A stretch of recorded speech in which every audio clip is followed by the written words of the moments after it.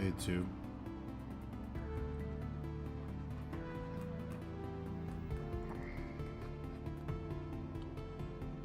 What is up?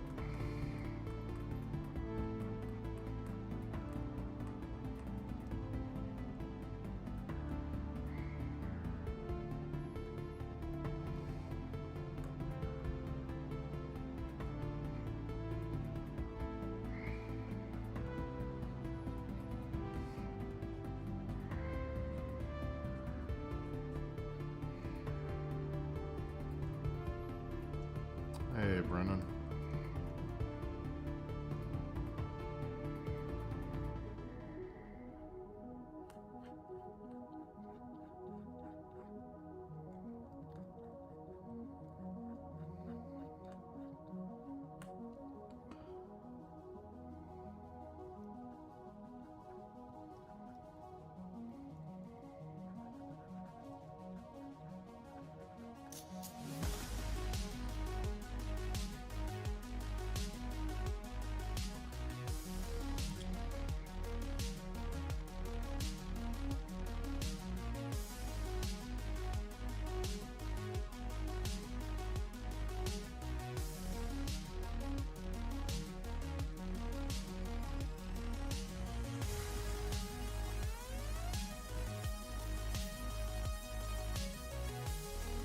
Pool was okay.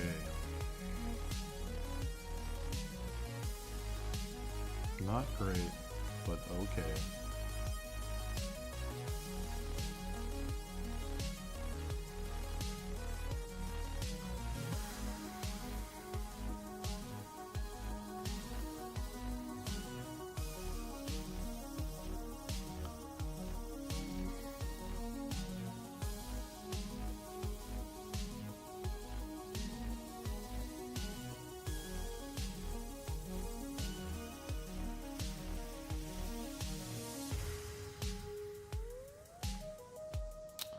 I don't know what I want to do here.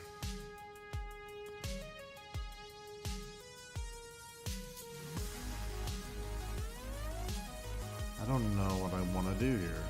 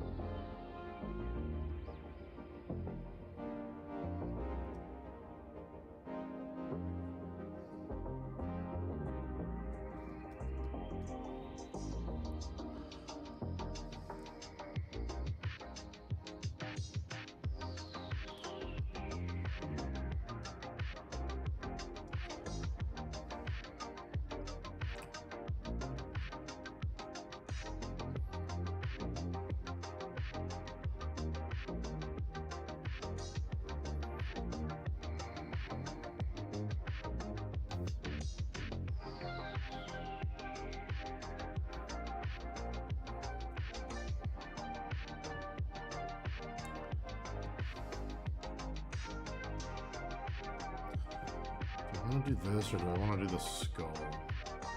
That's what I can't figure out.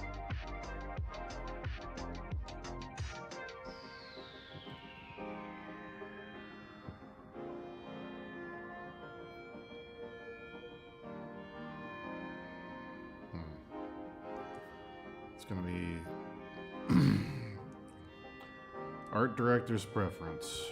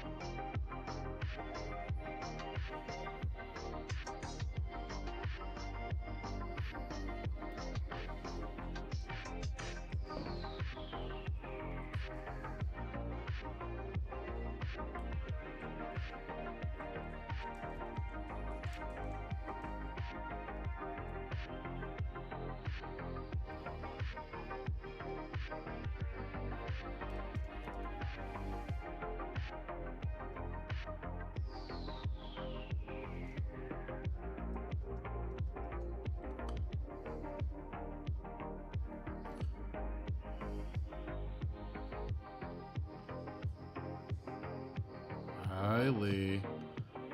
Hi, Lee dog.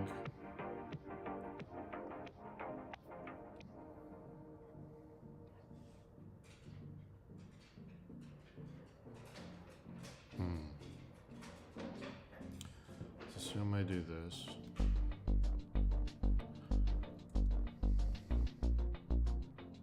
Alright, that's not moving. So...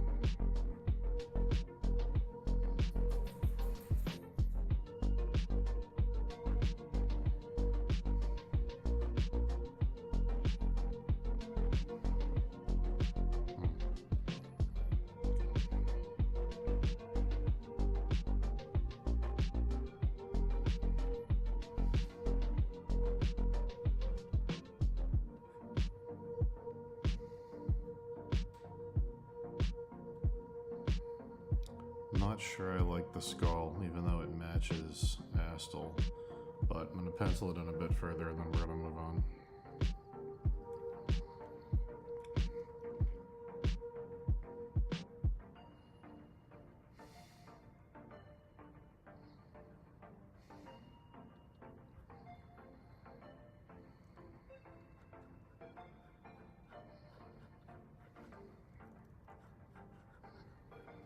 I can bring the skull in on the side from a different angle, so I might just repurpose it, but this also isn't, it's not bad, like it both could work, I just don't know which one I like better.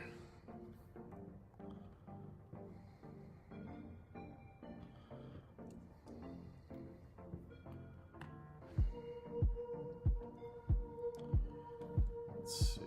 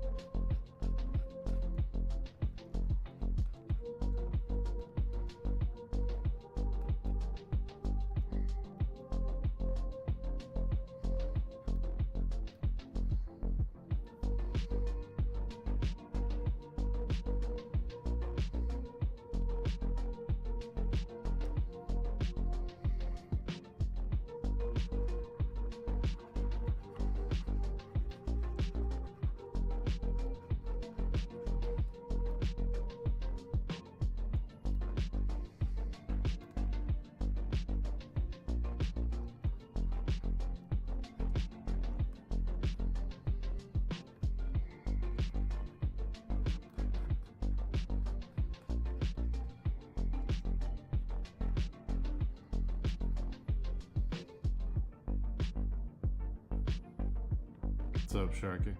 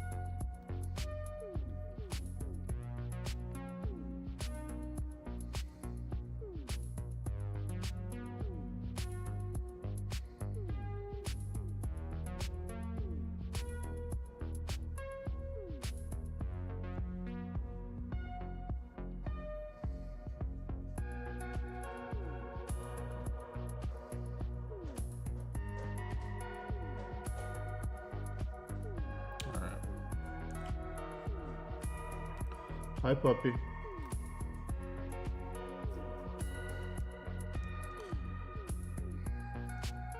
Alright, what do I want to work on next?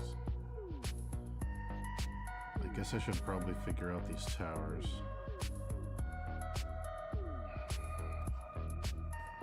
Because these don't look fun at all. Which probably means I need to do them.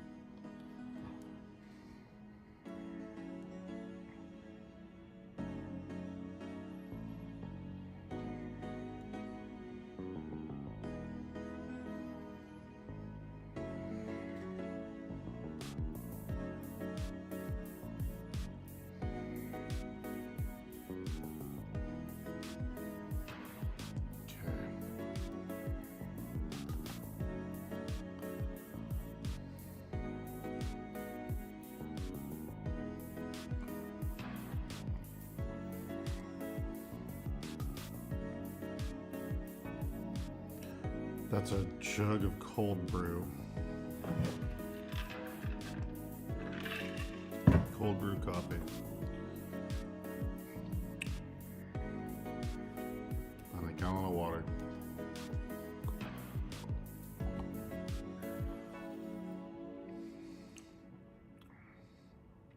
Pastel blue.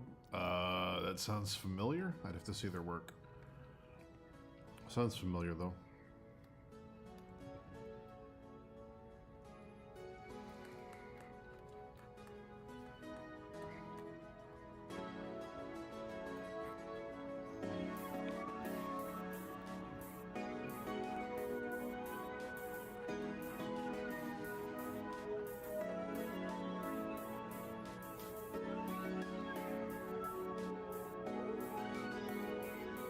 Oh, yeah. I've seen some of this. Stuff's great. Super vintage looking. Very 70s, early 80s.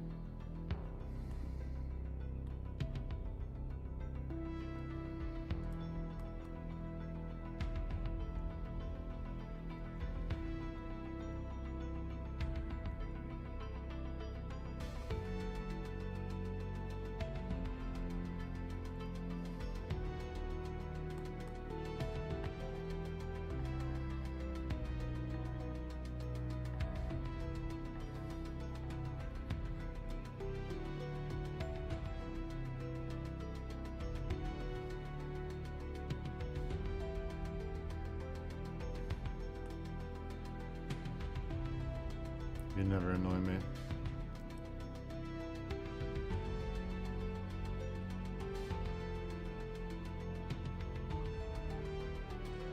You're only helpful.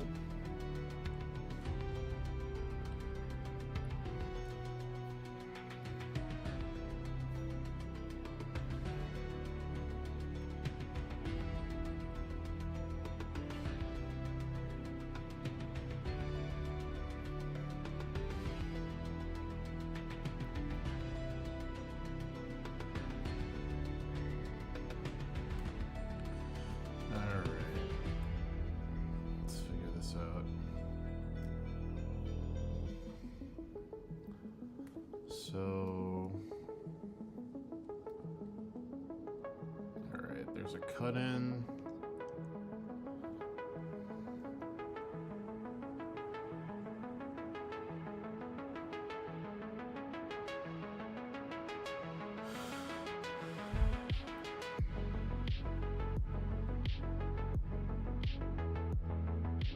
Alright, there's a cut in here.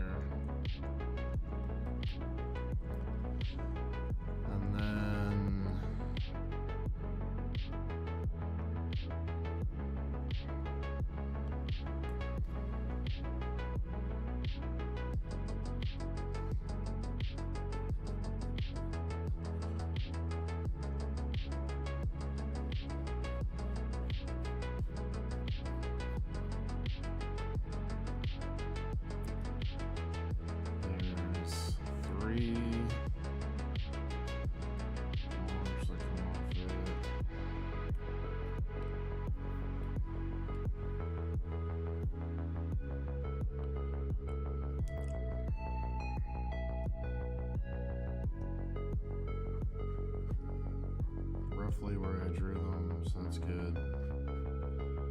Then there's an actual flat top.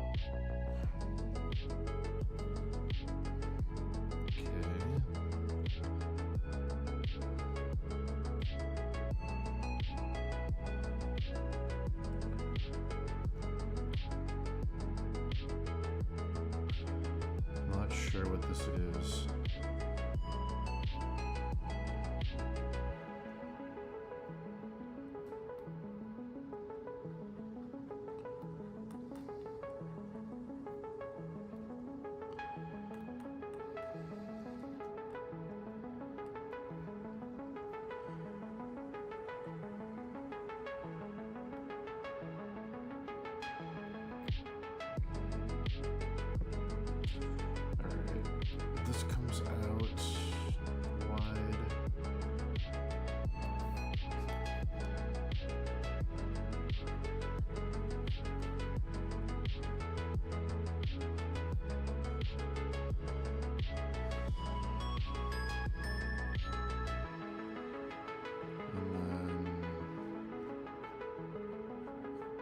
This is a weird shape.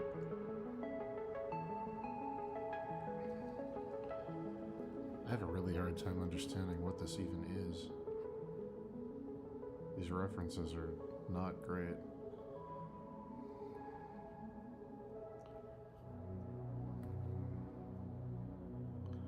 Looks like it comes across here. I'm gonna do an archway just because.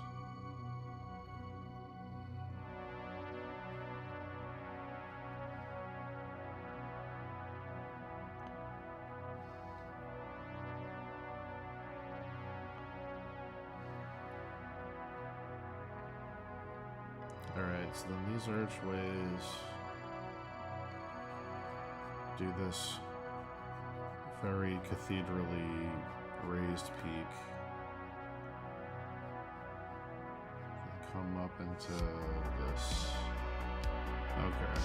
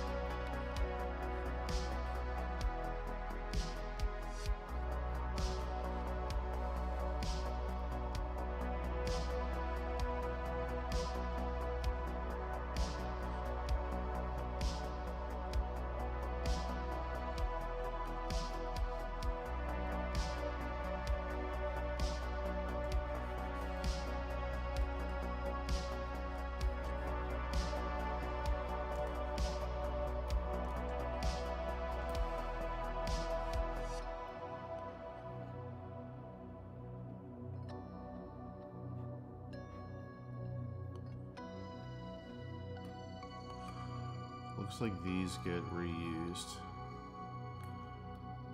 I don't know if I'm gonna have space for them, but it's good that they get reused. It saves me some painting.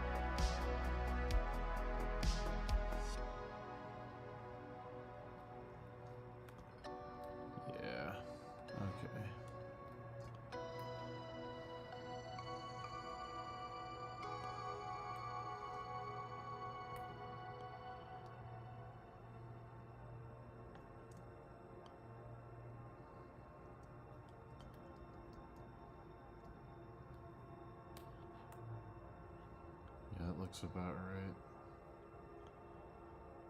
Okay. Now we're getting somewhere.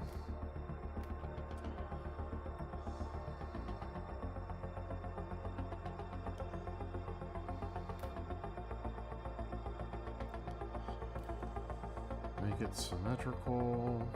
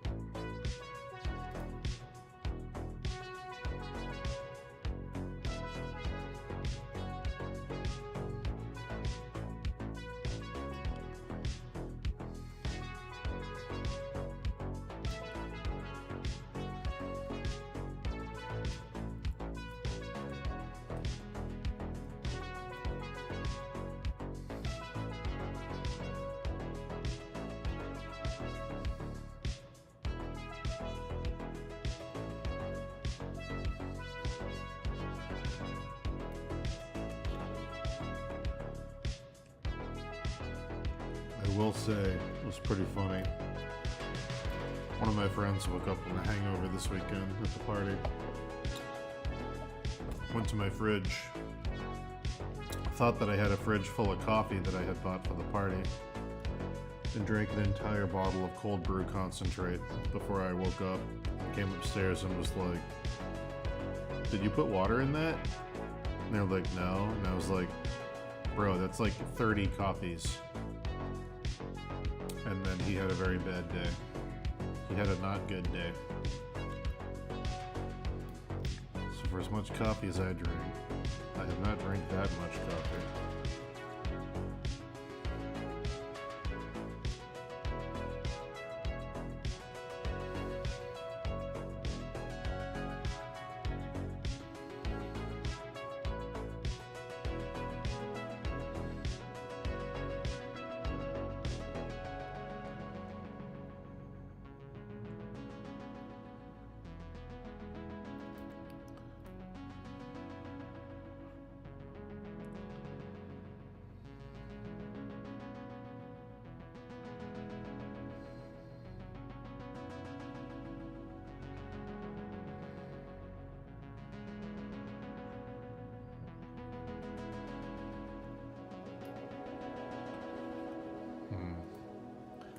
I'm gonna have to change this from the model in the game because it just won't work in this space. I'm gonna have to combine it with some other stuff, which is okay. It's not the worst thing.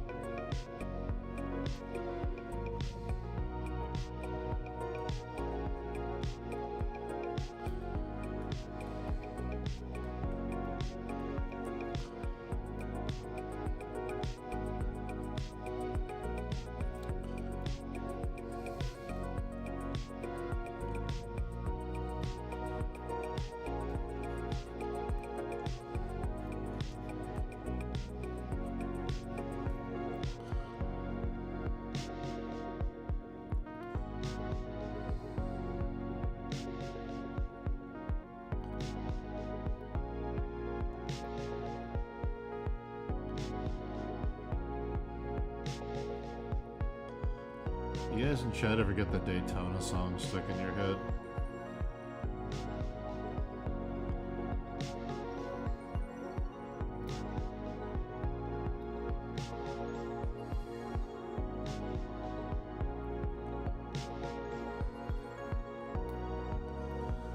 Daytona, let's go.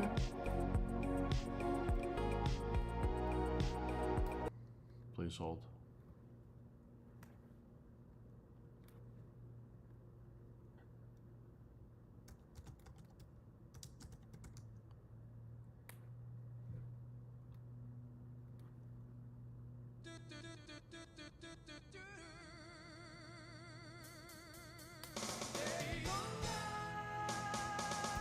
Oh.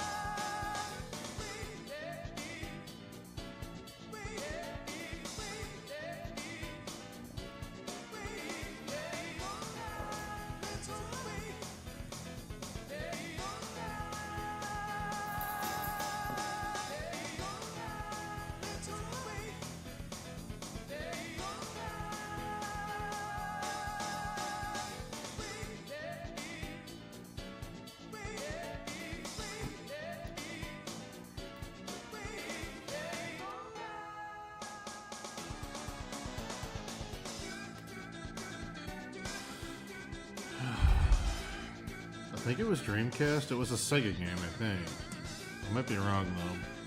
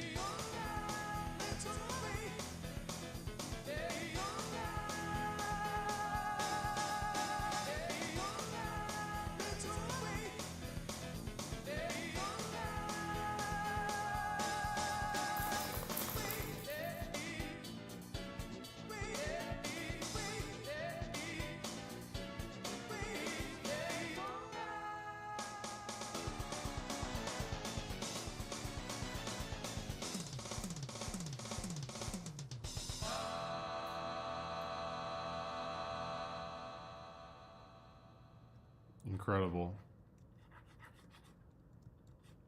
Legends of Video Game OST.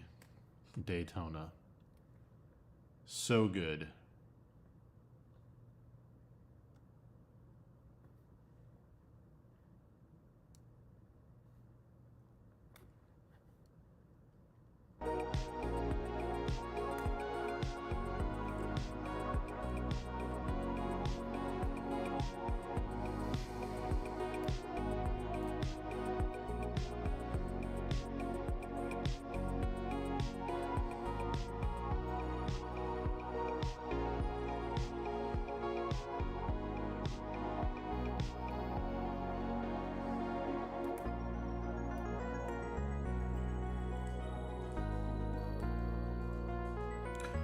Chat, stream is going to be interrupted tomorrow. I have to leave.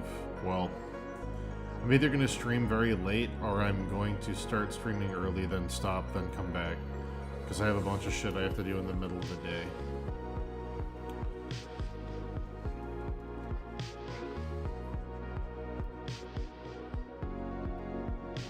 So, just letting you know. Tomorrow's going to be weird.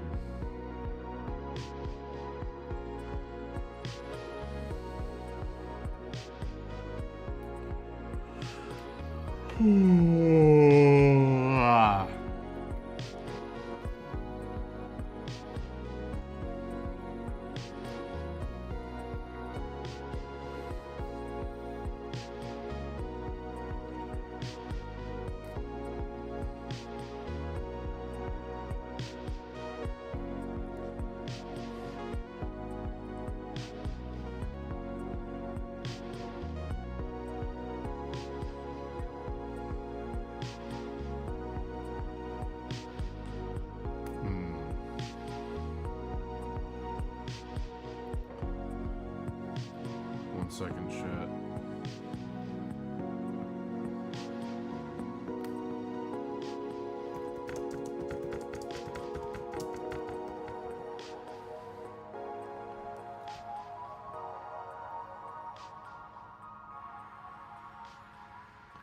Oh, okay.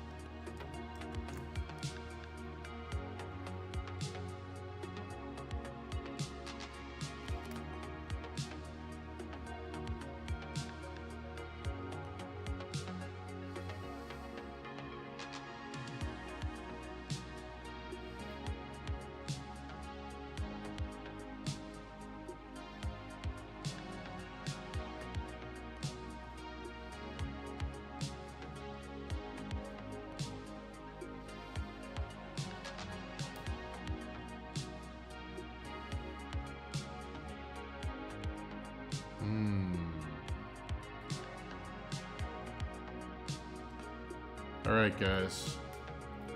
You asked for it.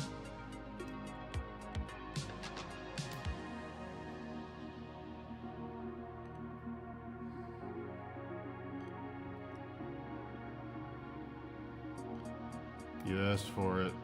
Here it is. It's done. We've done it. We've done it.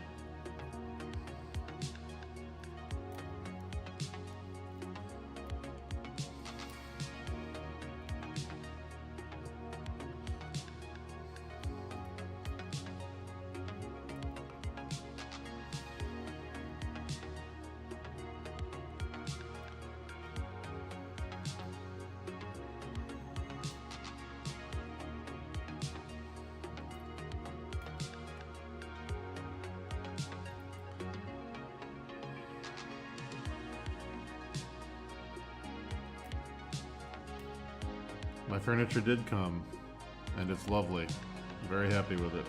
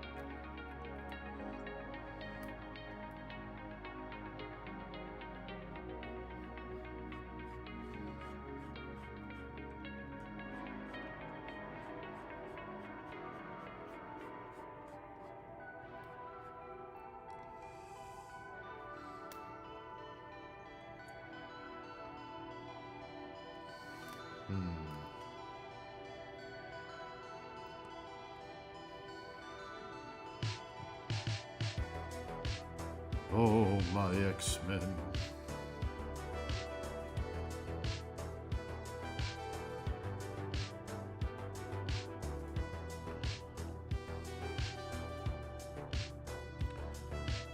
Yeah, sure. I'll mod you when I get a minute.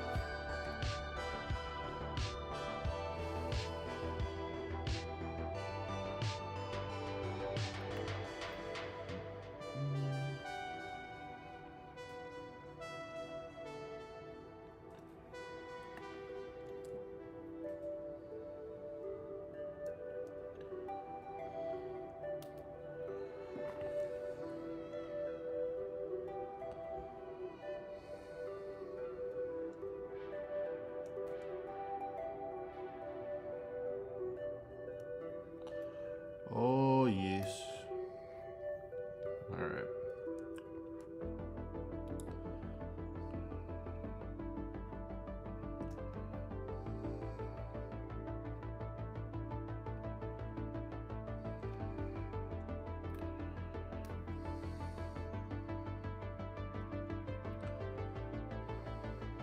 Alright. Before I go any further with this,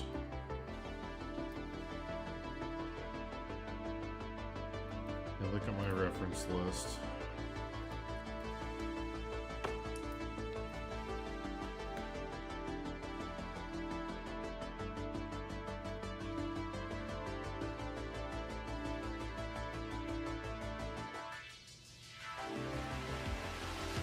Okay.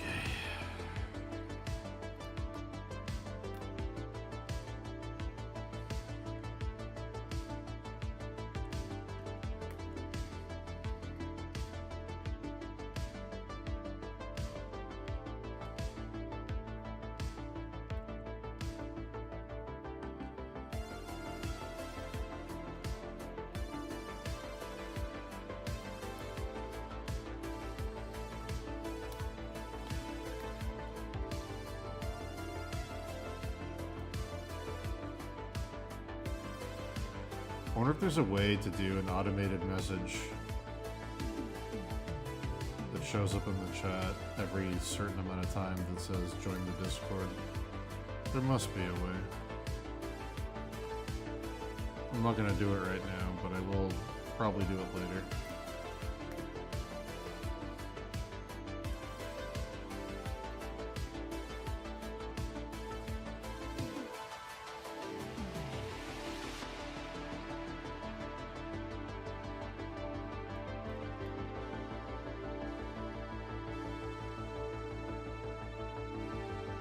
Yeah, I think there is.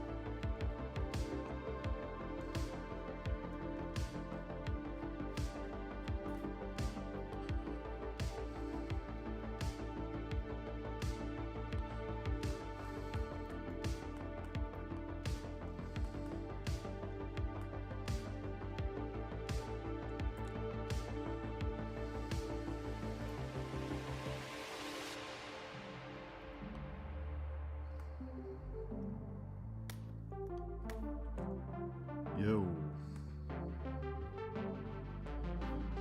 I wouldn't be surprised if we get a femto. Wouldn't be surprised.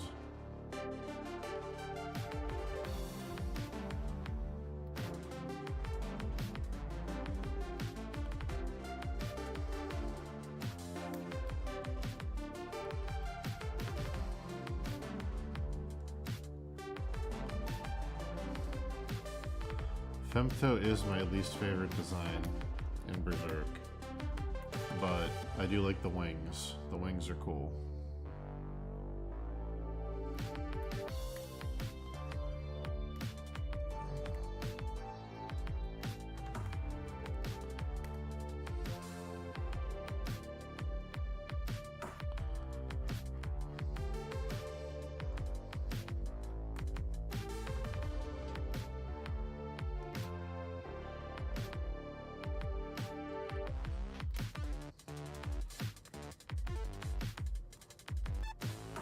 Actually,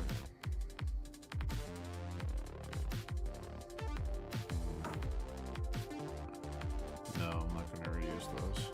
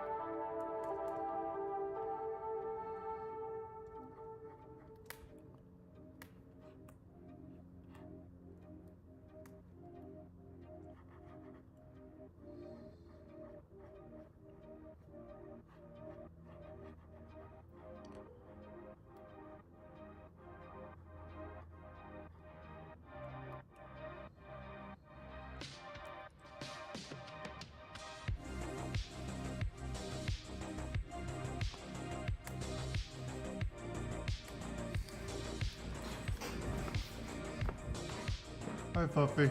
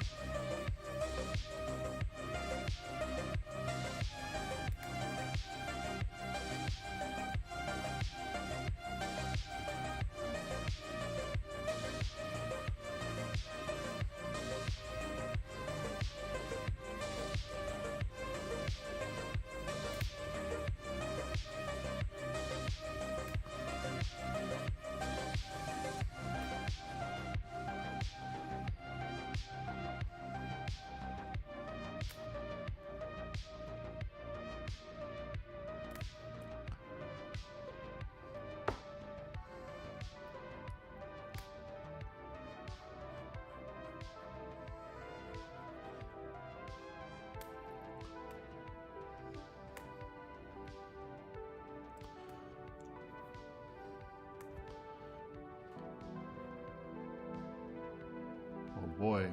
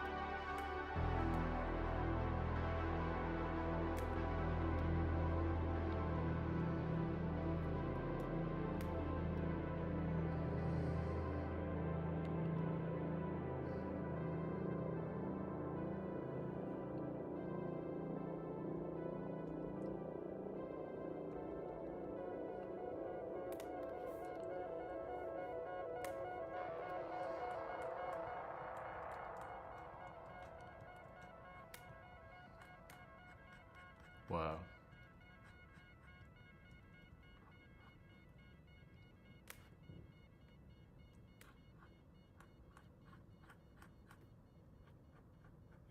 Amazing. Amazing chat. Truly incredible. The hell am I gonna listen to now? Please hold.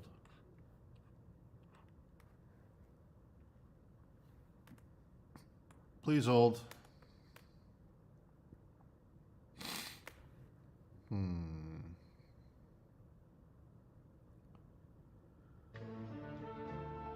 You said bell peppers and beef. His name's Asimov Solensen. Are you listening to me? There's no beef in here. So you wouldn't really call it bell peppers and beef now, would you? Yes, I would. Well, it's not! It is when you're broke.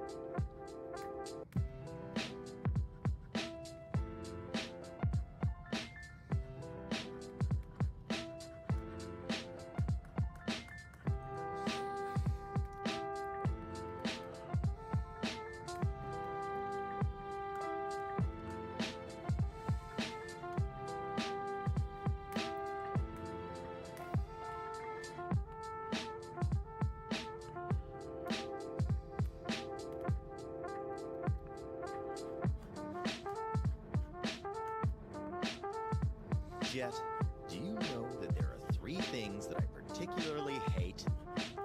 Really? Kids, animals, and women with attitudes. So tell me, Jet, why do we have all 3 of them neatly gathered in our ship?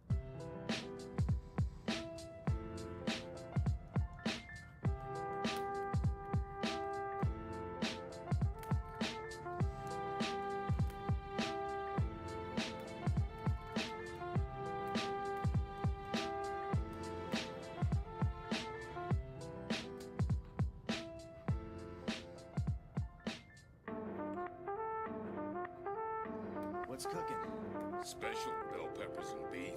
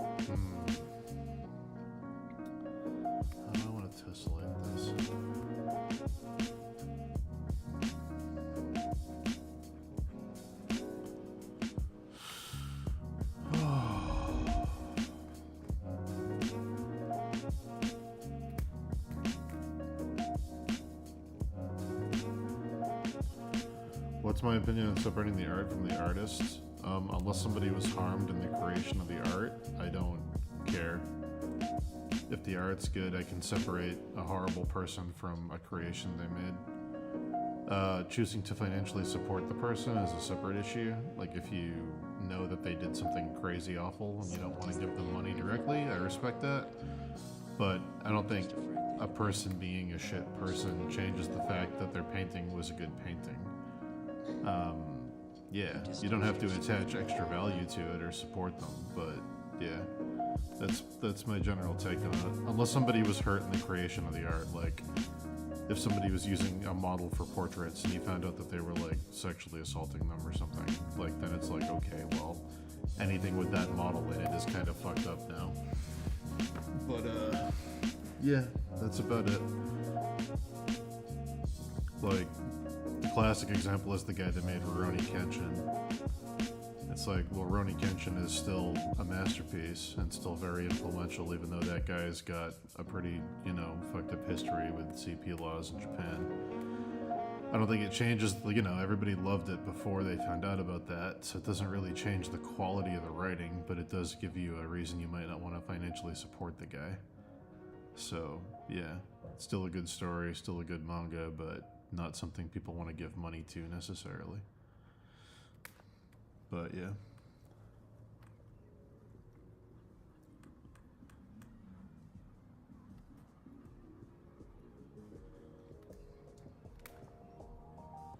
Why do you ask, Sharky? What's going on? What's happening? Who are we canceling? Hit me.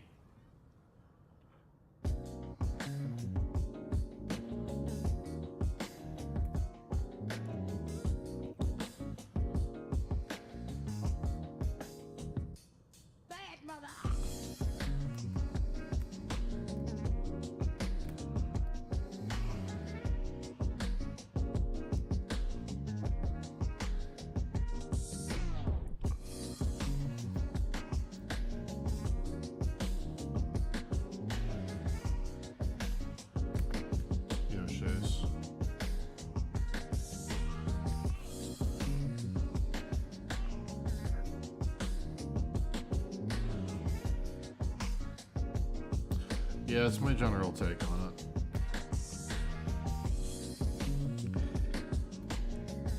It's like when all the shit happened with Louis C.K. It's like, okay, well, he's still my favorite comedian. Like, his jokes are still the funniest jokes to me. But like, not wanting to financially support somebody, I can respect people wanting some distance. But yeah, it doesn't suddenly make stuff not funny.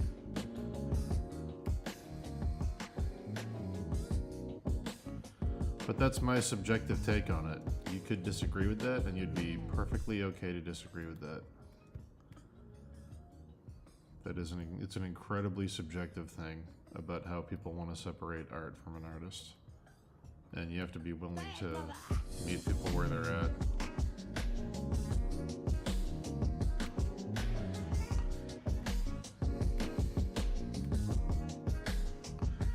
For everybody just joining, we finally made a Discord. We did it. There's a Discord, you can join it. I'll try to remember to post in there when I'm going live. Who knows if I'll remember to. I'll try though. I'll try.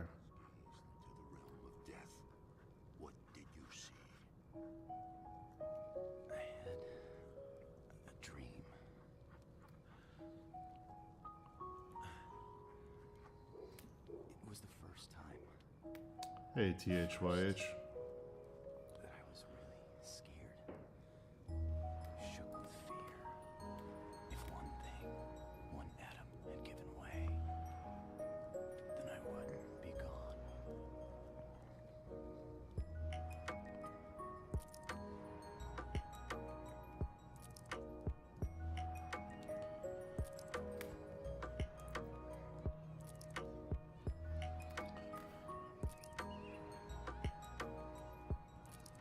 Nice.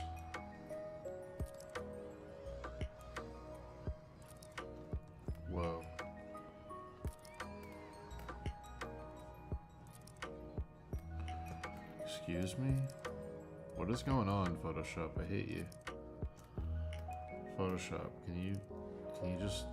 Thank you. Jesus Christ. This new Photoshop is so finicky with the fucking move tool. I'll be at the bridge that links Earth to the heavens. You can stay here alone and watch what happens to this purgatory.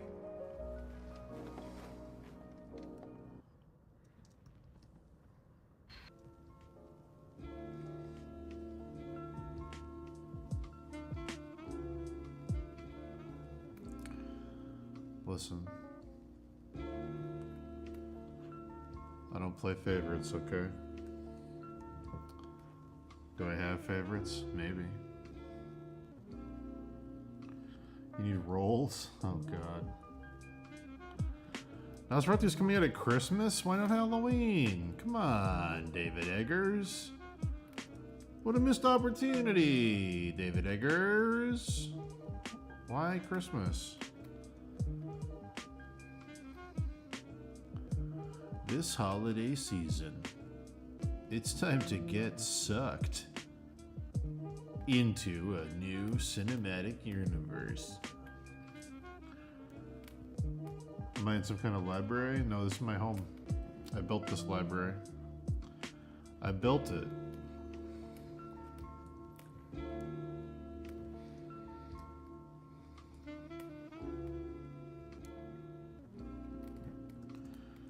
Thank you, I'm glad you like the work.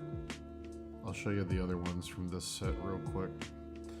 This is the third in a set of 3. We did this one for Elden Ring with all these guys. All this fun stuff, all these little details. Little wigglies, you know. All this good stuff. And then we did this one.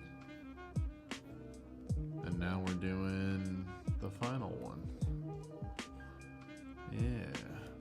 Now we're doing the final one.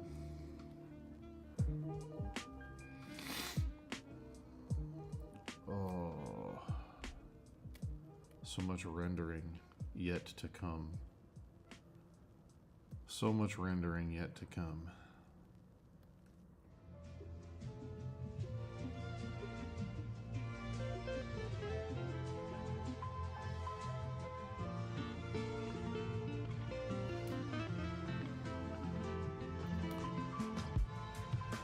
Yeah, feel free to join the Discord.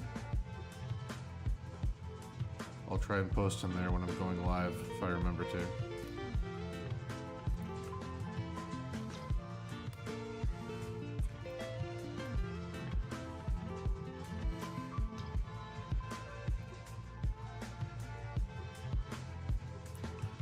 Hey, Rye, thank you.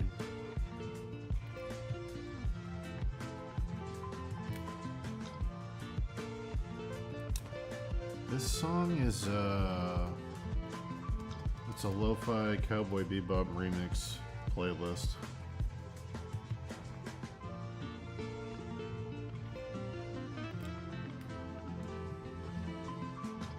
Lost Boys. It's a funny idea.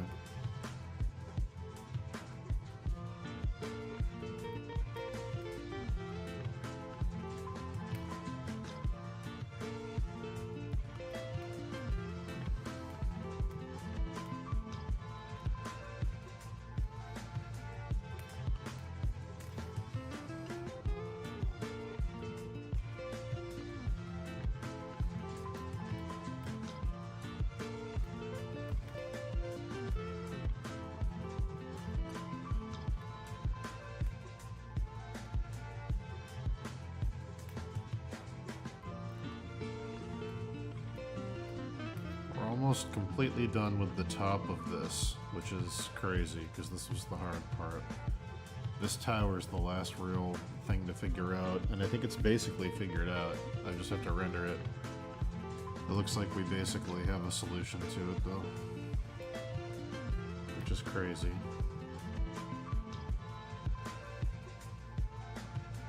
Moving much faster than I normally would with a piece like this, so that's good.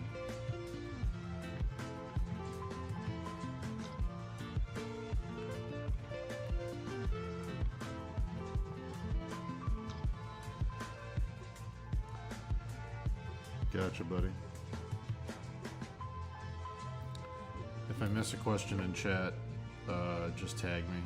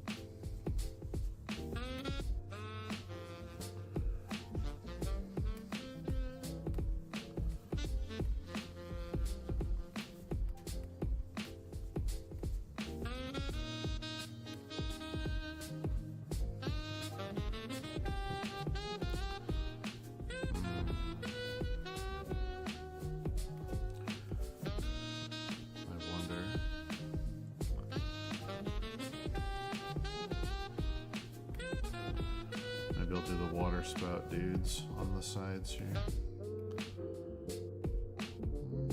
No, it's a bit much.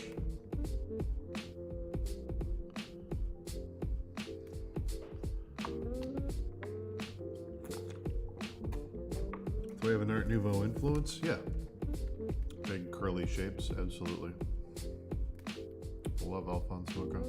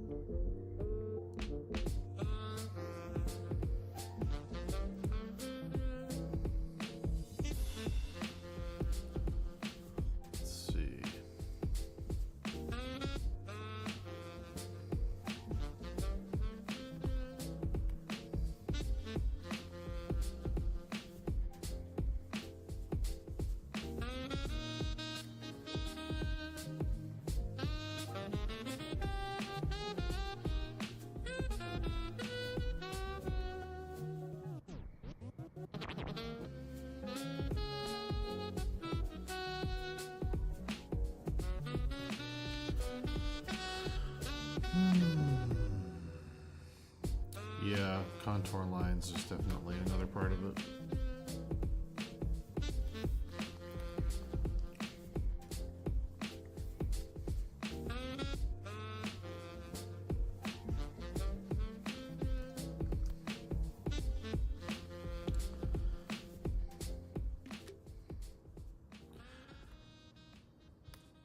It's very funny. It's very, very funny.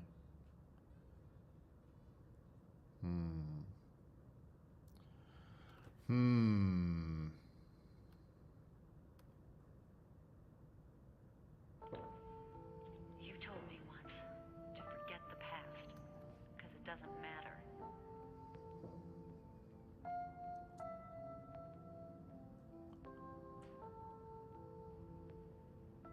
But nothing good came of it. Let's see. There was no place for me to return to. This was the only place I could go.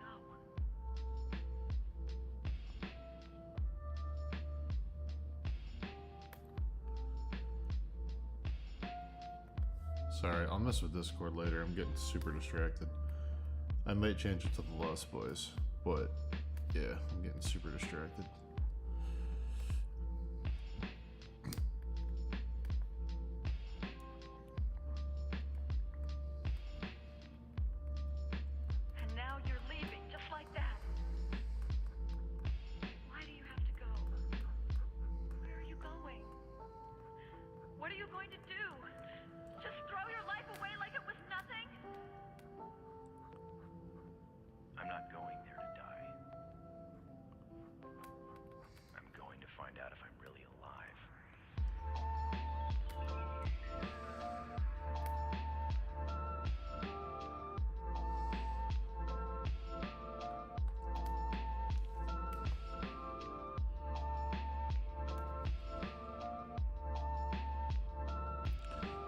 Didn't they make Samurai Champloo? Or am I wrong? Was Samurai Champloo the same people that made Cowboy Bebop? Or was the name just kind of ripping it off?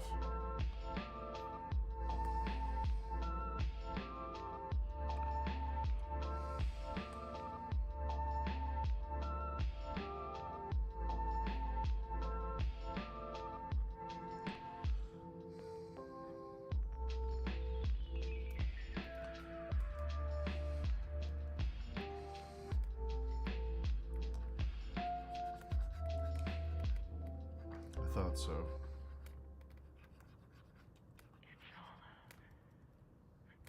Dude, I know I was talking about this last night, but there weren't a lot of people here. I'm gonna repeat myself. Fucking the writing in Delicious in Dungeon is so close to how me and Dave wrote the TV show. It blows my mind. The writing in that is like so exactly what I think is funny. It's crazy. There was a line in the episode I watched the other night where he's like, I may not be as great a warrior as you, and sure, I might not be as strong. I don't have any special moves or great abilities, but what I did have was 3 square meals every day this week and a full night's sleep. And because of that, I'll defeat you. And I'm like, this is amazing. This is so stupid. It's the perfect blend of serious and dumb. It's so fucking... The combination of serious and unserious is like exactly what I want. When he's like, oh my god. Like a monster kills a bunch of people. He's shaking and he drops his weapon. He's like, my god. It's the coolest thing I've ever seen. It's got the body of a dragon and the wings of an angel. It's so funny. Yeah, I love it.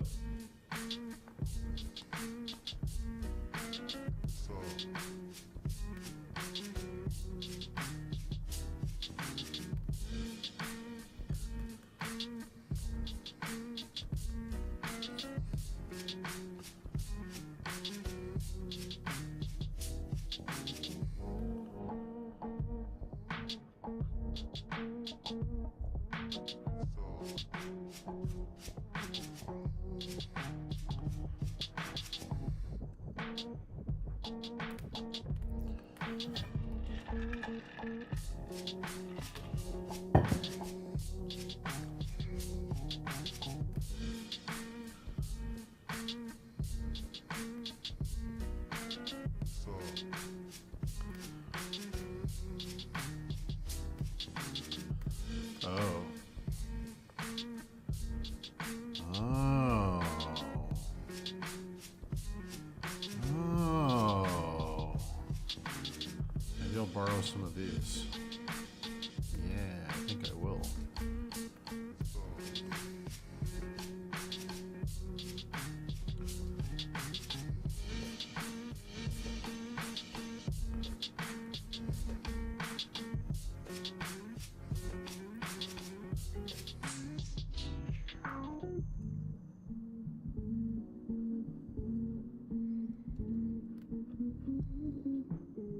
Now I just gotta watch Blue Eye Samurai.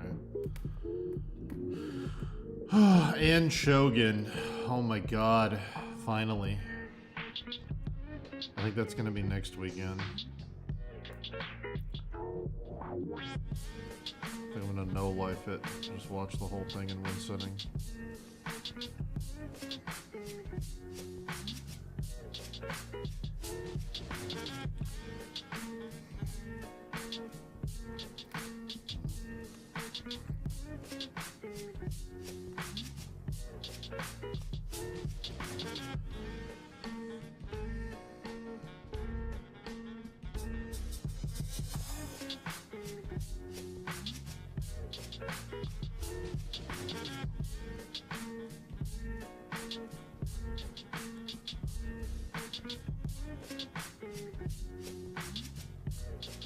I did watch X-Men 97. I watched it.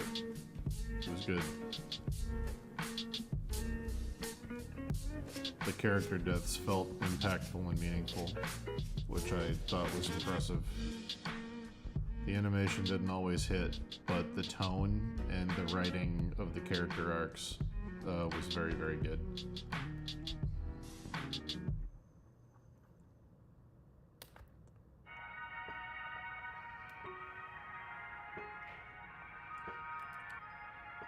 I watched X-Men 97 and Delicious in Dungeon over the weekend while I was cooking 50 pounds of food, 50 pounds of meat for a bachelor party.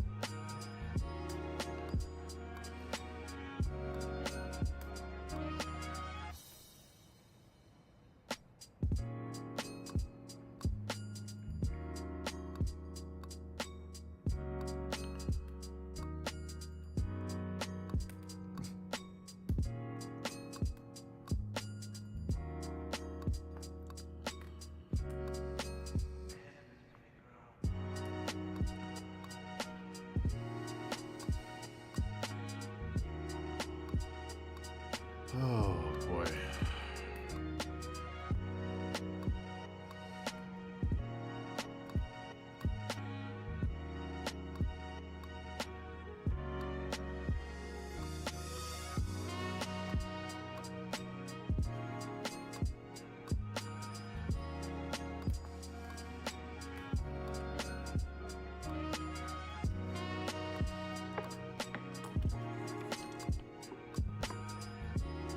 Yeah, the I Am Become Death line is cringy, but the original X-Men animated show was also pretty cringy.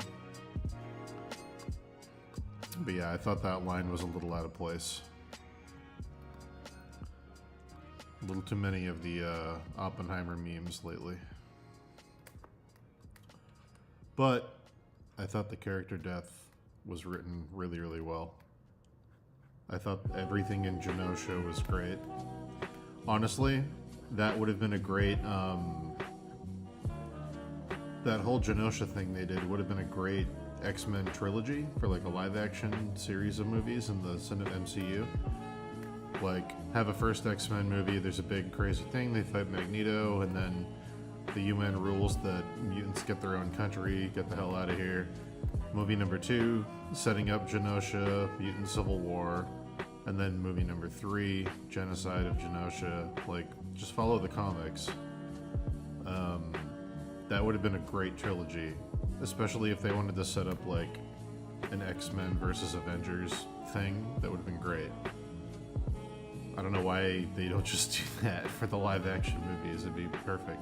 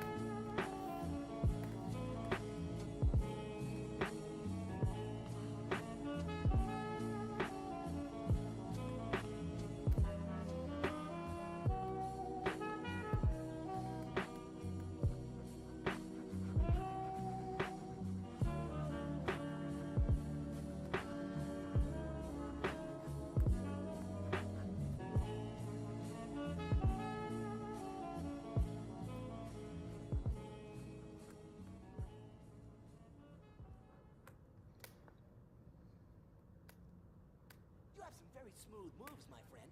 Can I ask you a favor? Can you teach a guy like me how to make all those cool moves? Like judo and kung fu? Hey, wait a minute! I want to be a tough guy like you, you know? Really? And what part of no didn't you understand? Oh, come on, I can do it. Just give me a try.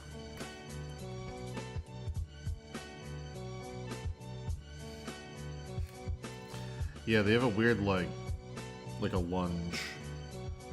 They, like, bend forward in a very weird way. Like, all their weight is supported by this weird angle on the scythe.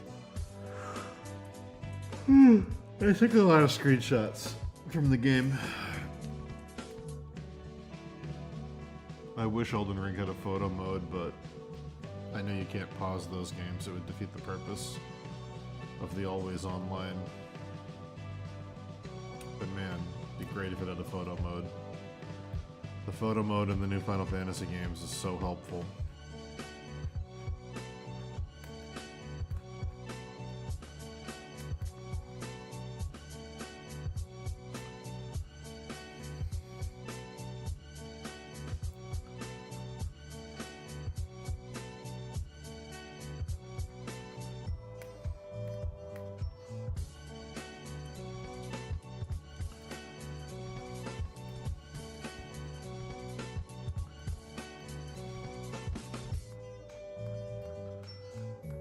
You're tense, I'm calm.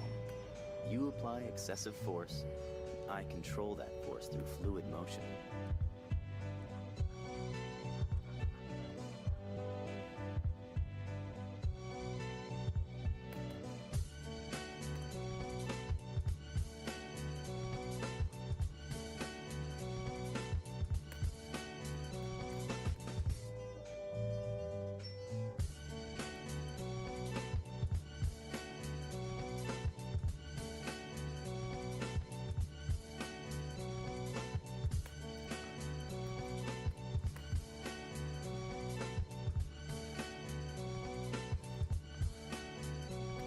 I mean, that's kind of the meta design of all From Software games is a beautiful, pristine exterior with something rotten underneath. Do you That's see basically in that? Orlando and Becoming Dark like Souls. clear water. Water. Right. It's Water definitely the taking theme in form, Sekiro. drifts without effort one moment, then pounds down in a torrent the very next.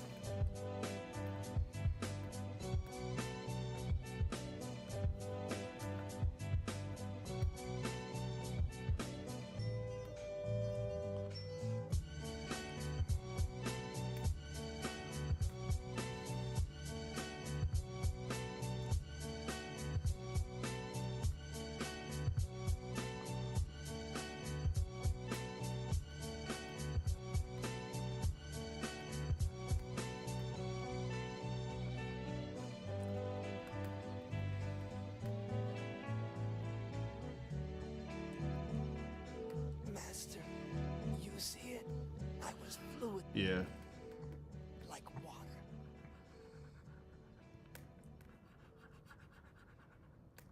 Faded nobility.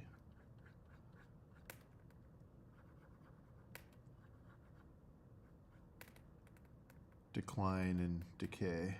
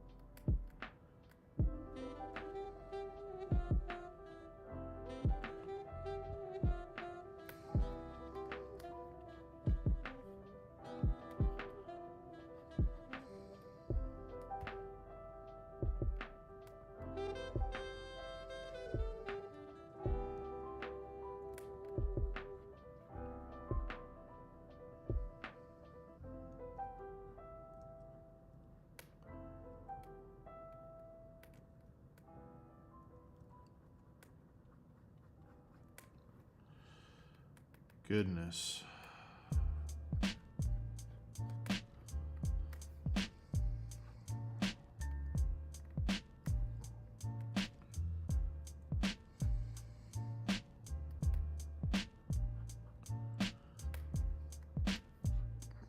Alright. Let's do our... actually, no. Hold on. Before I do my first flip.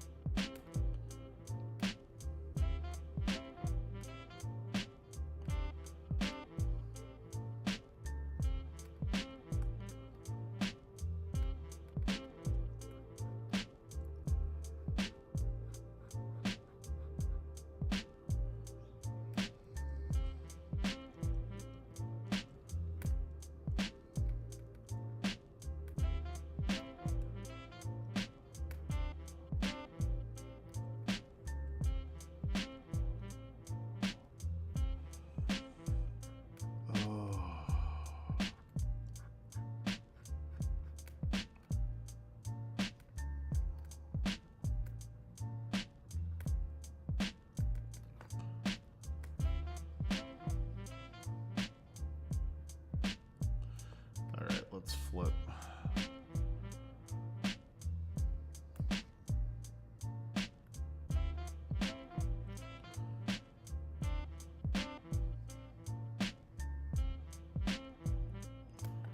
Actually, I want all this too. And all this. And all that. And all that. You scan nearly 300 pages of sketches.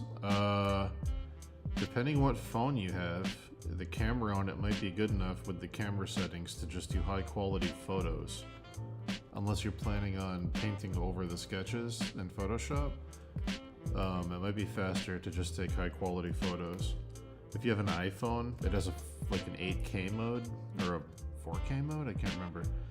It's got like a high resolution mode. You could just do that.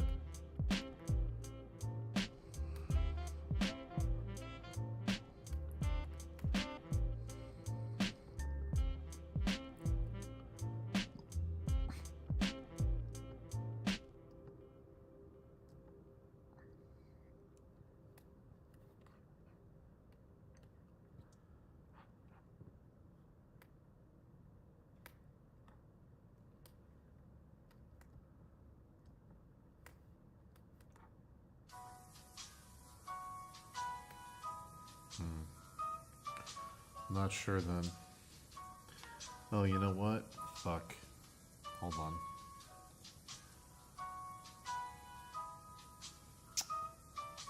Hold on.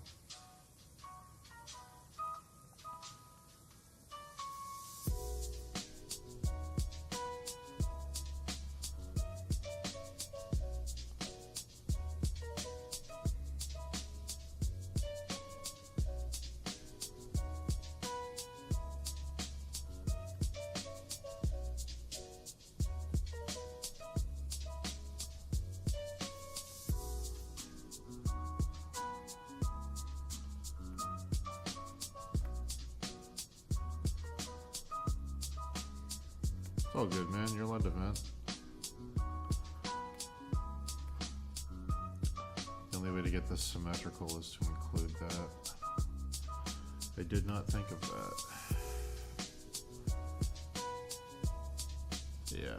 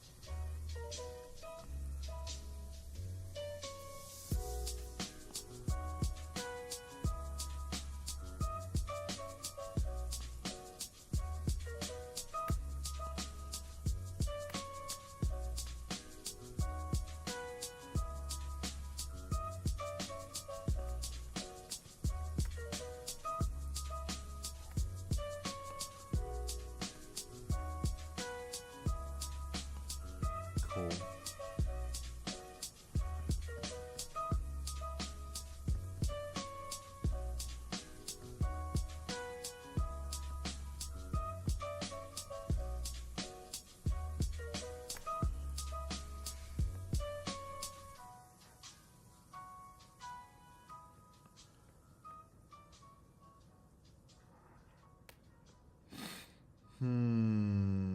For my journal sketches, journal, that was a good idea.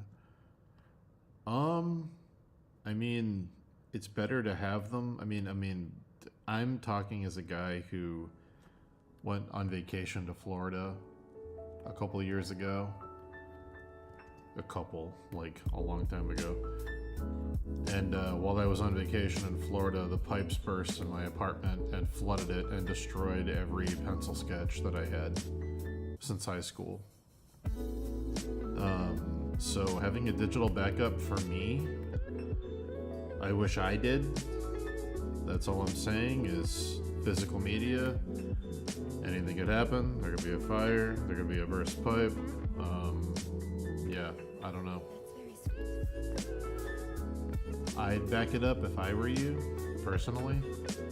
But I'm also speaking from a place of trauma. Having lost all my shit. So, yeah.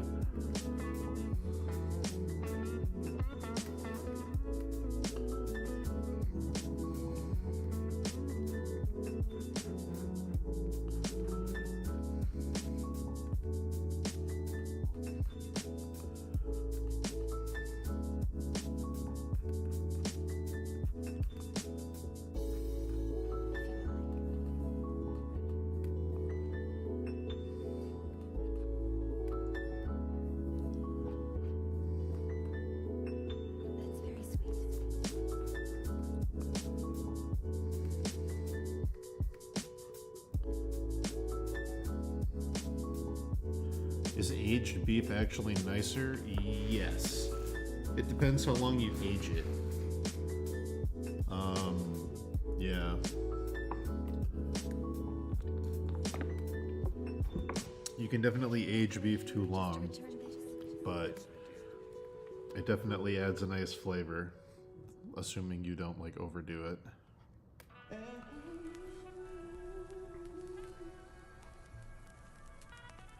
It's not something you can just like do on a whim. You gotta know what you're doing, or you're gonna give yourself insane food poisoning or possibly death.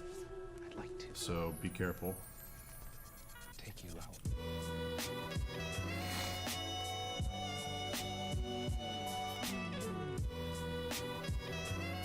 Personally, I wouldn't go to the trouble. I'll save that for like if I go to a restaurant that has, you know, dry aged beef. I don't need to do that at home, personally. I'm fine with a fresh ribeye. I'm good with that. I don't need anything insane.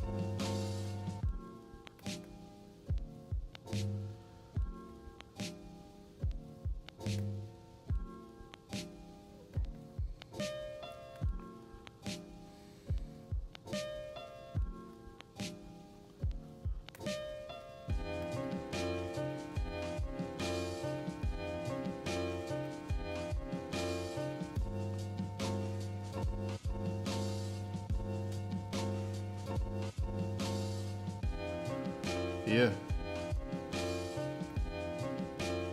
Nausicaa is great. Definitely inspired by Mobius.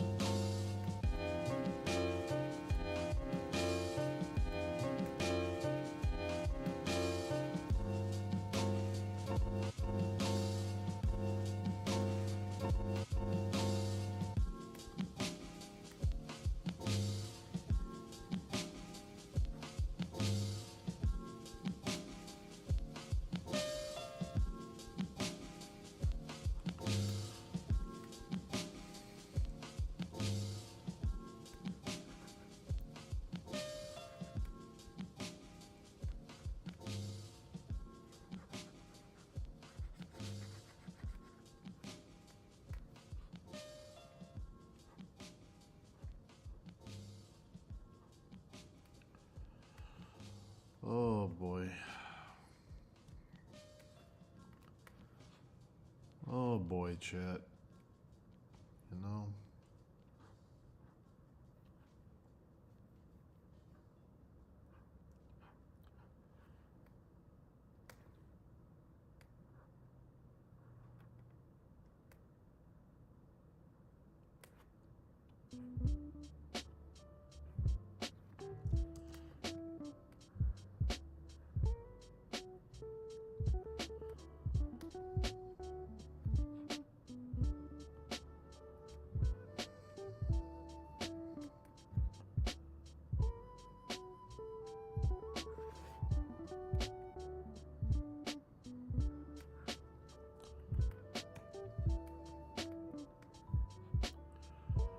Tired, Sharky. Fucking exhausted. Fucking tired, man. Thank you. Glad you like it.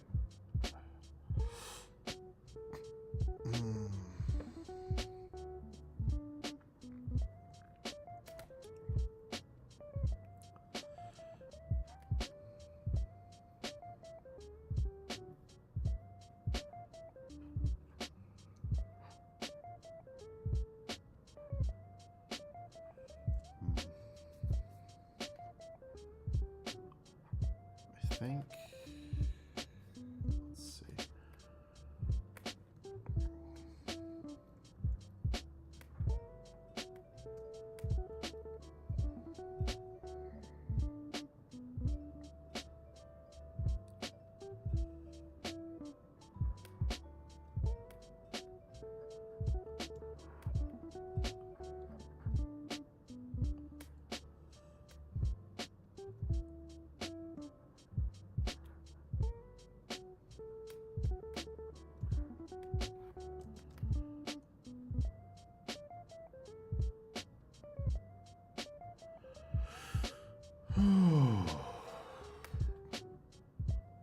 I think the problem is I ate too much food after the gym. I didn't do my weights yet. I did my swim. But I ate a decent lunch, and counterintuitively, I think that kind of knocked me out. I usually skip lunch, but yeah.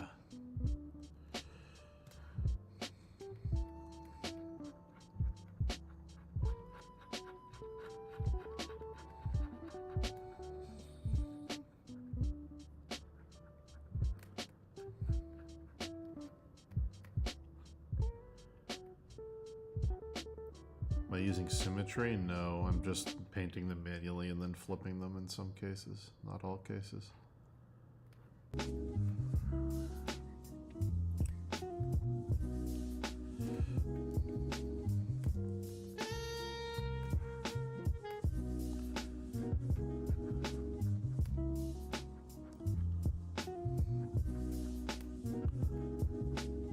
I don't want it to look like machine made.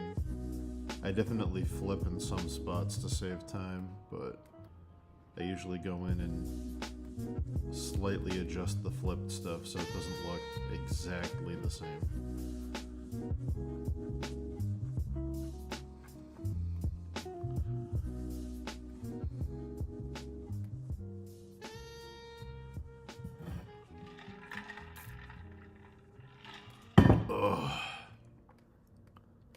It was a big lunch for me. I don't know. For most people, I don't think it was a big lunch. I had like 10 chicken gyoza.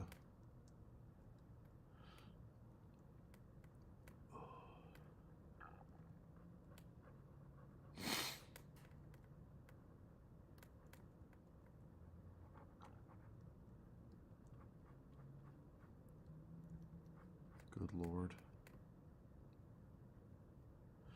Yeah, it's making me crash. Shouldn't have eaten. I shouldn't have eaten, chat. I should have just fasted through the day like I normally do. And got all shaky and headachy at 9 p.m. And then had a big dinner and gone to sleep. Should have been what I did. Didn't do it. I ate lunch like a fool. And now I pay the price.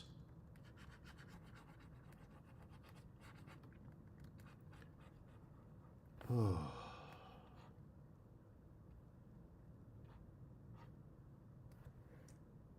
Man, oh man.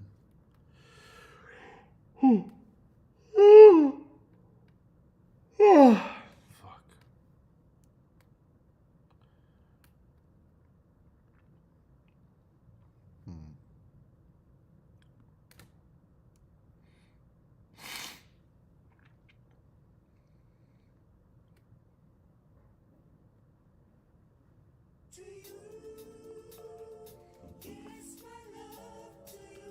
See if I get banned for this.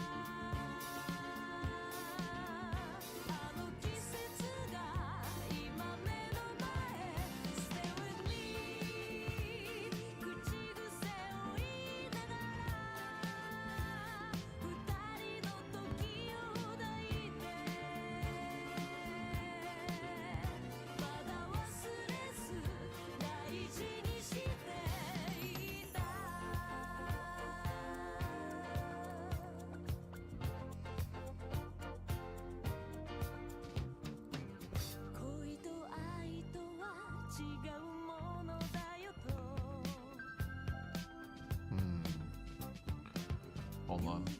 Go to my other reference.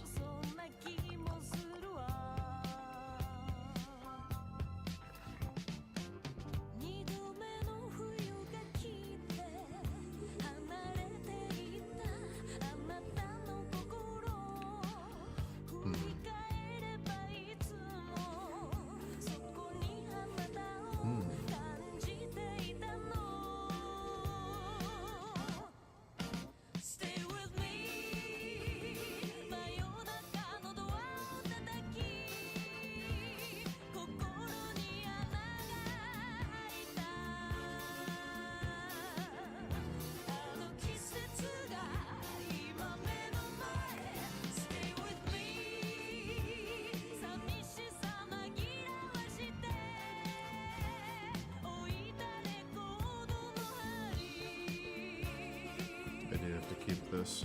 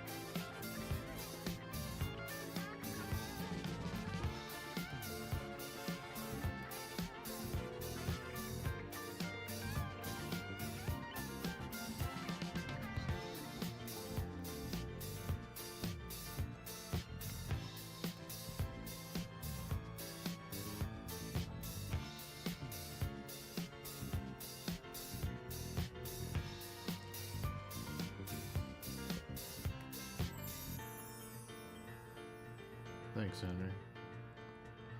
Come on along. Whoop.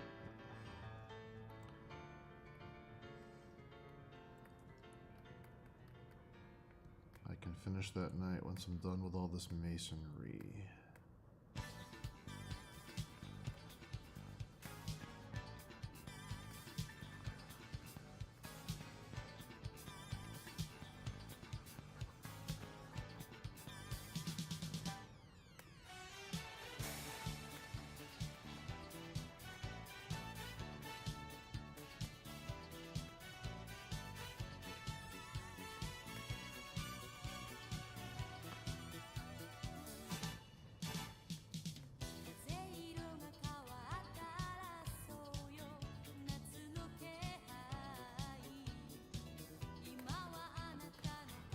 Oh, I thought I wanted City Pop, but I don't.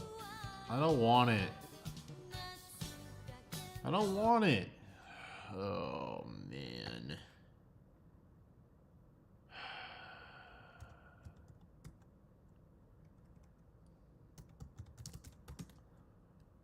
I do want to listen to this real quick, and then I'll stop.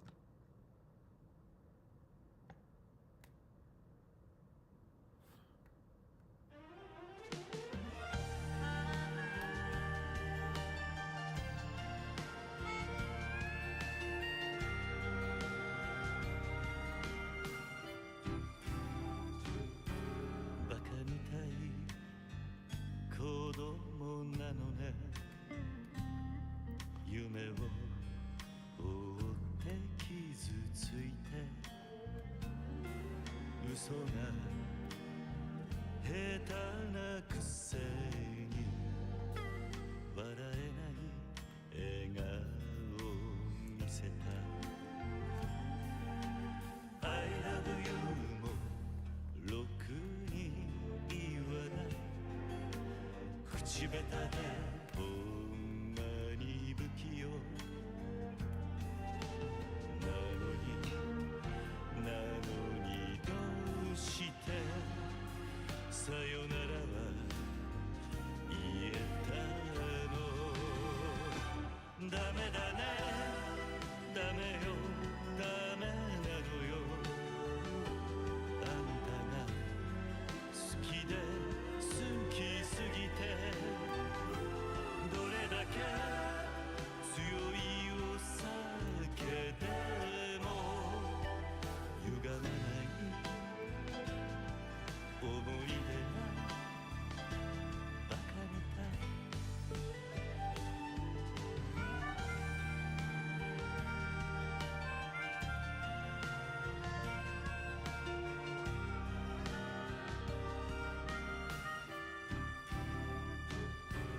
バカみたいほんとバカねあんた信じるばかりで強い女のふり切なさの夜風浴びる一人になって3年が過ぎ街並みさえも変わりましたなのにどうして未練だけ置き去りほんまにろくな男やない揃いの指輪外しますざまみろせいせいするわいい加減待っててもバカめて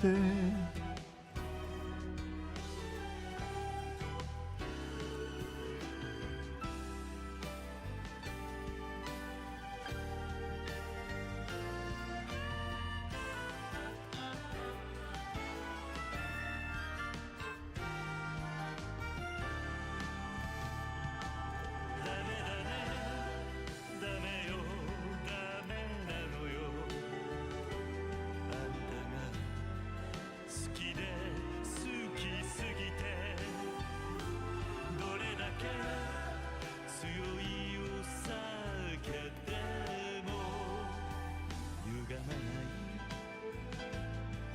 思い出がバカめて ほ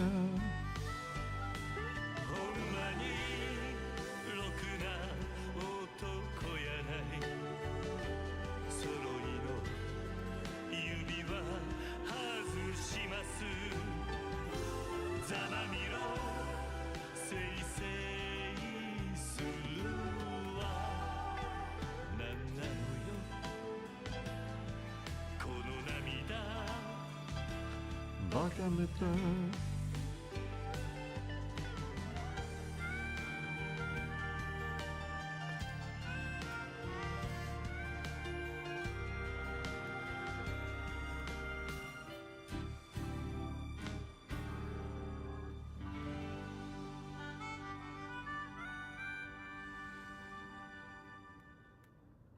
Wow. What a beautiful melody. Chat. Well, you know, chat, we've been rendering, we've been listening to music, we've been talking, we made a Discord. I think it's time for me to get up and walk around the room for a couple minutes. I'm going to put on some music. I'll be right back. We'll take our first little walk around the room break. Whoa! Pardon me, Bakamite. Pardon me, Bakamite. Unbelievable. Unbelievable. Unbelievable.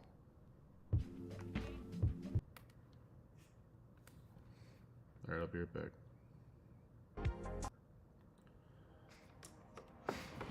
Wow.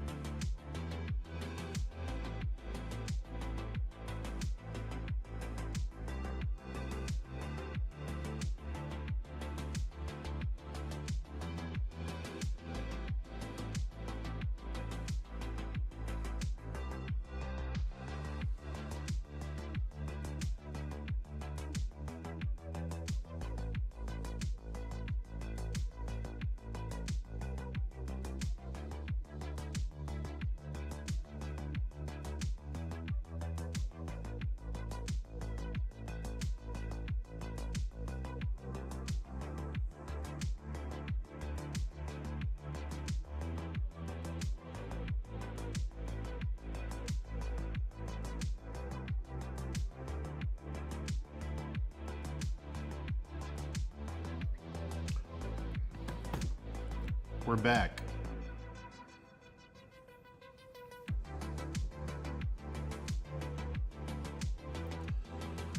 Alright.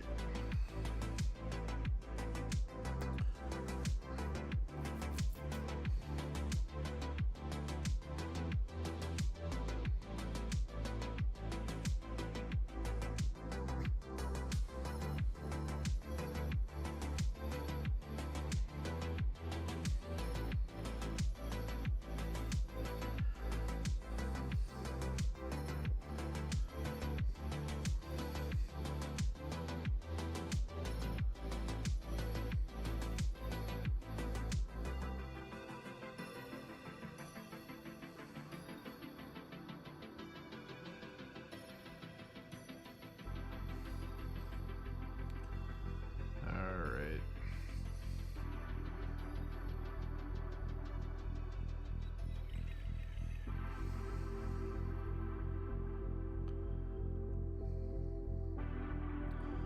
It's hard to tell what this even is. I don't know what's happening in this architecture.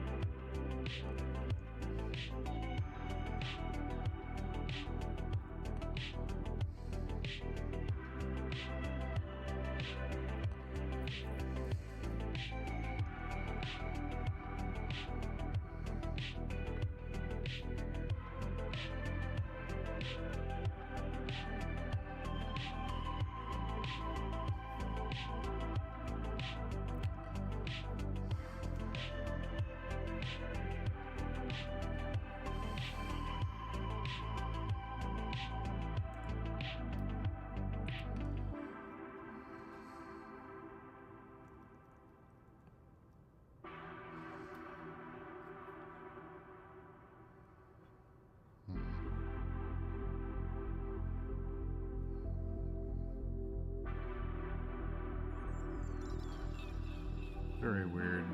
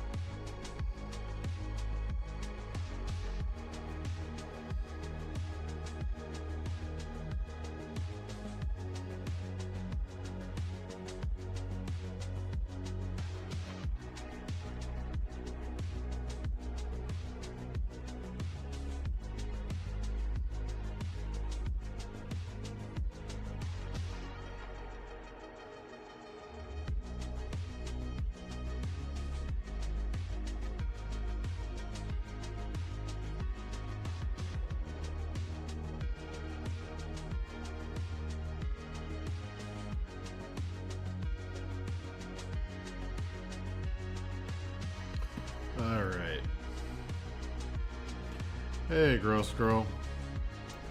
Trying to figure out this one tower is very weird, and I can't decide if I just want to take liberties with it, make my own, or stick to the game architecture, because it's very very hard to see. Oh.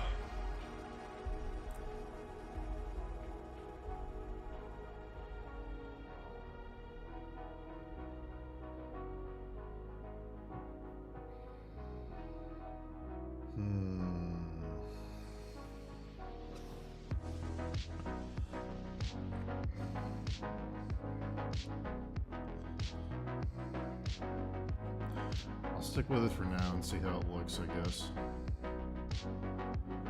The ref is incredibly vague.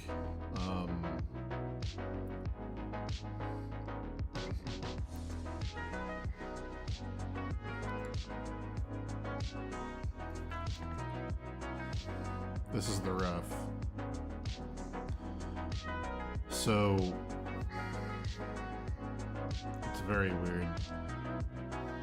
Let me size it appropriately. It's about here. So there's this line up top that lines up. There's like a top triangle section that has the bulbs coming off the sides. Then there's a square flat surface under that that's bigger. But then these are very hard to... It looks like there's like maybe triangle peaks on the off sides and then carved frontispieces on the front, but they're also in between more rows of bulbs. So yeah, it's tricky.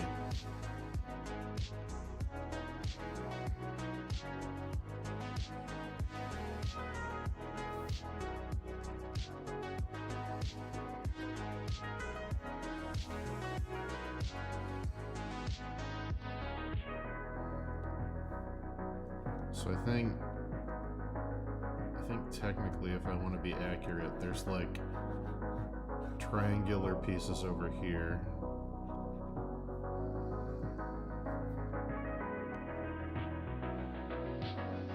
Yeah.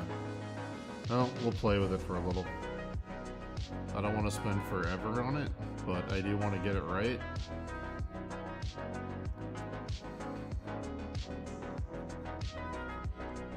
Let's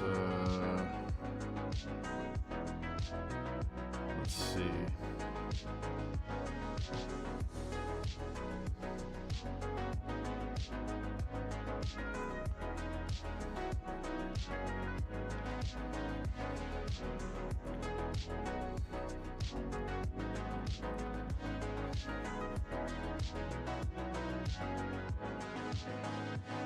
Yeah, I might end up taking some liberties with it. Looks like there's a triangle thing here that comes up into a peak with a platform, and then it comes up into this thing and sort of does this.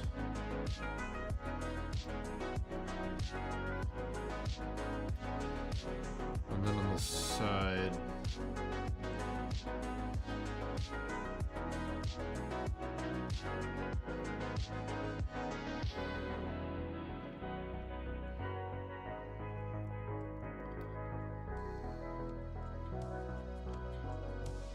it kind of does that,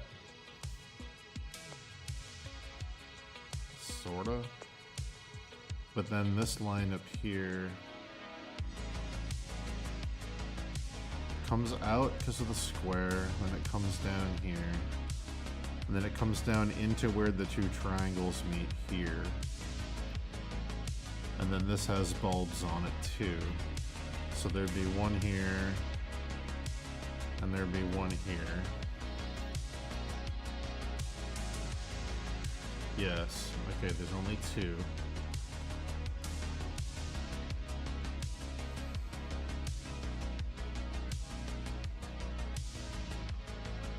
then I'd want to do this to show that it's curving away. Drop some shadow. Make this the front. But then this peak is really weird. Because there's something carved in it, but I can't see what it is, so I'm probably just gonna have to bullshit the detail on that.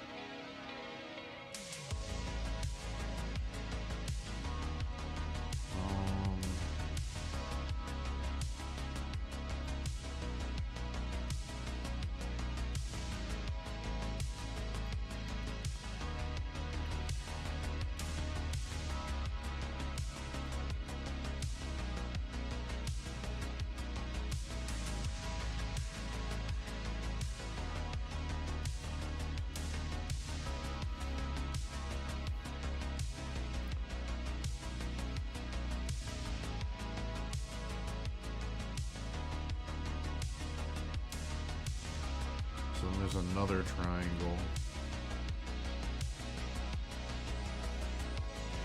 at a different angle, which is super fucking annoying. Because anytime you have triangles with different angles, it feels like you're drawing it wrong, even though it's what you're referencing.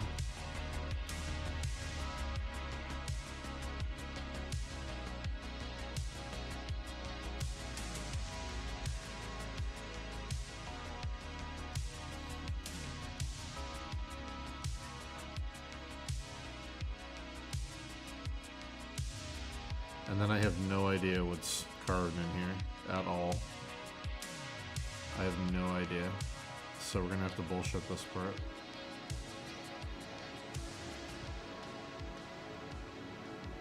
I wonder if it's in the art book, the Elden Ring art. I don't think they really detail the architecture in the art book, but I do have the art book.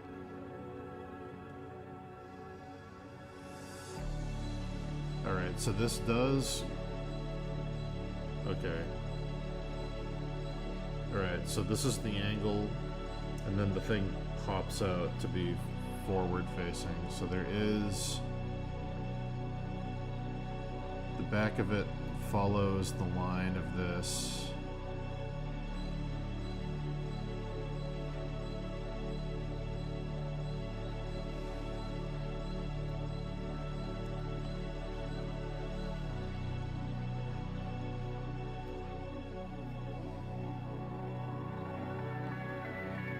You'll know if the art book has the architecture in it if we redo all this tomorrow. It means I looked it up.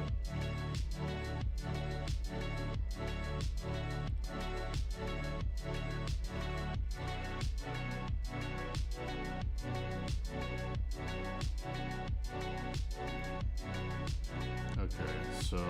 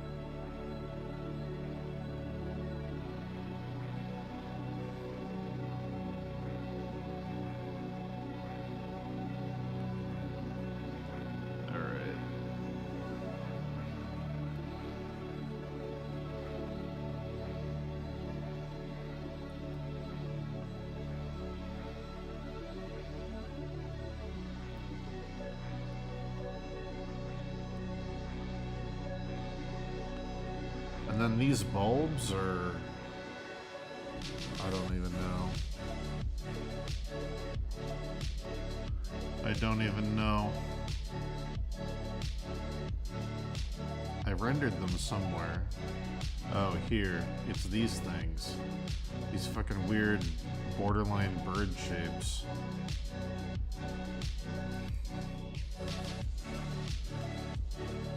They like curl up. They curl up and in. Then they kind of do that.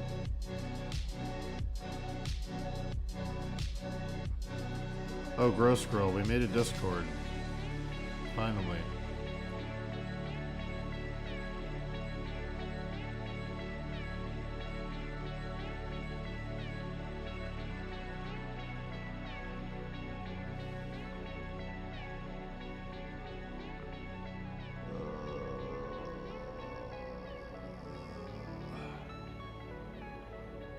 These are so weird. They look like marshmallow peeps. They look like the fucking Easter candy. These are so weird.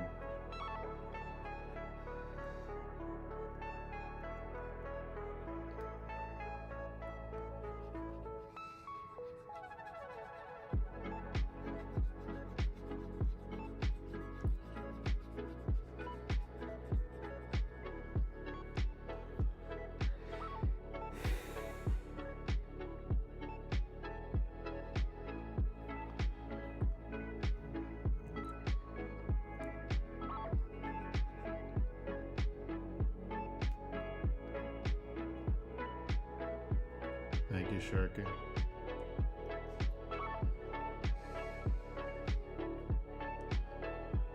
Oh, I'm wiggling.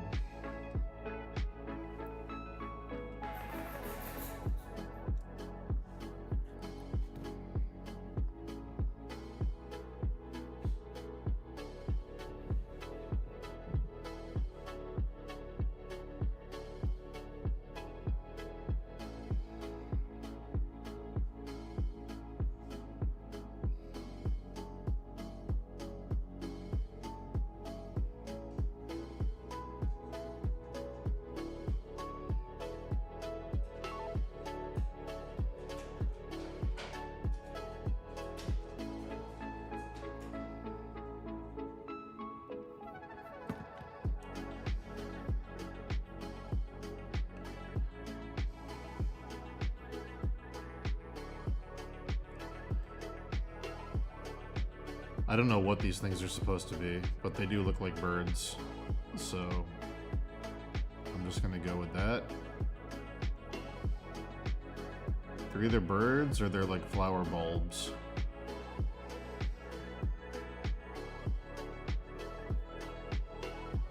But they're small enough it doesn't really matter. Thank God. So yeah, just gonna go with that.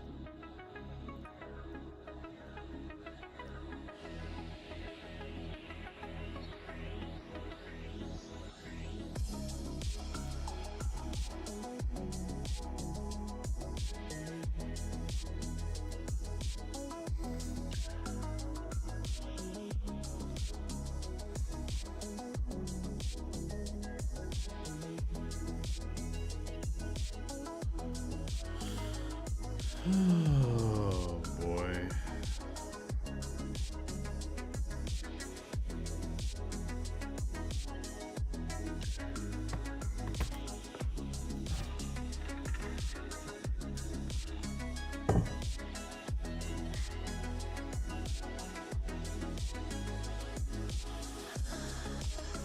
Alright, so this one isn't the same. But this one up here is. So.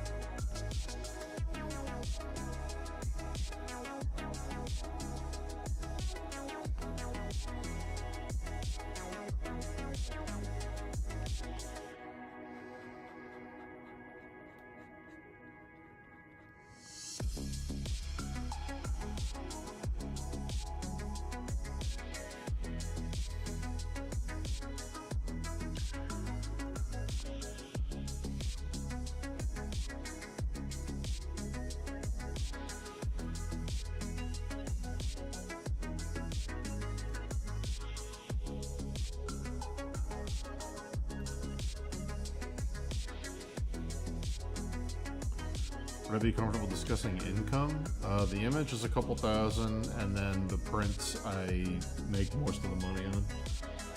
So the image itself is a couple grand, and then I make money on prints of it afterwards. So if I sell all the prints, I don't know, probably 10,000.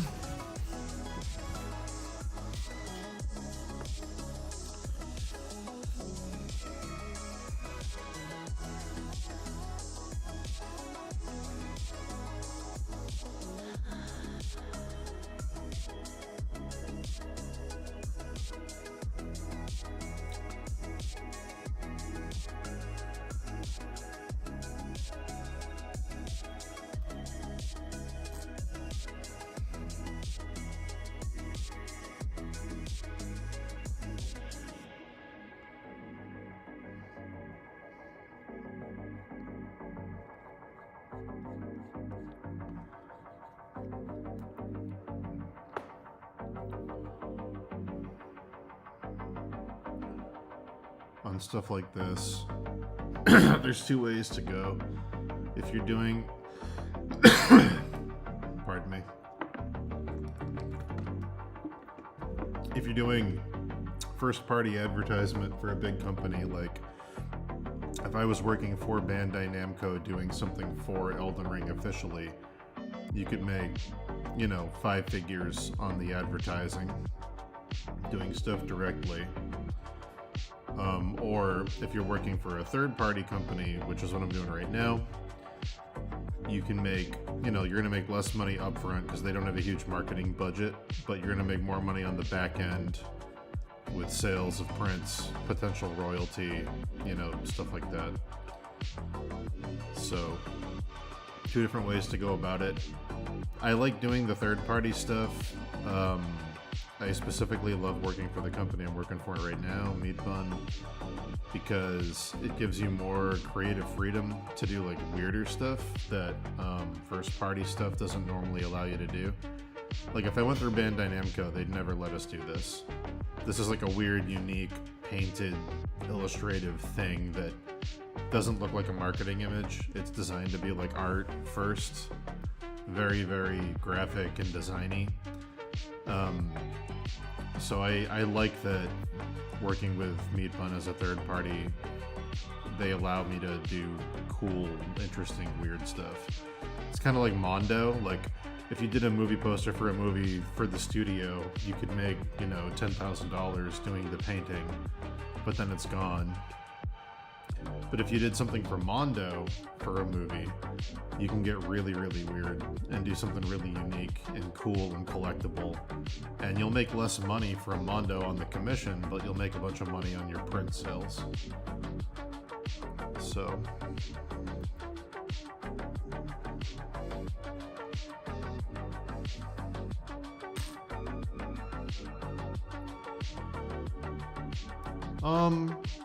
They're not really a gamble. It's like I'm not, if I'm being completely honest with you, I'm not doing this piece for the money. Like, I'm gonna try to make the most I can off it, obviously, because that's a smart business move, but like, I'm doing this because it's an opportunity to do something cool that's gonna be, you know, semi-published, not through Bandai Namco, but it's gonna be put on stuff, and people are gonna see it. It's gonna be on shirts and posters and things, and it's something I want to do because I love From Software, and I really particularly love Elden Ring.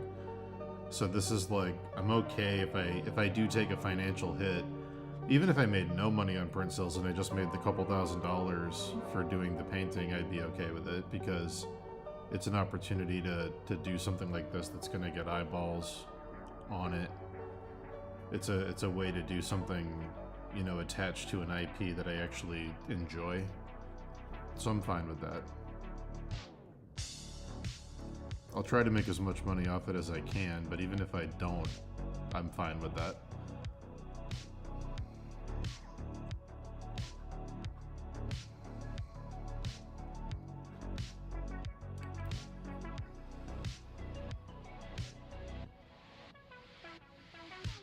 There we go.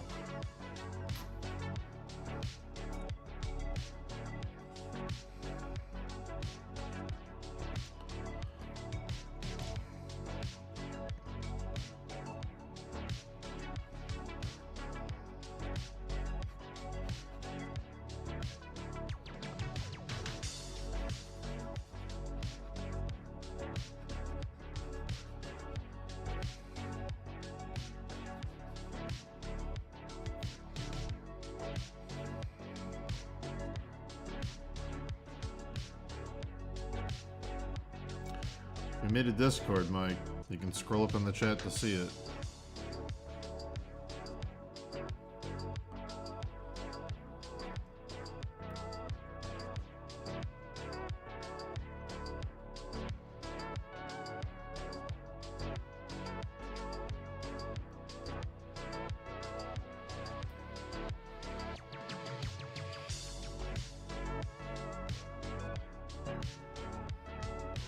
Nice, dude. Congrats. Oh, God.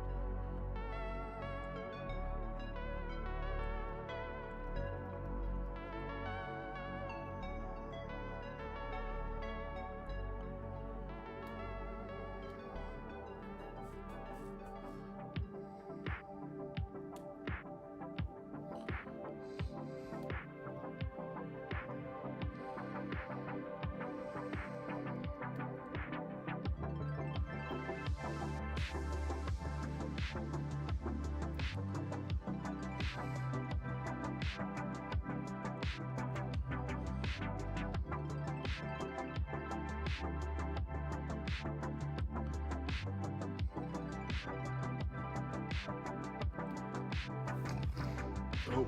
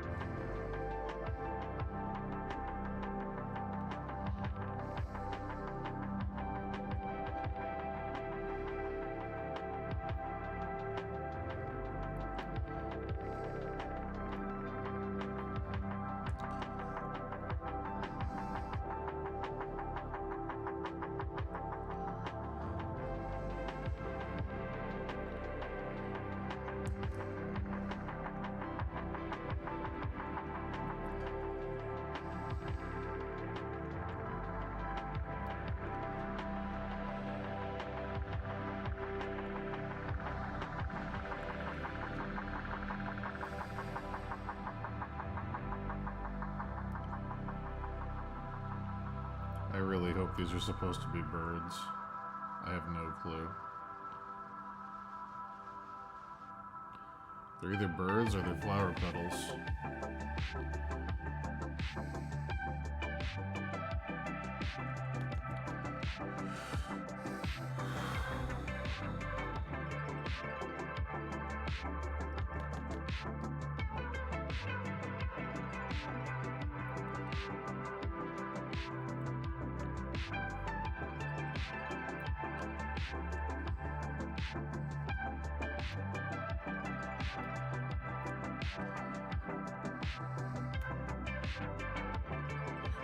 If they're a flower petal, they're doing this thing, where they like, if they're a flower petal, they're like doing something like, not even this, they're doing something like this, if they're a flower petal. They're like very chubby, if they're a flower petal. And this is round. This is like very, yeah, I don't know.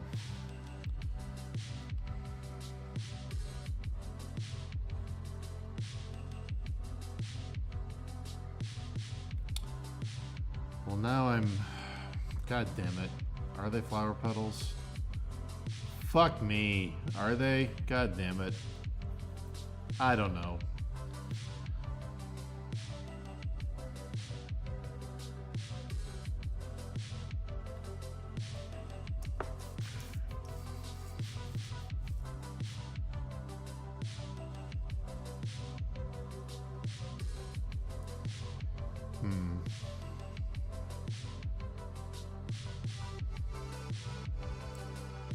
If they were flower petals, they'd be doing something like that.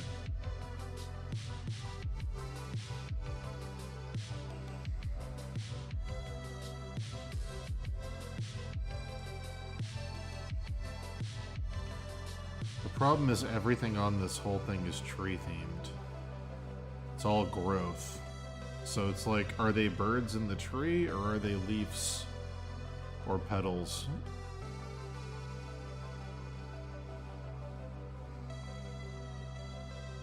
Oh no.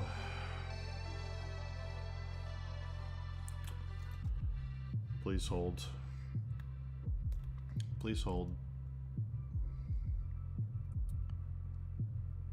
Please hold while I try something.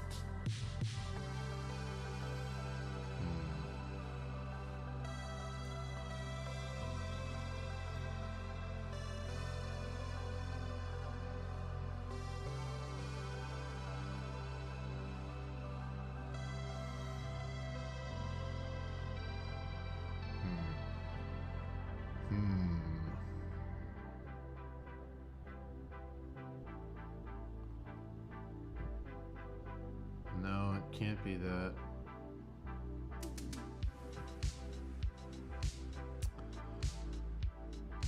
How fucking annoying, dude. Anyway. They're small enough that it's not gonna matter. I gotta just remind myself they're small enough it's not gonna matter. They're small enough it's not gonna matter. They're small enough it's not gonna matter. Fuck.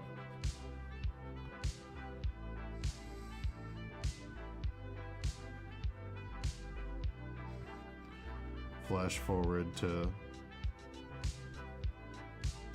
Miyazaki looking at this with a fucking magnifying glass going, ho ho ho!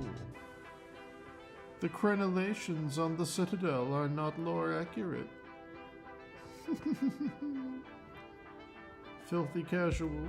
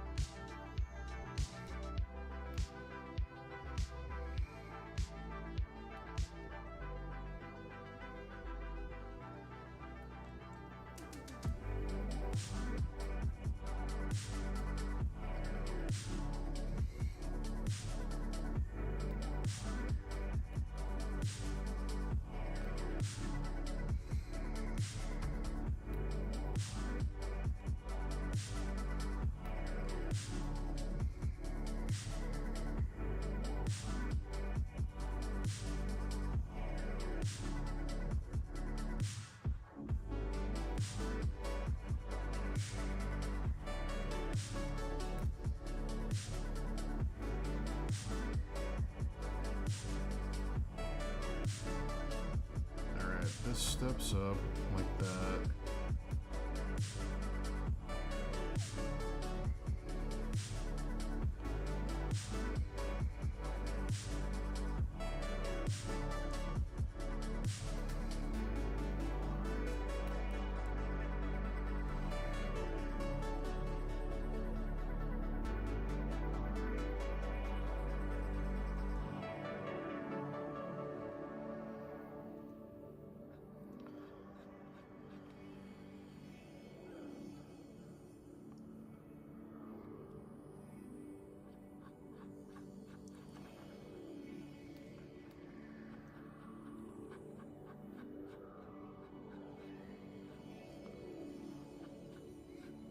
Oh boy. All right.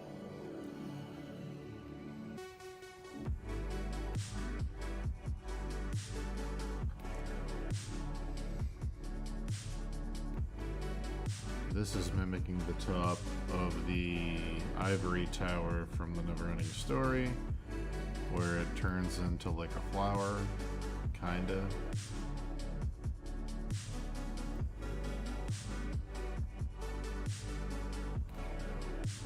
I know this shape. I've seen this shape.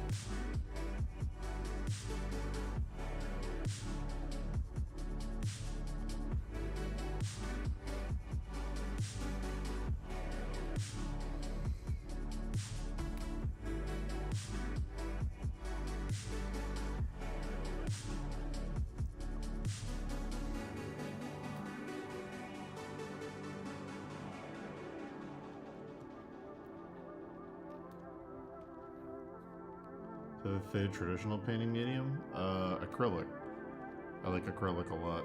I like what, I do the Drew Struzan method when I do acrylic, where you do like a thin wash to tone your canvas, then you do a layer of paint, then you do colored pencil over the acrylic, then more colored pencil. You build it up that way. That's how he did like his Indiana Jones posters and stuff. So when you zoom in, you can see like lots of hatched texture, because you can draw on top of acrylic with colored pencil really easily, seal it with fixative. I like that method a lot. It feels like kind of, I don't know, thinning out acrylic with matte medium and painting with it feels like you're using watercolor, like very forgiving version of watercolor. And being able to draw on top of it and build up layers of manual texture is really, really fun. So, yeah.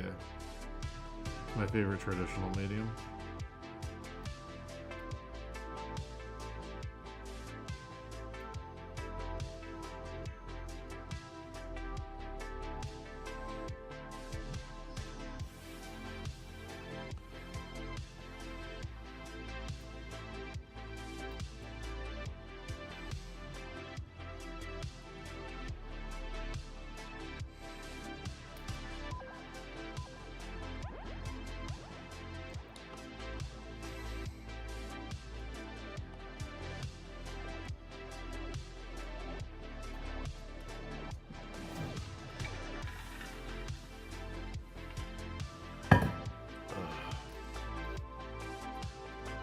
Yeah.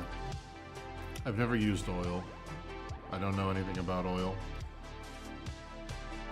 The school I went to didn't allow us to use oil because they didn't have the ventilation for it. So, someday I'll learn. Maddie, who's in chat sometimes, is an oil painter. I'm probably gonna bother her. Get some live tutorials on how to use oil paint one of these days over the summer. I'm definitely gonna start doing traditional paintings again at some point. I just don't know when.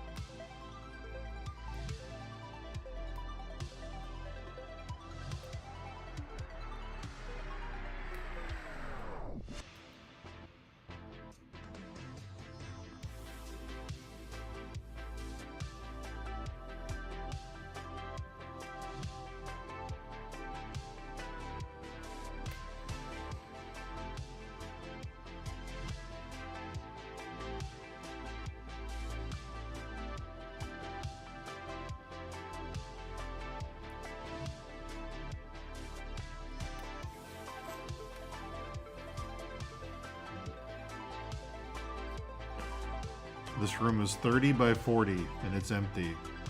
Is that a big enough space to use oil? Or am I gonna get really high?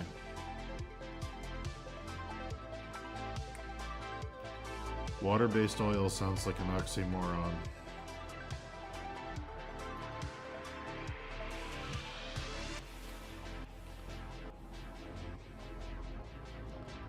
Isn't the whole point of oil that it doesn't mix with water?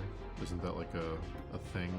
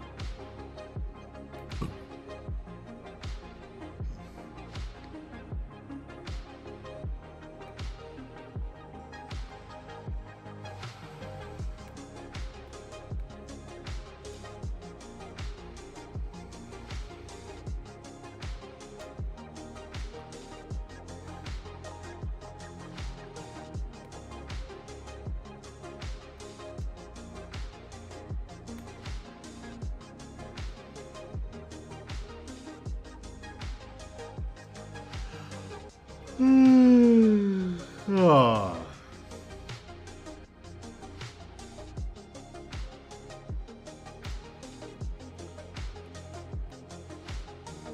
Turpentine, right.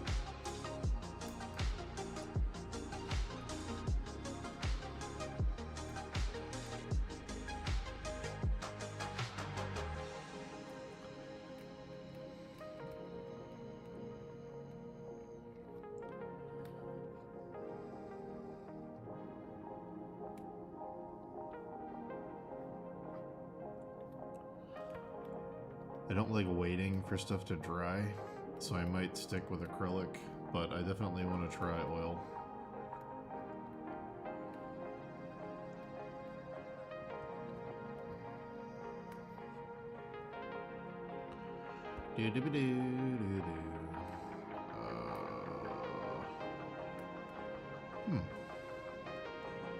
This pleases me.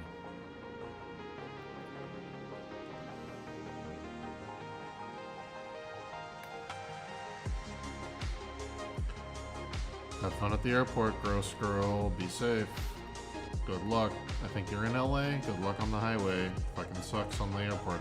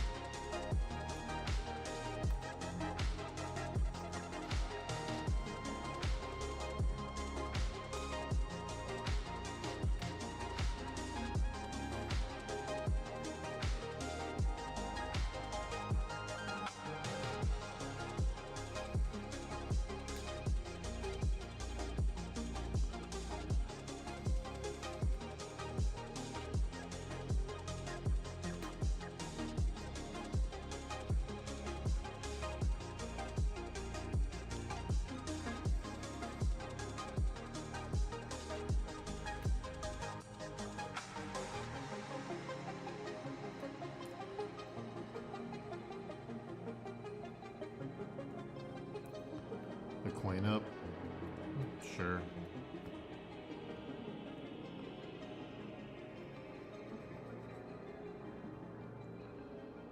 Alright.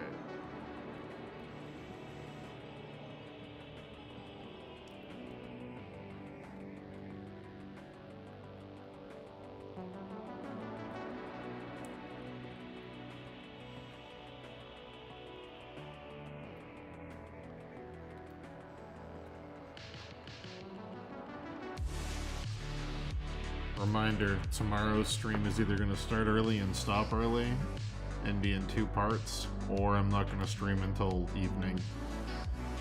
I got a lot of shit I got to do tomorrow. So it might start very late.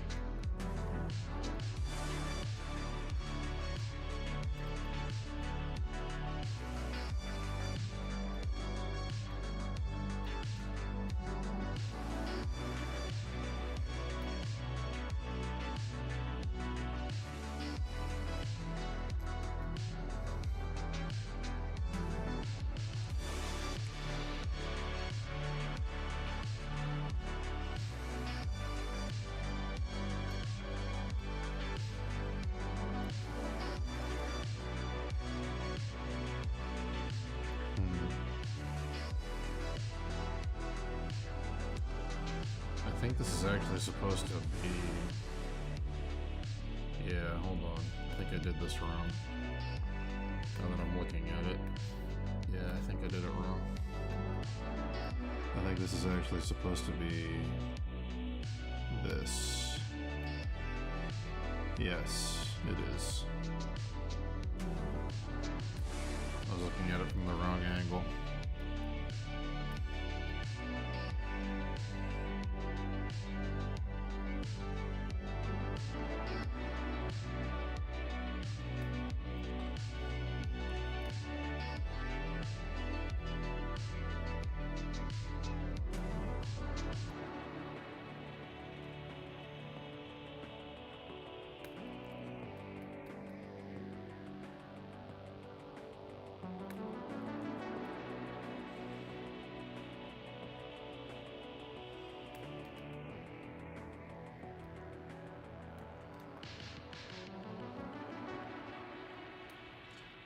I have an entire suitcase of acrylics.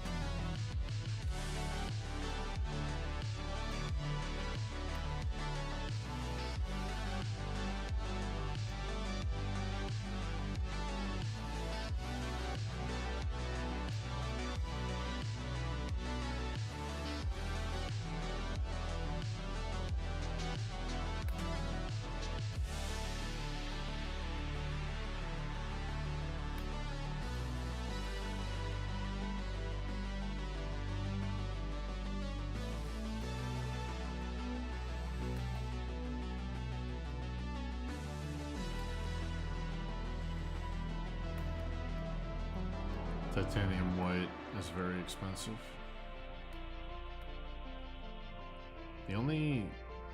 The first year of painting, whenever I used to recommend to students how to learn how to paint, I think we only had 6 colors we were only allowed to have 6 colors the first year. Let me see if I can remember all of them. One was ultramarine blue, one was cad red, one was cad yellow, one was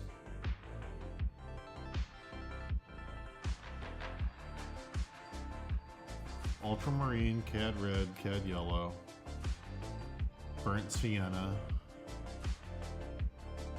raw umber, and titanium white. I think we're the only ones. And then an optional 7th was deoxazine purple. I think those were the only colors we were allowed to use for a year to force us to learn how to mix other stuff.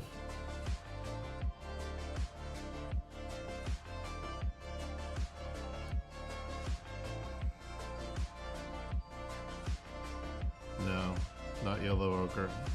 Cad yellow.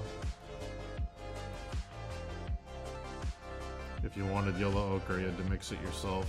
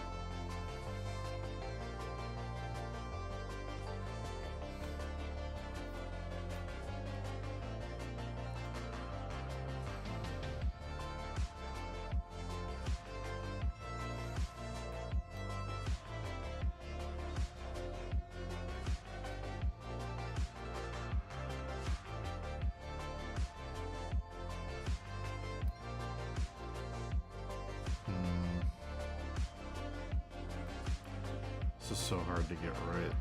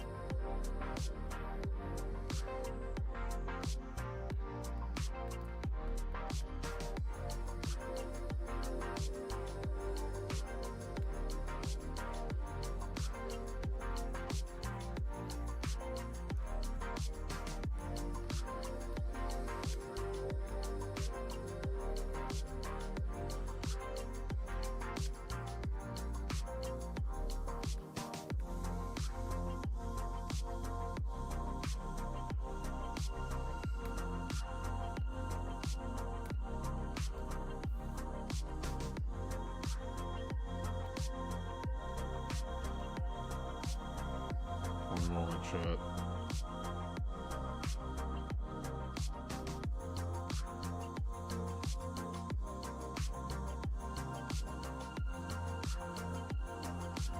Holy shit.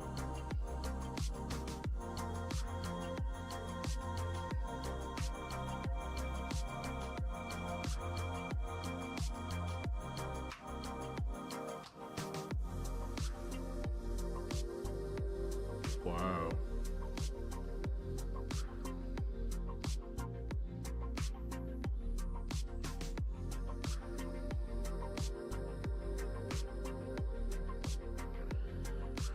Square Enix lost $140 million after FF7 Rebirth came out? How the fuck did that happen? Jeez. Jeez.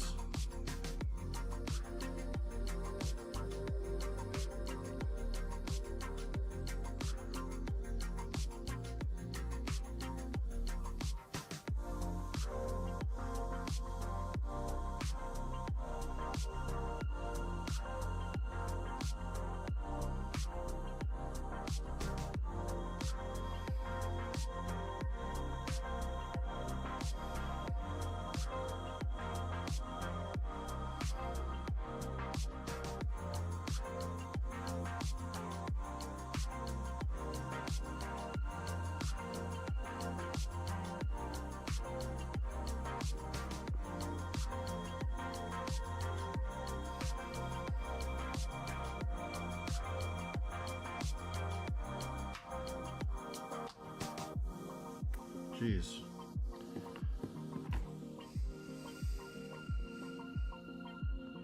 I only use one brush for these, yeah. I'm using a hard round brush. If I was in Clip Studio, I use 4 brushes, typically. But I'm still learning Clip, so that might change.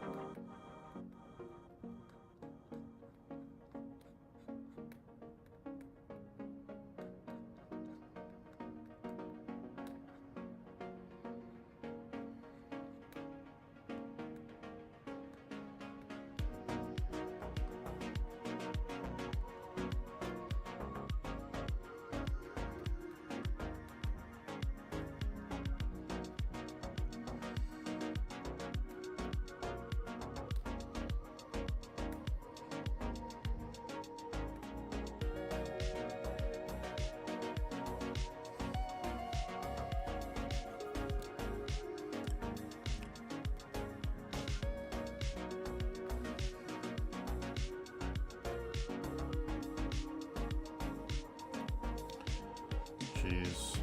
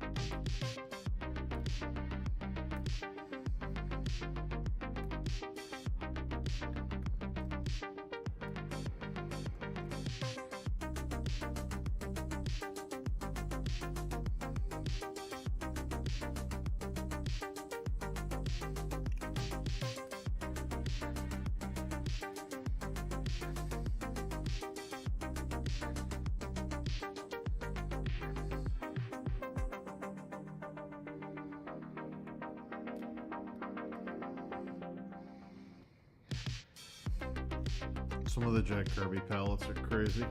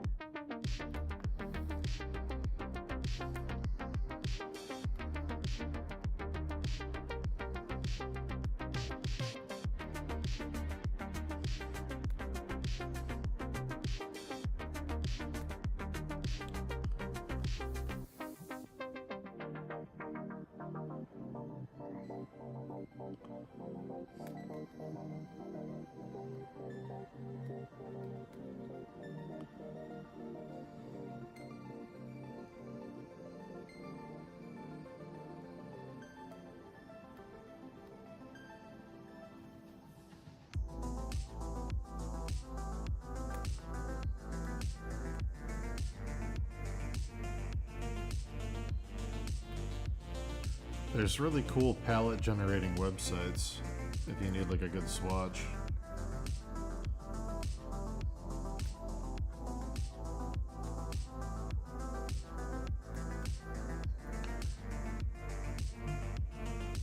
Oh, right, hold on. I had an idea for a thing I wanted to do for personal work that I want to sketch out before I forget it.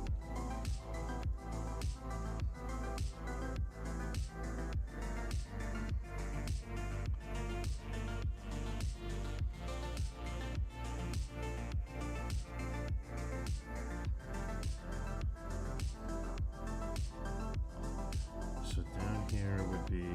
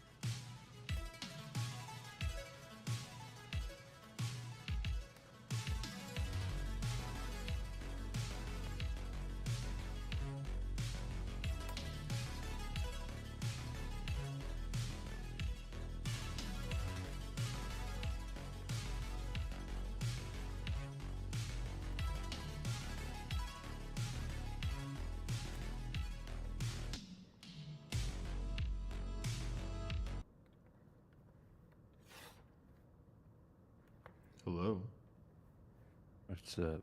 What's going on? You know, Yeah. you streaming? Keep talking. Yeah, I'm streaming.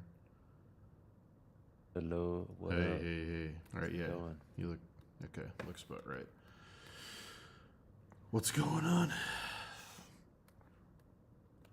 Nothing. Just had my I had a workout today.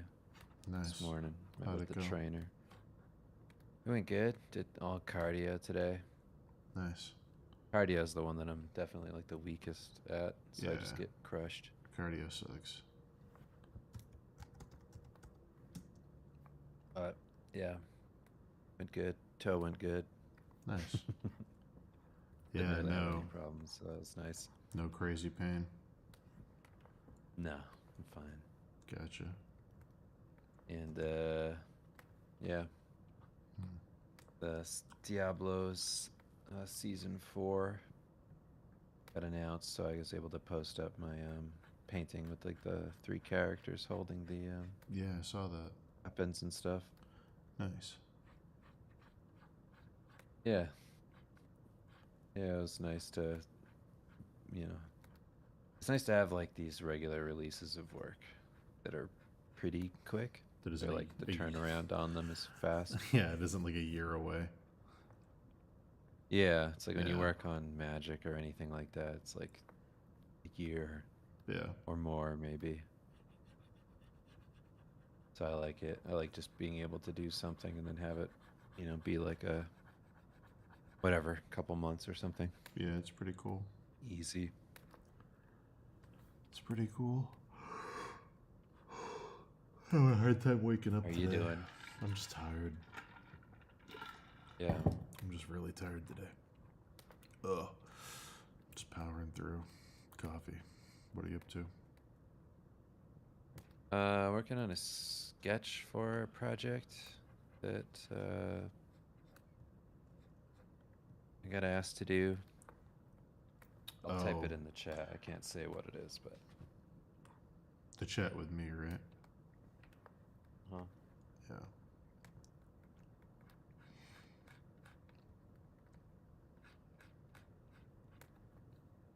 Take a look. Yeah, that's what I'm doing. Oh, that's cool. That feels like something. Yeah, it just that, seemed like a yeah, cool little thing. it feels like something you could actually do really well. Yeah, yeah, it's nice. It's nice when you get a job that's kind of like right there. Yeah, yeah. Like, It's okay, like I could knock that out. a good mix of types of stuff you've done before. That's good. Mm-hmm. But yeah, But I am kind of waiting. They told me that they needed like approval on a couple things, so sure. they sent me the like the breakdown of what's going to be on it, Hmm. and I'm just kind of like, yeah, but there's no confirmation that this is going to be the final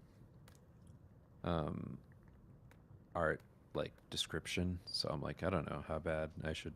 I kind of don't want to do anything. Mm-hmm. I don't want to just be like, here's a sketch for something that might not be what they need. Like, Yeah, yeah. it's like, I don't know. Just wait.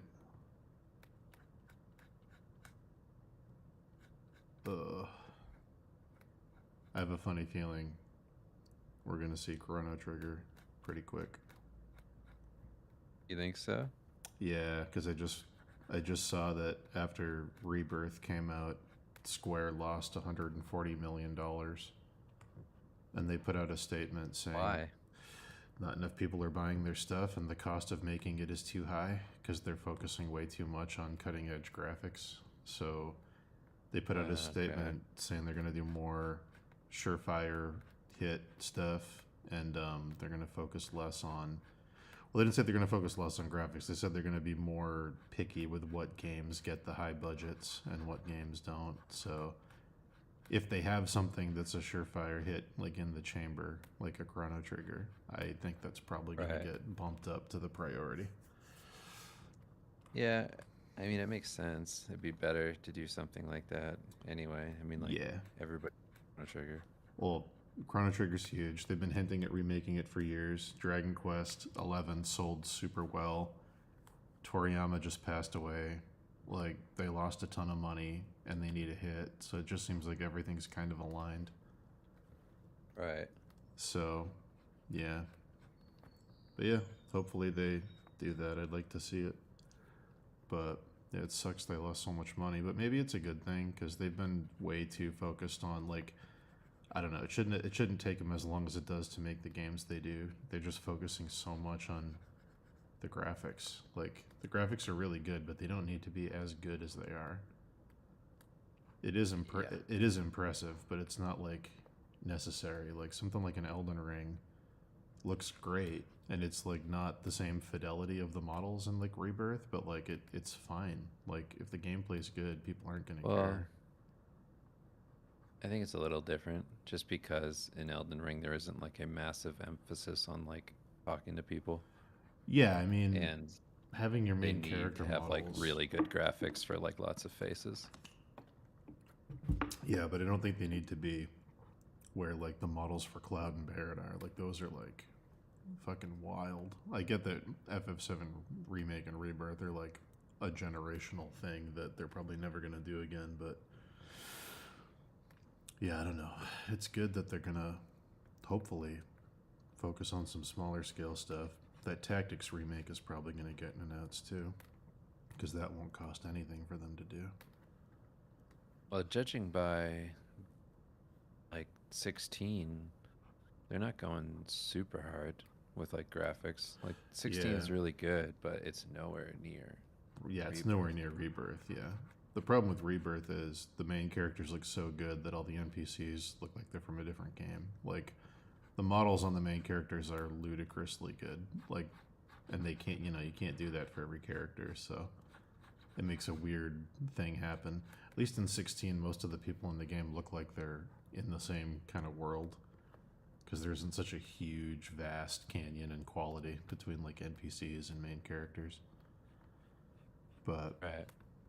yeah, interesting to see what they do. Hopefully, at Summer Games Fest, we get either the 9 remake, Chrono Trigger, or Tactics. Because I know all 3 of those are supposedly being made, but yeah, I don't know. Wonder which one's the furthest along. I bet Yeah. it's Chrono Trigger. I don't know. I feel like Tactics is probably done. If they have been making a remake of Tactics, it's probably finished because that game doesn't need to look crazy. Like Dragon Quest 11, even those graphics from 2016, pretty high budget to do Chrono Trigger even to looking like that, and they're going to try to make it look even better than that. Mm. But I'm assuming if they are doing Tactics, I'm assuming that's done or very close to done. But yeah, I don't know. Interesting to see what they do with 9. I wonder if they're going to keep it totally traditional or if they're going to like update the battle systems and stuff. Yeah. I don't know. I mean, I feel like they do. They have like 2 lanes, you know? Yeah. One of them is the rebirth lane, Yeah. and the other one is like some of those other, like early Final Fantasy remakes where you're like, oof, I know. oof. The big problem with going the rebirth route, even though the models are cartoony in 9 and they're not going to need to be so photorealistic, is it's not even that. It's all the animations for how they do the combat. Because like when you can control the character and make them do all their moves and jump around and do crazy shit, like it's like 20 times the cost of just doing a turn-based battle system where they have like an animation for attack.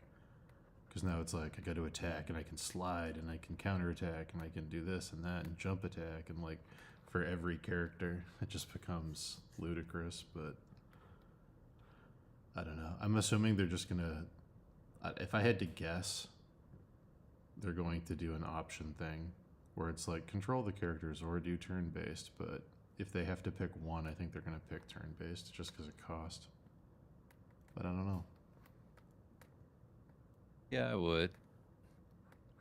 I mean, it's what a lot of people like. The whole vibe of Final Fantasy IX is like an old school throwback, to like throwback. the original. So if they changed the battle system, that would be kind of, Yeah.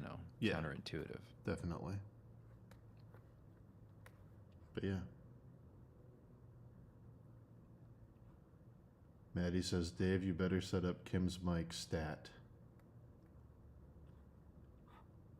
Don't put pressure on me, Maddie. I'll do the opposite. Whoa. What's that about? Don't you dare. I don't like being pushed. Is Kim coming into the chat? She have something to say?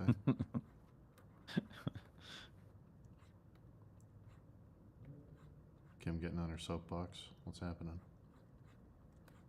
Oh, she's on her soapbox? What are you talking about? I'm just asking why Maddie's saying that. Does she have to come in here and say something? No, Maddie just wants Kim to be on the streams again. Oh, okay. And I keep meaning to. I bought all the cords. I had to the initial delay was because I had to get a longer micro HDMI cord to fit the camera because the seat is pretty far behind me. Mm-hmm. And I had to do that plus a longer mic cord. Has to Kim the computer? Has Kim been showing you the reels I've been sending her of the songs that are generated from texts? Yeah. I'll show you the one about the girl being 10 years old. It's my favorite one in a while. I don't know. I don't know if I heard that one. Where he's like, I hey, heard a bunch of them. it's like, hey baby, how old are you? I'm 10. I just want to check if you're 18 so we can hang. I'm 10. I'm 10 years old. It's so bad. And he's like, but if you're over 18, we can chill. I'm 10. She just keeps saying I'm 10. He's like, that's too young for me. Okay. I'm 10. It's very good. So dark. The one about breastfeeding the kid was really funny. Yeah, That one was amazing. Insane. I was like, whoa. I want a I can't divorce. believe anybody thinks this way. You put another man's mouth on your boobs. It's our son. You know how I feel about that. So good.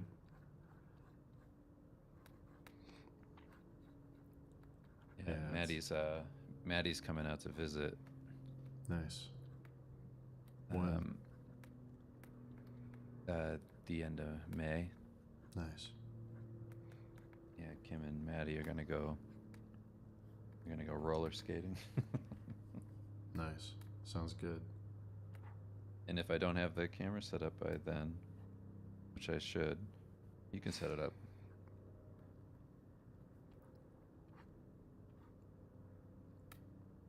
Man.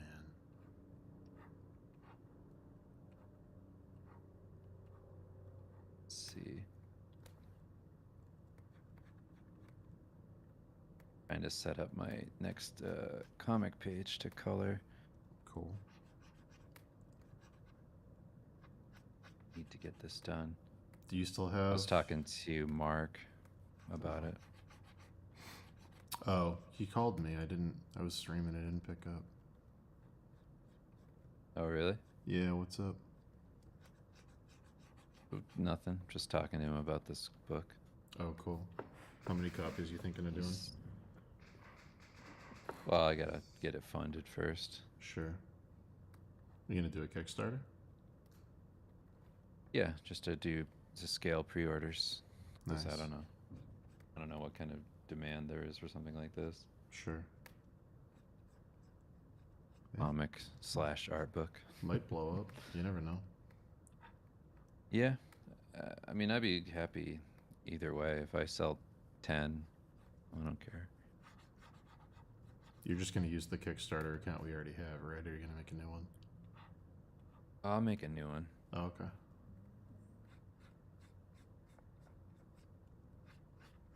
Might as well just Otherwise, put, it'll all go through your bank. I don't care. I mean, I can just write you a thing, but definitely, well, I don't know. I'm assuming you're going to do it through Acceptable, even if you do a new Kickstarter account. You mean like taxes wise and stuff. Yeah, instead of setting up a whole new entity. Yeah. Yeah. Yeah, there's no reason to have another publishing company. Yeah, yeah. Doesn't make any sense. That's what I'm getting at, yeah.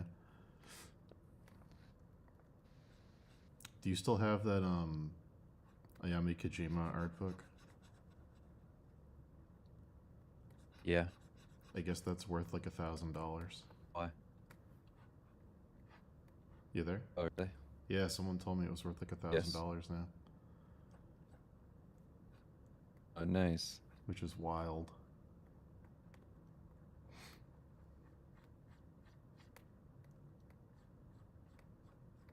Always nice when random things that you impulse buy appreciate by 100%, 200%, 1,000%.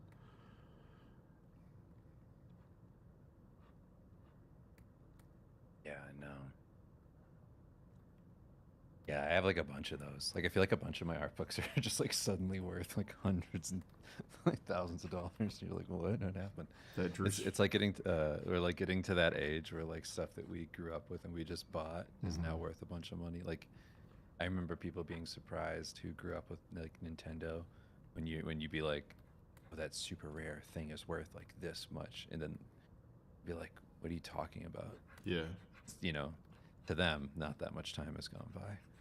Where you're like, all of a sudden, this thing is impossible to find and rare and worth a bunch of money. Like, dude, I got bump and jump at a yard sale. What do you mean it's worth $500?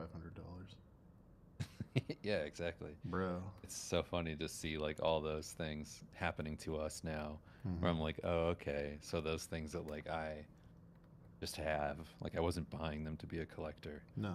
They're just worth a bunch of money now. Like, oh, cool. Yeah, All right. it's wild. That Drew Struzan book I got you, I think, is worth a shitload now. Oh yeah, well, yeah, that one. It was like such a large format that the binding on it wasn't like incredible. Yeah. So it kind of got loose. I still have it, the IDW one. It's probably still worth a lot, but yeah, I don't know. Yeah, it had like kind of flimsy, like a weird like paper bind on like the cover. They didn't go like super high quality with it. Yeah, those big format books always, the spine always gets weird. Just never Oh, I forgot about that, Maddie. Skateboard. Shattered her Walmart skateboard. Damn. We were at the skate park and I just it just broke in half. And he said, Maddie, you want to see a trick? Shit. So want to see a trick? And he picked it up and snapped it over his knee. Yeah, figure it out. Yeah. Maybe you can do Put it it back someday together. too. Yeah, it's easy. Hey kid, want to see a trick? Do an ollie, pick it up, smash it over your leg, and go. Good luck. Maybe you can do that someday too. It's not a kid's game. The Metal Case Metal Gear Solid books. I remember those. Yeah, Metal Gear Solid books. I would love those. I never had those. I have the big, huge one, but it's not the metal slipcase one. It's just the massive cardboard one. What's that? I don't remember that one. Oh, it's like a 4-volume. It's like a huge one with a slipcase. It's massive. It's like art for the games or the comic? The games. It's where is it? Yeah, it's right behind me. Thing's huge. Cool. Yeah.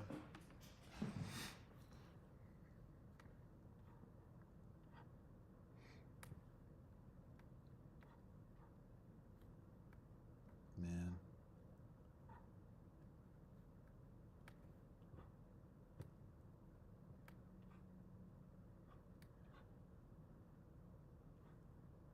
Almost done with the hard part of this.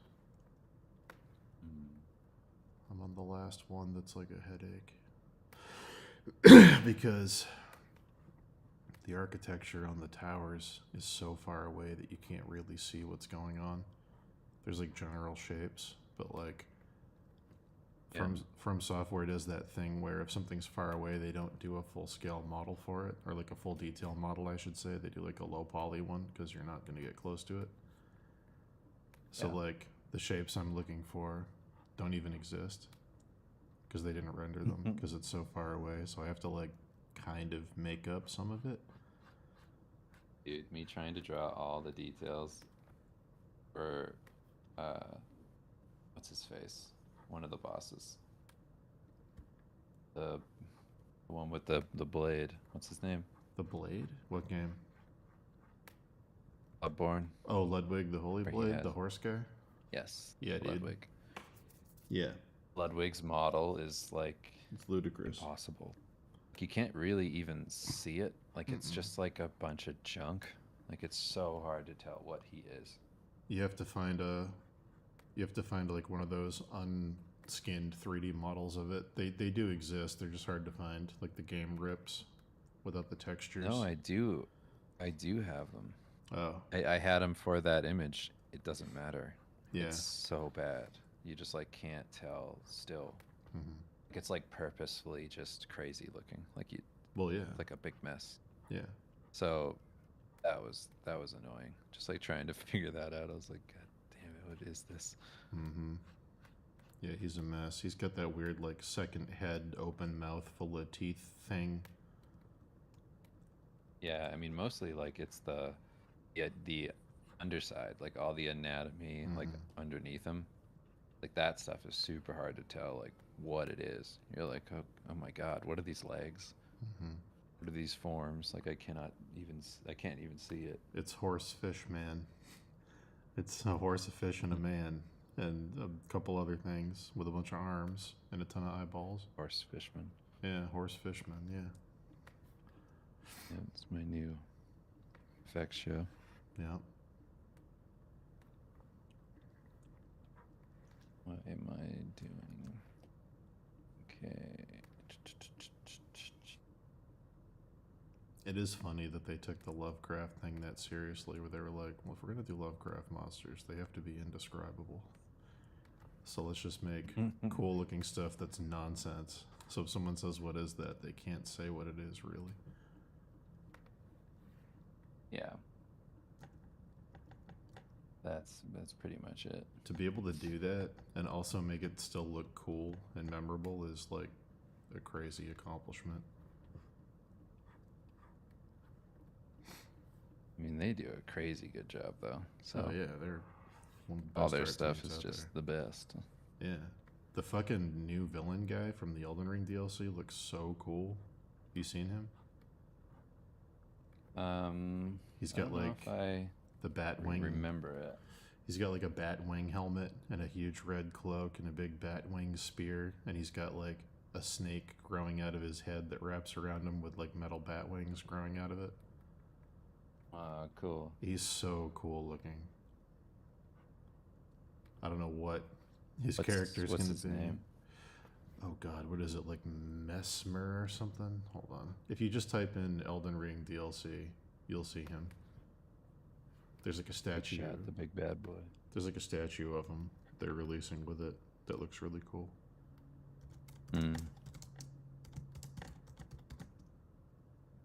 Yeah, Mesmer, Messmer. Nice. I gotta look that up. Oh, that's interesting. George R. R. Martin talked about Mesmer because he wrote the character. I forgot George R. R. Martin wrote the characters. Man, he looks so cool. What an awesome design. I'm surprised that he's still involved with that game. Yeah. I would imagine that like after a certain point he wouldn't be.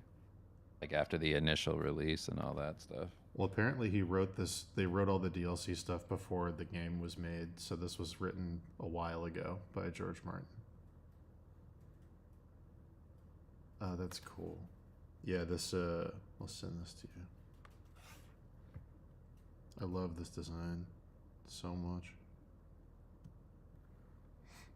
The in-game model looks You better. just send it. Yeah, the in-game model's cooler, but the statue looks great.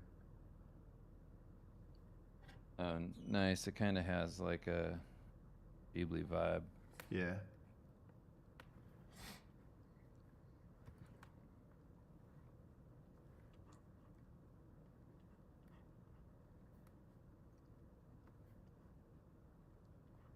That's cool. So I guess George Martin said the big tree is obviously the tree of life, and the snake guy with the human head is the blasphemer. And I guess this guy is supposed to be their version of like the devil, who's like cast out and he just like tempts people. That's cool. They went with all the archetypes. Cool. I love that helmet. Yeah, that's a dope helmet.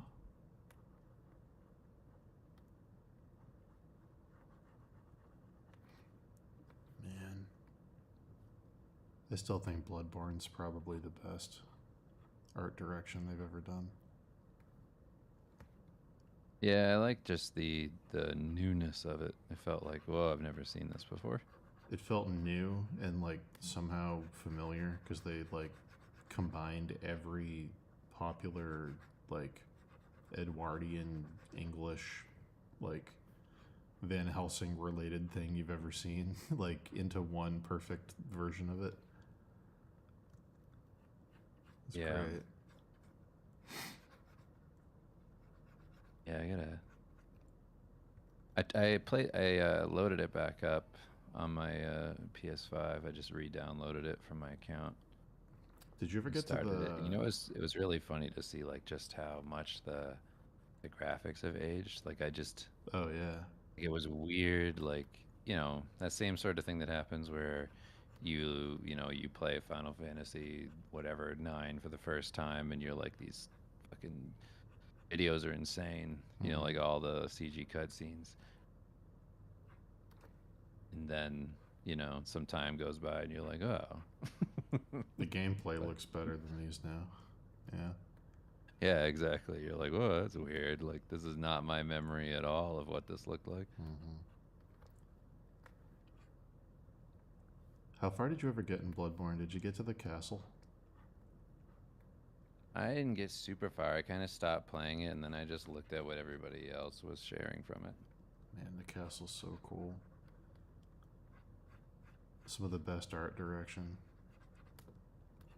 There's like crying ghosts like scrubbing the floors and like these awesome gargoyles that like there's a ton of statues, so like when the first one attacks you, you don't see it coming. Some really awesome like huge bat creatures that look like the gargoyles that are like sitting up on the roof. I like that they're releasing like scale stuff from the games. Like you can get Melania's arm or Mesmer's helmet or Moonlight Greatsword. It's funny that they're doing like memorabilia now. That they're that Almost popular. like relics or something. Yeah.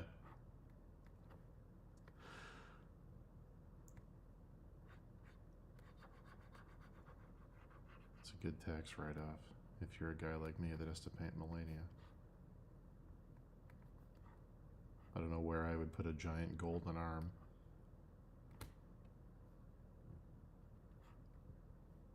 In your armoire. It's true.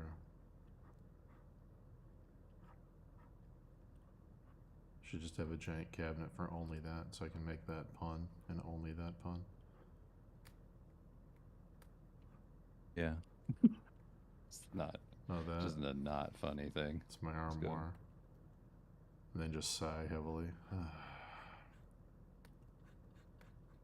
Can I help you? Yeah. What did you want again? Sorry, I forgot my whole purpose. Forgot I why knew I I was. was. Forgot why I was alive there for a minute. Lost myself. Yeah. Useless. Then I put my Mesmer helmet on. I turn around in the chair. What were we talking about?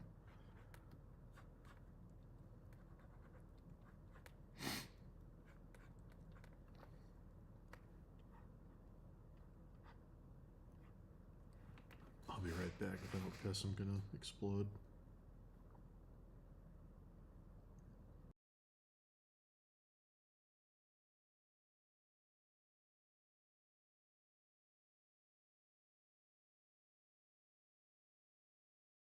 And I just have myself muted because my youngest is throwing a tantrum in the background.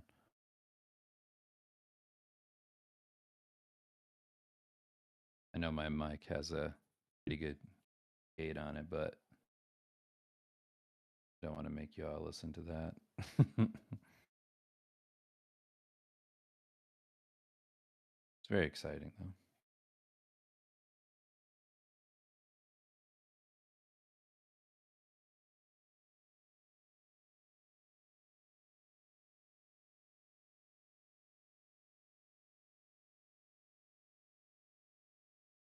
Rarest books I have are like the Peter Pan first edition, Wind in the Willows, and then I have a couple like original prints of just like some books, collections of art from what's his face? What's his fucking name? Oh, I'll remember it. How long did the last Diablo piece take you? Is it work from last year or this year? It's work from like a couple months ago. It took me about 2.5 weeks straight of painting. I had to kind of come up with an estimate for how long it took because generally speaking, like those types of things are full of iterations and different revisions and things, so they're all really like spanning a different time frame.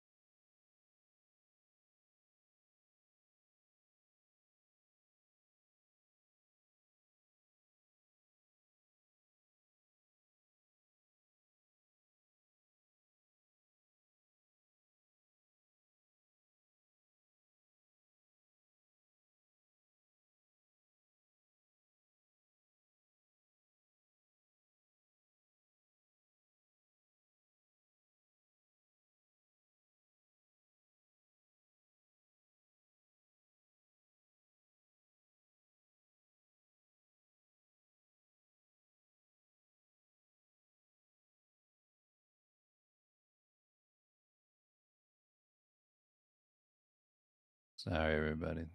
The tantrum's still ongoing, so I'm just muting myself for a minute. I'm back.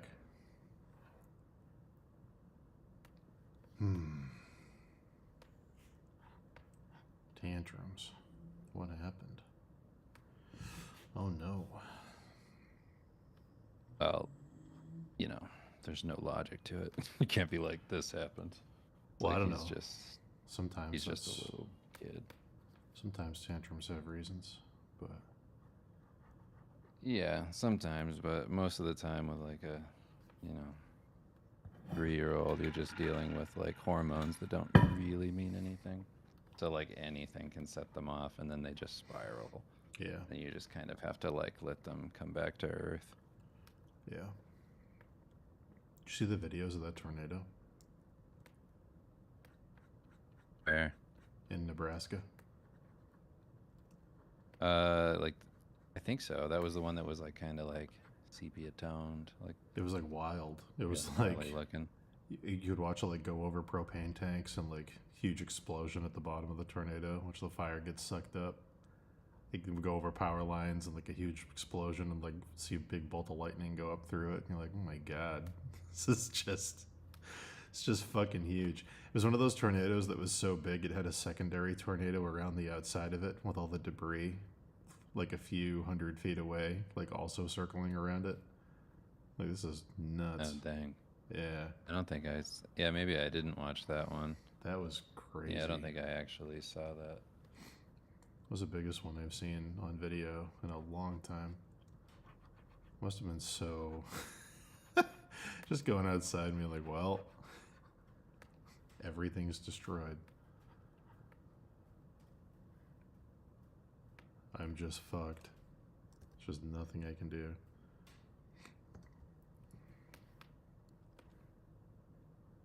Yeah, I don't envy anybody who has to live in that type of situation. Yeah. I always imagine just like, I don't know, like I would do anything to be like, all right, well, it's fun while it lasted. Yeah. This is way too much. Like I don't want to rebuild all the time. It's crazy. Do you get tornadoes in Colorado? Yeah, but not where we are. Like you gotta go. Well, that's not true. We did have a random one that was like super rare. Mm-hmm. That happened in the town over from here, but it was like pretty quick, and it hit near our like, you know, near family, like pretty close to them, but it didn't do like a ton of damage. Just like knocked over some fences and stuff, Oh, okay. and I think maybe like knocked a tree over on somebody's house, but like it wasn't like tearing houses apart necessarily. That's good. But out in eastern Colorado, where it's super flat, like pretty far from Denver, Mm-hmm. they have more like tornadoes and things. So they do have them, like out past the airport, like that area where it's like super flat. Yeah. Gondo wanted to know how long that new Diablo piece took you and if it was old work. Yeah, I answered that one. Oh, sorry. I was away. Yeah, yeah. Yeah, it's funny to work on that stuff because it's so hard to answer that question because it's like, you know, took a little bit of time, but like hard to gauge because so much of what you do is you're just like revising things or, Mm-hmm. you know, doing like minute changes and you're kind of going like week to week in meetings and things. So time is just different. It's like I have to think of like if I didn't have anything in my way, how long would that have taken me? Mm-hmm. Like probably 2.5 weeks. That's like generally speaking, like how long that might take me. Yeah. Like if I didn't have to like get things approved and you know, just the work itself was being done, it'd be about that time. That's usually the case with those. Something around there. Hmm. The thing I'm doing right now for them, I'm pretty excited about. I feel like this one's gonna be just because like with some of the other ones I did, Mm-hmm. there were some not like compromises, but we had to make some shifts like in the middle of making it that were challenging, where it was like, you know, not ideal. I didn't get to like keep my main comp active through the whole thing. Yeah. But I think this time I'm going to be able to really like maintain my initial solid comp idea and just kind of bring that through to the end, which should make for like the strongest of the bunch that I've been doing. The new one is Which I'm my excited favorite. about that. Yeah, the new one you're doing is my favorite one you've done so far. It's a cool idea that feels engaging. Yeah, I think this one's like the best. Well, it's kind of like the nature of working on stuff like this, where I feel like you start to really like get it, you know, like as you go. Mm-hmm. It's hard when a job is like a one-off and you're like, I know everything I would do next time, but there is no next time. Well, It's usually, like it's just this thing. usually with jobs like this, when people take them, it's just a series of characters looking cool, wearing cool stuff, maybe fighting cool monsters, and that's usually it, like always. So I won't spoil anything you're working on, but like it's nice to see something that goes a little beyond that. But Yeah. And I think like the nature of working on these things is that you just start to find like patterns of things that like you would like to do or change or whatever. yeah. A little more narrative. Oh.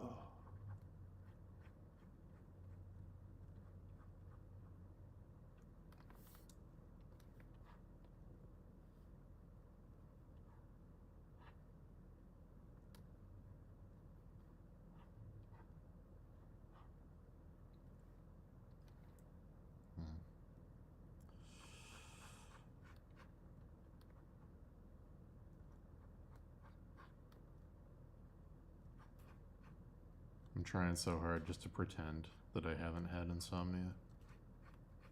But I'm so tired.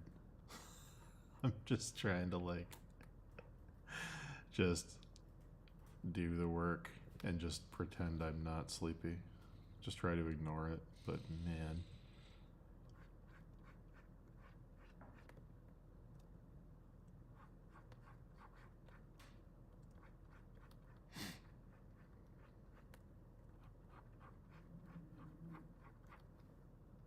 Hip hop.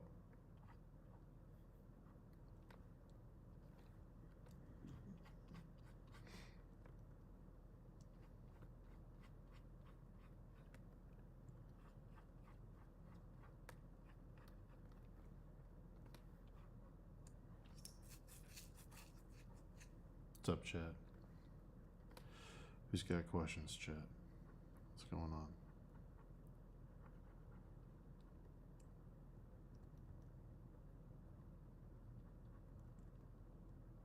Don't forget, we started a Discord server, so if you want to know when I'm going live or talk to people, you can join it.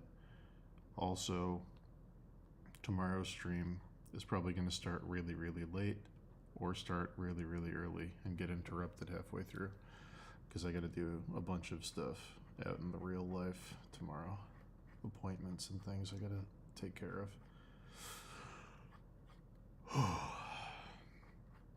Checkups and stuff. I scheduled everything for one day, so just get it all over with.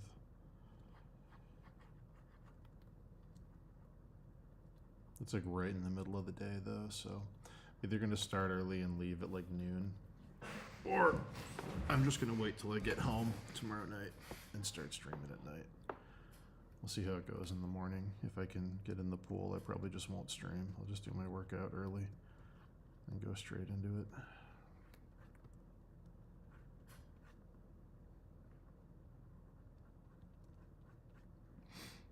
Thanks, Sharky.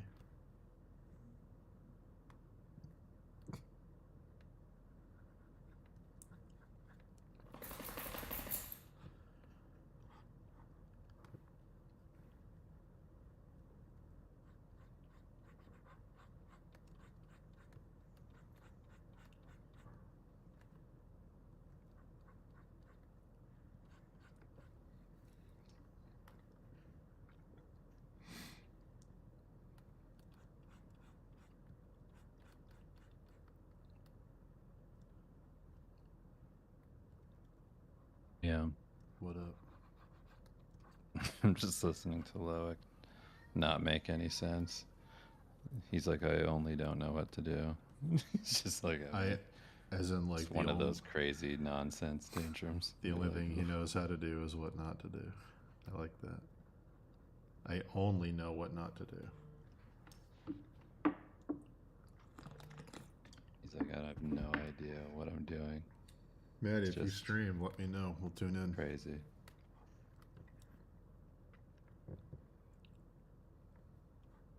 Yeah, it sucks. Poor Lo.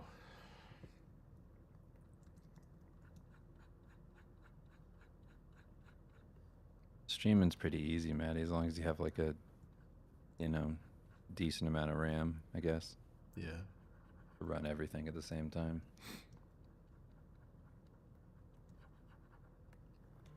You should let Kim know. I'm sure she would want to hop on.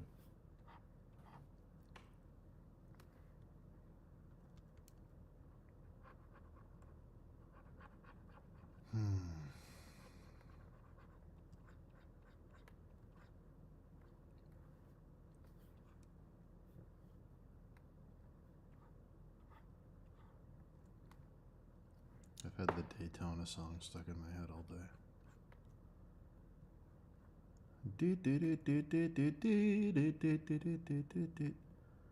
Daytona. I love playing that every time you go back to Fun Spot in New Hampshire. They have like all the Daytona set up. It's great. It's awesome. Let's go, we.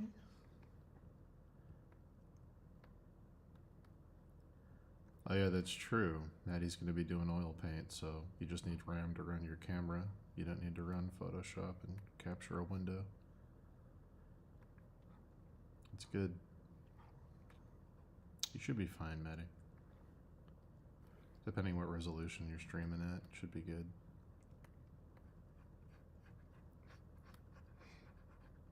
Actually, I feel like that's a little bit harder. Running a camera? Just because you have to like set everything up for a good shot and have lighting and all that. I mean, it's harder in terms of making a setup that looks great, but in terms of on your computer for the RAM, like we were talking about, you don't have to run a, 10 gig Photoshop file or something crazy while you're painting. So Yeah. that's good.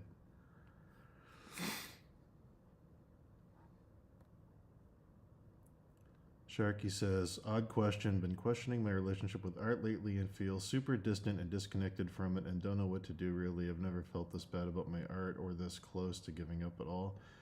Stop looking at everything. Stop looking at other artists. Stop looking at games with art. Stop going on Twitter. Stop going on Instagram. Close everything. Take a sketchbook and go offline for like as long as you possibly can. And try to remember why you liked art as a kid, why you got into doing it in the first place, and try to reconnect with just enjoying drawing without any external stimulus. Don't look at things, don't compare yourself to things, just try to have fun drawing like you used to when you were a kid and see if you can rediscover what that was.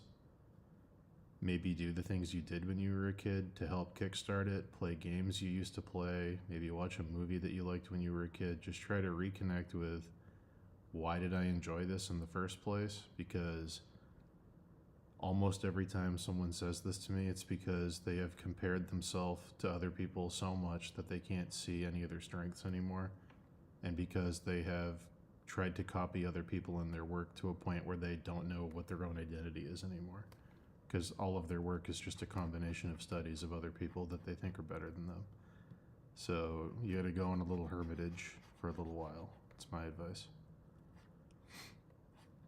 Yeah, I mean, I have a similar take. It's just,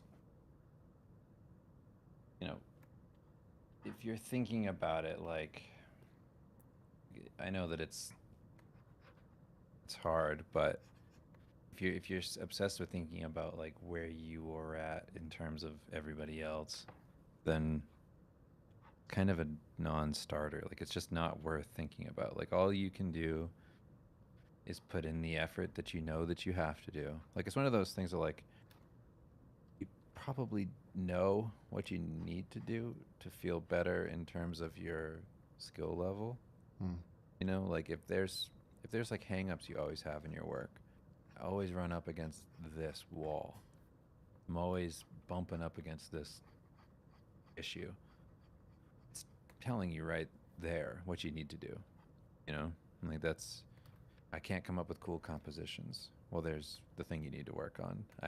My anatomy's always broken in my hands, or I have all these grand ideas in my head, but I can't execute them because I lack certain knowledge. It's like, then that's going to take you having like, a different direction in your studies or whatever. But also what Dan said, where it's just like,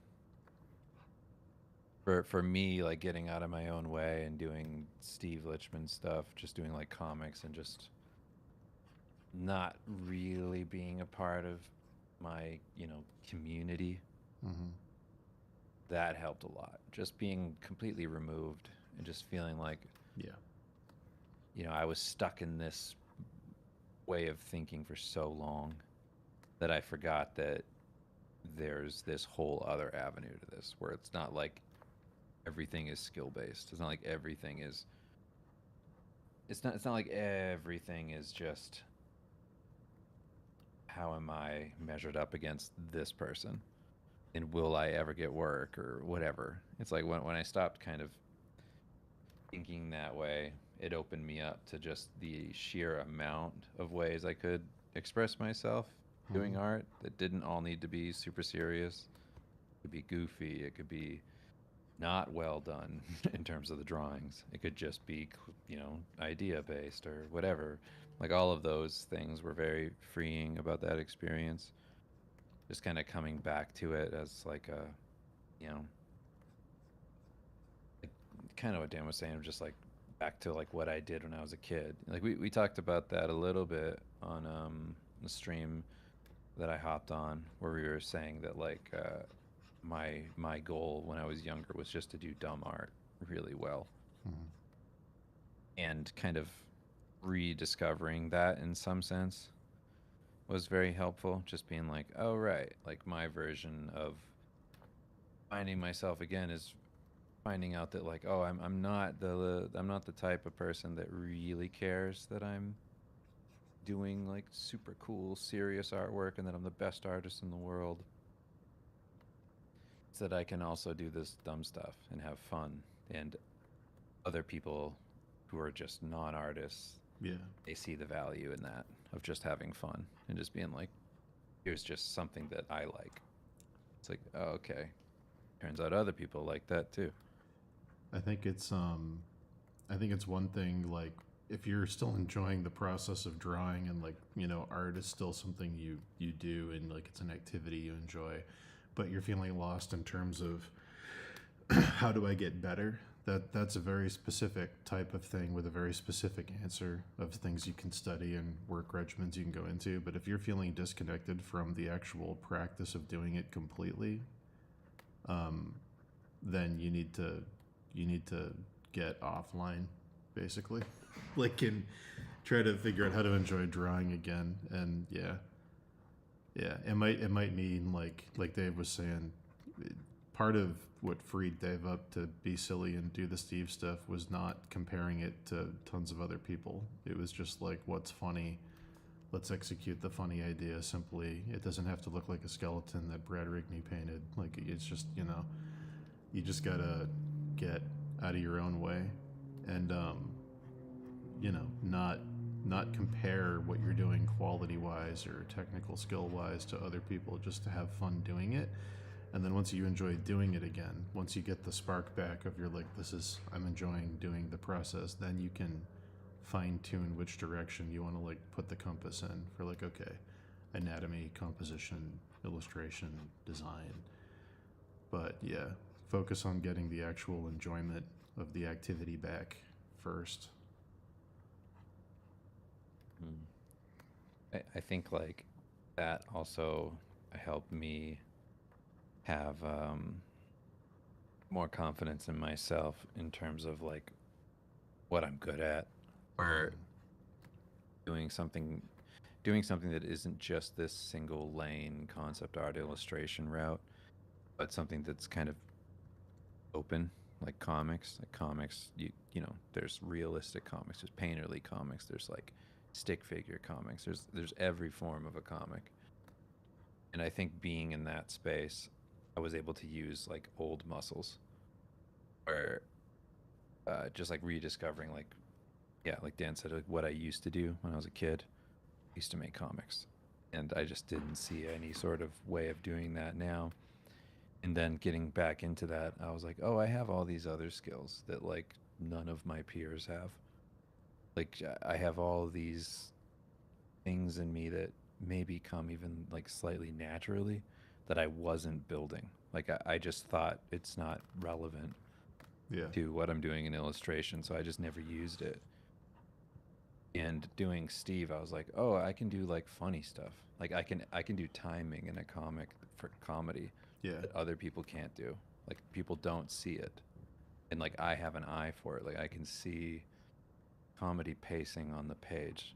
Like it's like something that's kind of just clicking for me. And I was like, oh, this is like a thing that's for me that I should work on. Like this is my thing. Like Like I don't just need to do skill level stuff. It can be a different skill level, but this other totally removed part that I never get to work on. It's like nobody ever hires me to do funny illustrations. Like Yeah. nobody ever hires me to do storyboards that are comedy because nobody knows I can do that. I was like, oh, I'm like neglecting this huge part of my personality because I thought I needed to be this one thing forever. And like I love having the balance of it all now, where it made me like art again because it was the same sort of idea of like early on I was doing nothing but realistic fantasy stuff. Like every day was that. And it was so one-dimensional. I just started feeling like this sucks. And like it was the only thing I did. So if the client wasn't into something that was like my favorite sketch or whatever, then it felt personal because I had no other way to express myself. Yeah. And it felt like, oh, if they, like, well, fuck. They're It sucks that they rejecting didn't you. go for that. Yeah. Right. And then, like, when I started to expand and do, like my own thing, doing like Starvale and then Dan and I doing like Steve and just having like there be multiple things going on, I cared less about what the client chose because I already had this expression of myself in something else. Yeah. Like if you want to see me be me and do like the best version of that, look at this. It's a fulfillment If thing. you want to see my client work, look at that. Also, It's like now when I do the client stuff, I'm just kind of like, I feel fine. I'm like, I'm doing like crazy rendered Diablo stuff and I'm fine. I say this a lot. I feel like people don't take it seriously, but like the problem might not be the art at all. Like sit back and really audit your life and go, okay, am I going outside? Am I getting any kind of exercise? Is my diet okay? Or is it trash? How stressed am I? Do I have any personal relationships that are making me feel bad? Do I have anything I can work on as a person other than art? Because if you're living in your head, like I was saying the other day, like no matter where you are in the world, no matter how nice of a house you're living in, no matter who you're with, the only place you're really living is your head. And like if your whole life's a mess and you sit down and do a good painting, you're not gonna think it's a good painting because everything is shit. Like you're gonna see it through the lens of everything is shit because everything else is shit. Like you don't have an objective view of where you're actually at or how you're actually feeling. If everything else in your life is chaos, it's going to make your art and your relationship with art trash because art's an extension of yourself, and that means your relationship with yourself is trash. So, yeah, take a step back from everything and really look at where you're at. And if it's the art, then it's the art, good. But if it's something else, it's okay to admit that too. Because, man, fixing personal life stuff can make you feel a lot better about everything you're doing, not just your art.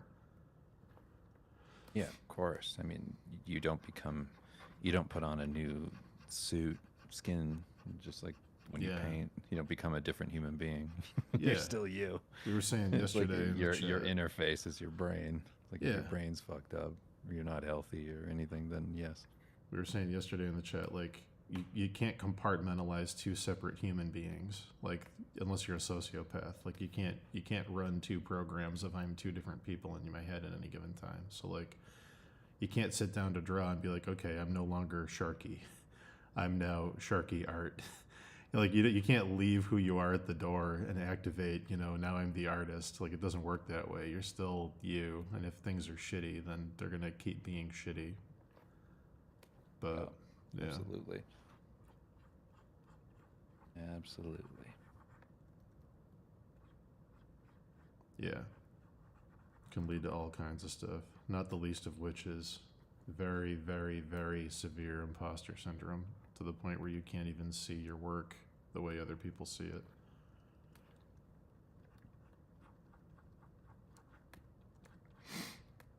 But anyway, hope that helps. Good luck with that. It Yeah, sucks. the imposter syndrome stuff is dark. I fight it every day. I'm fighting it right now. You just, it's the worst feeling. Where you look around and you go, I don't deserve any of this. I don't deserve to be happy. I don't deserve to feel good. I don't deserve none of it. It's all fake. It's all a huge mistake. It's all a big joke. Burn everything down. The closest I get to something like that is just like living life now and like looking around and just feeling like, oof, something bad has to happen. This is Oh yeah, getting ready for the other things shoe are to going drop. too good. Things can't be this good. It's like when this is dark. This is dark, but it's true.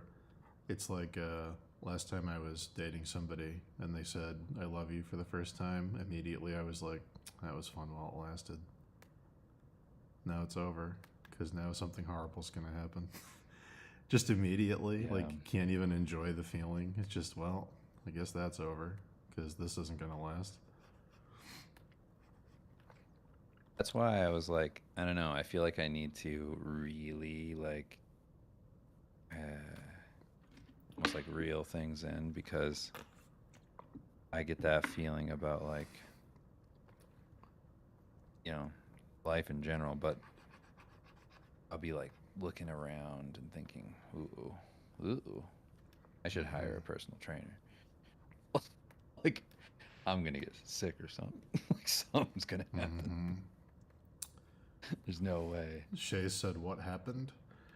I slowly, unintentionally, subconsciously, intentionally pushed them away and didn't accept their love because I thought it was going to backfire and hurt me until they stopped loving me, because that's what you do. It's a cool defense mechanism called being alone forever. It's a very It cool works. thing. Yeah. You don't accept their love and you assume that they're delusional. And then you set up barriers to prevent yourself from letting yourself love them too. Because if you love them, that's when you really get hurt. And then you not loving them makes them stop loving you. And then they move on. And then you go, see, I knew you didn't actually love me. So if you actually loved me, you'd stay forever, even though I'm hurting you. Doesn't have to make sense. Shays. Doesn't have to make any logical sense. You just have to understand that your brain is poison. Okay? In fact, it doesn't make any sense. No, none at all. It's the classic I get to meme. experience that with Dan while we were doing all the Steve stuff. Yeah. Where I was just kind of like, I don't get it. Like, I just kind of watched Dan do it. I'm like, Wait, I get what you're doing, but which thing specifically? just the like almost like just bracing for some punch, just like waiting for Oh, yeah. like whereas like for me, I can kind of just be like, I don't, you know, whatever. Like with this thing, I'm like, whatever. Like if it does, it doesn't. It's not like I have. Oh, you Like meant I don't with the feel show. tied to it. Yeah. Yeah, I just mean yeah. like I don't feel like tied to it in a way where like that. Like I would love for it to happen. It'd be nice. But Oh, I'm not no, like yeah. married to it with my like worth or anything. That doesn't matter to me. I was the complete opposite. I was attached to it so hard that it almost killed me. Yeah. Came very close to killing me. Got close. Hospitalized me for 7 days, but it didn't kill me. Man. Yeah, not good. Not good, Chad. Yeah. Yeah, so watching Dan do that, I was just kind of like, it was not fun. Yeah, be careful, guys.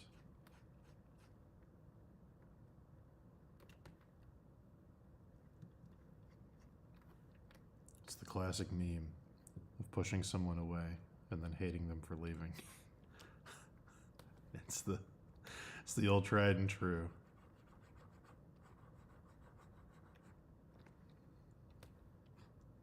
It's literally a thing that you said doesn't make any sense that your dad did What? when your nephew was on the little like riding thing and rode into the street or whatever. Oh, when or he- smashed into the car. When he pushed him down the hill. Like, who and there put him was- on that? Yeah, literally. Hey, who did this? Why didn't anyone You catch should've him? stopped me. Yeah, It's the same thing. yeah. It's the Why nut. didn't you love me? Well, it's the Well, pushing him that was down you. pushing him down a hill with no one at the bottom to catch him, and then yelling at everybody, "Why didn't you catch him? Because we didn't know you were pushing him down the hill." It's like, yeah, Yeah. you didn't tell anyone. I hate that the classic saying is true though. The if you don't love yourself, you know first. Mm. It's true, because then you don't believe anyone else can. Because you're like, I don't even love me. What do you mean?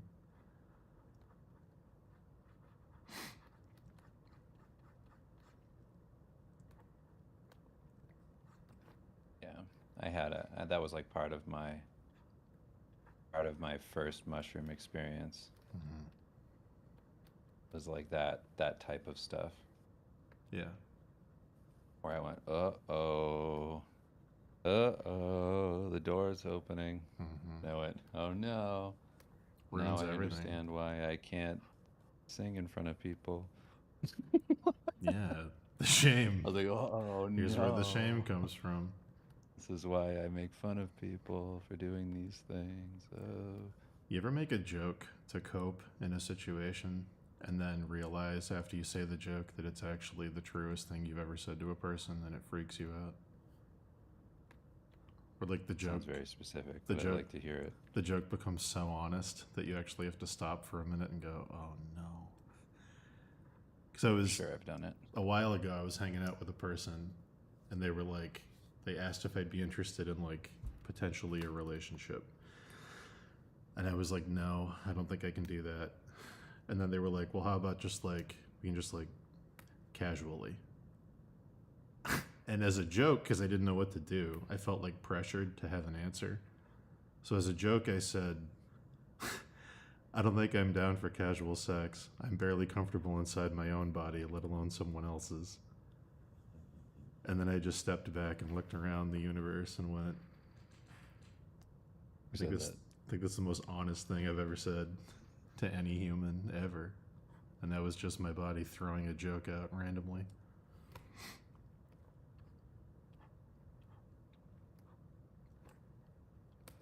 It's like Yeah, I get that. the split second improv where you accidentally say something too honest. It's like that feeling. If I say the first thing that comes to your mind, you just like say something awful. I'm like, that's just like, I do that all the time. Well, yeah, I do it now, but this was back when I had no fucking clue how to do anything. Well, I just mean like, I do that all the time, and like, I just take it for granted. Yeah. I'm just like saying very honest things jokingly. Well, now I understand that the secret is to get everything out of your head as fast as possible or it piles up. So if you have a thought, say it or write it down and just get it out. Because if you hit a critical mass of too many things you haven't gotten out, you start to shut down creatively. But Yeah, I have that too. Like I always thought that I was just kind of like anxious, mhm. like no reason, and like the psilocybin stuff helped with that, but like one of the big ones was just getting things out. It's like just being like one of the things that Kim and I do is we have like a weekly meeting even where we just like it's basically like a day to kind of check in with each other and be like, where are we in the universe? Like, where are we like with each other? Mhm. Where are we with like goals? Where are we, in everything? Yeah, your What do we want to do? quarterly boardroom meeting, yeah. You like if I don't do that and it's just all in my head, Mm-hmm. I can feel the anxiety like rising. Yeah, you're turning Like- into the ghost trap in the basement with the meltdown and please don't, please, yeah. Yeah, like, oh, I have to like iron all this stuff out. Like this needs to get out of me. Like, Yeah. I'm just sitting here holding on to all this, and like it needs to be written down. Like this like the system in my mind isn't trustworthy. Then all the demons knows come it. out. All the demons come out and start flipping over hot dog carts and driving cabs. You gotta get those Yeah, demons it's really out. important to get everything like sorted in some sense. Just Mhm. like in like a trusted place, just being like, okay, Yeah. I don't need to think about this anymore because it's right here in this book. Like I wrote it down in a little notebook. It's there now. It's not in my head. Mm-hmm. Okay. And somebody else knows too. Like that's another big part of it is like accountability. Like I did that with somebody, just being like brutally honest about myself and like what I want and who I am right now versus who I'd like to be and like all these other things. Like that was like one of the, like once you start doing that, you start kind of seeing like it's, well, the context for that is that we've been doing it like every week. And we haven't done it lately just because we're both super busy, but we're gonna do it again probably in the next couple days. But like, what was I saying? That got me off track when I said that. We haven't done it in a while, but we're probably going to do it in the next couple days. Super busy. If you don't get that stuff out, you start to feel. Well, I mean, I guess the main thing I was trying to get across was that it's not just that it's for me, it's that just to like say it out loud to somebody else. And then also by doing it every week, you start to see time has gone by. Yeah. You haven't done the thing you said you wanted to do. Mm-hmm. Because you're like, oh, this has been something I've talked about every week for like a month and a half. Yeah. It's something I said that like I need to work on. I'm like, so I'm just never going to do it unless I actively like structure something here. Oh. Because otherwise it's just going to be this thing I always have. I think you were actually starting to talk about the trusted systems thing from like David Allen. That you're kind of leaning into like you have to put it down somewhere. Well, what the point I was trying to make was one I just said, Okay. which was just like that was what I forgot.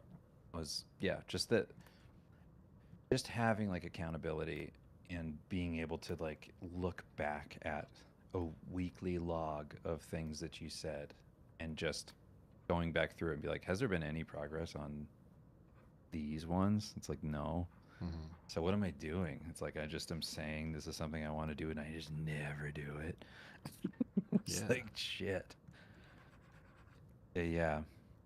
I think that's been like one of the most helpful things is just making sure to check in regularly with Kim and like get all our stuff figured out. Oh, actually gotta go. It's way later than I thought it was. Yeah, it's pretty late. It's past your But, 4 o'clock cutoff. Yeah.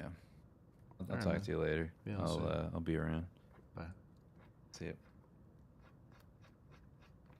Wow, chat. We're back. A deep conversation with a good friend.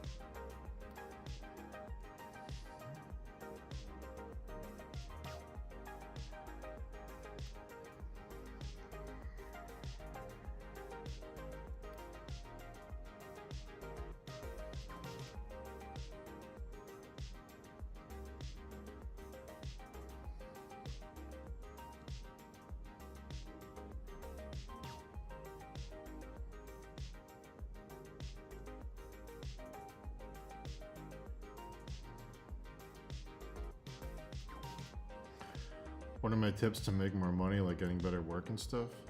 It's gonna come down to portfolio and networking. You gotta have a portfolio of work that people want to pay for. Doesn't have to be a specific type of portfolio. There's a lot of different work that looks good to a lot of different audiences. You just gotta find an audience that you enjoy. And then you gotta make your art better in that category. So like if you're doing comics, you're gonna need to focus on anatomy, paneling, storytelling, composition, etc. So there's the boring answer of just get better at your craft, and then there's the networking part, which is get your stuff seen, by more people, talk to more people in your field, make more connections, make more friendships, relationships with people. That'll lead to more work. But then the ultimate answer of how to make more money is to make your own stuff and sell it directly to your own audience. That's the ultimate way.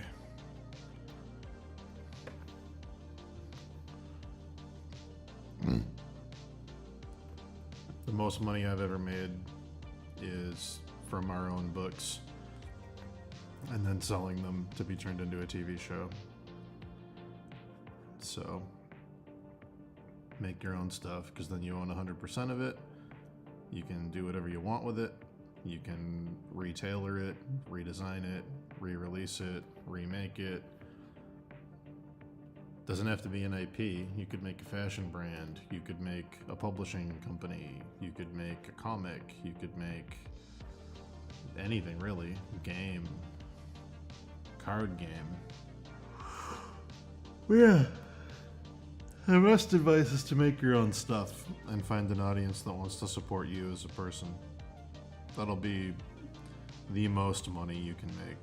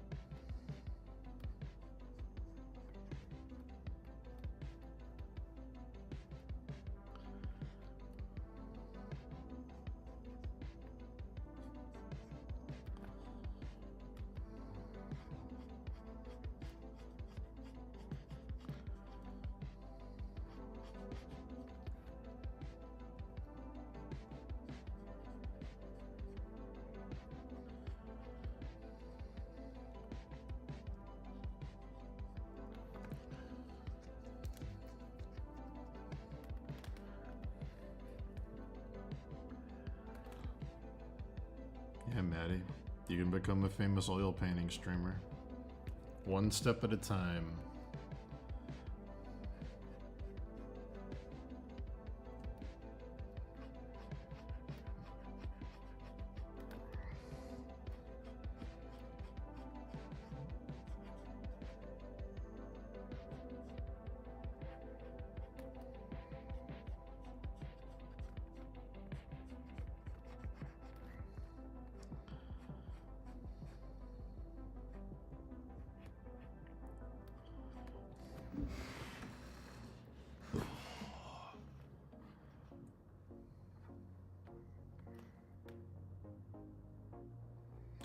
What do I think resonated most with people with Steve Lichma was an interesting idea of Grace people were required. I think it was the way that the characters sounded like people. They talked the way that people talk. I think if we did Steve and they were talking in an elevated fantasy way, where Steve's like, "Yeah, welcome adventurer, I see you've stumbled into my trap. Prithee be one day," like, if it was like elevated fantasy language, I don't think it would have found an audience, but it wouldn't have been what it is.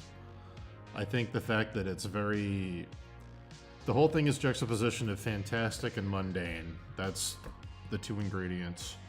So fantastic creatures and amazing settings, talking about relatable day-to-day boring stuff, or like intrusive thoughts that everybody have, like something mundane, like, you know, mental health issues that people struggle with, but it's being talked about by like an undead sorcerer. Like, that's essentially the conversational idea, is what I think resonated. Was the characters talk like people talk. They're not talking with like old English, high elevated fantasy language. Like we, you know,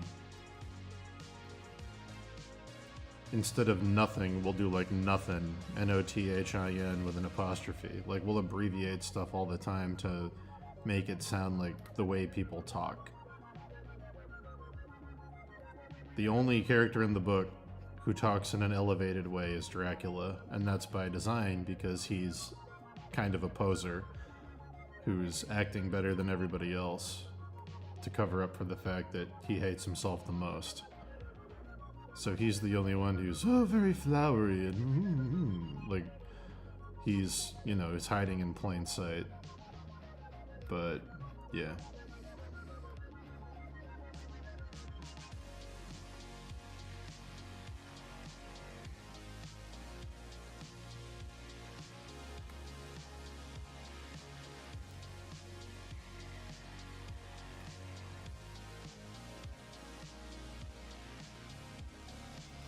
Like, the one that really blew up, like, the first one was the most popular one, the first issue of Steve, but the one that is where we started noticing the feedback from people was the one with Jerry, where he reaches his final form, and like, for a monster, that should be exciting, because now you're the coolest version of that monster.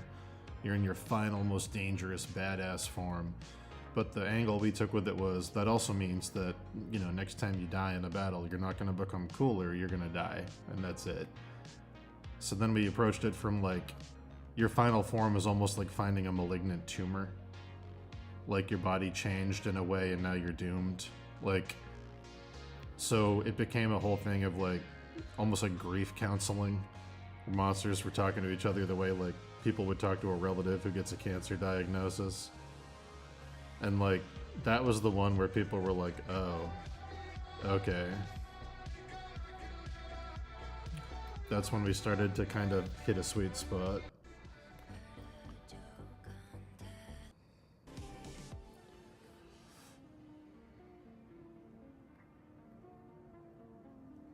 Yeah, find your audience. The characters talk the way me and Dave talk, because the characters are literally me and Dave talking. We just have conversations and turn them into dialogue.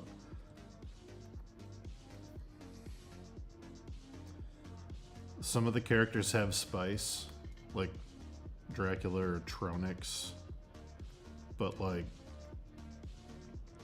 even the characters with spice, we have to bring the mundane in a little bit.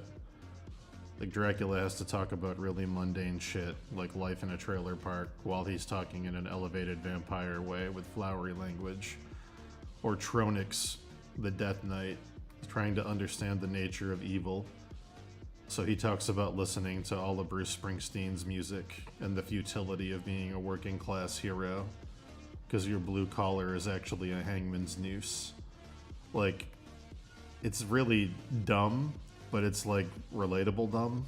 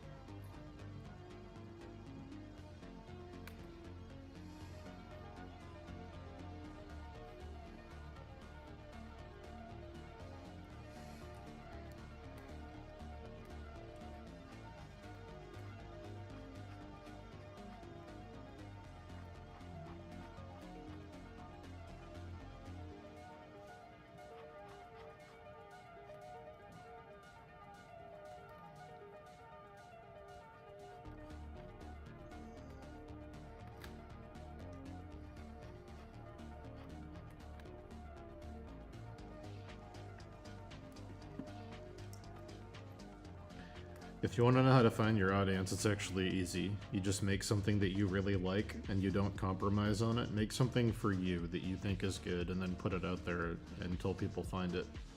Just keep doing that until people find it.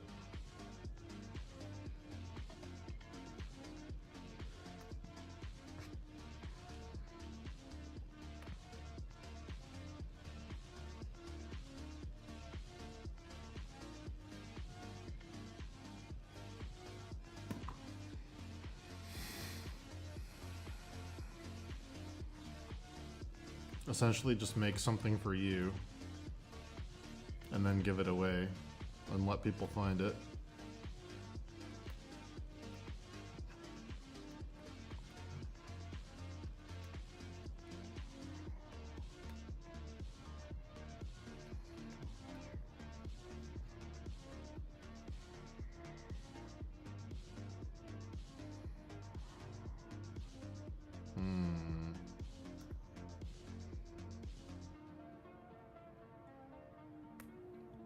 Don't second guess your ideas. Just write them down and then figure out if there's a better way to do them. If you were excited for an idea, there's a reason you were excited for it. There might be a better way to execute it, but don't throw the idea away.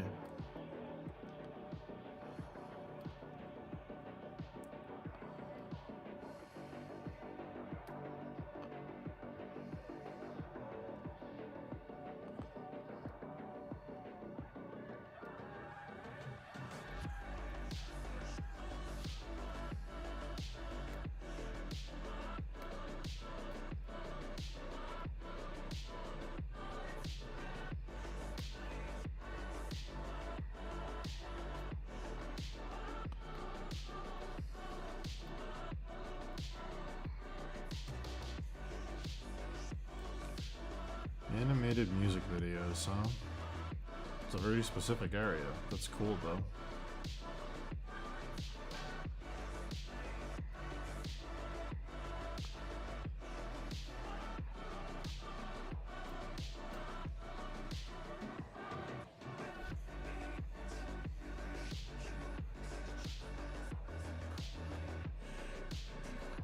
Alright, chat. Getting ready for my second break. I'm gonna leave the stream on, but I gotta walk around. Because I'm losing sensation in my legs. Which means it's time for a quick walk around. Time to get that blood flowing, chat. I'll be back in like 5 minutes.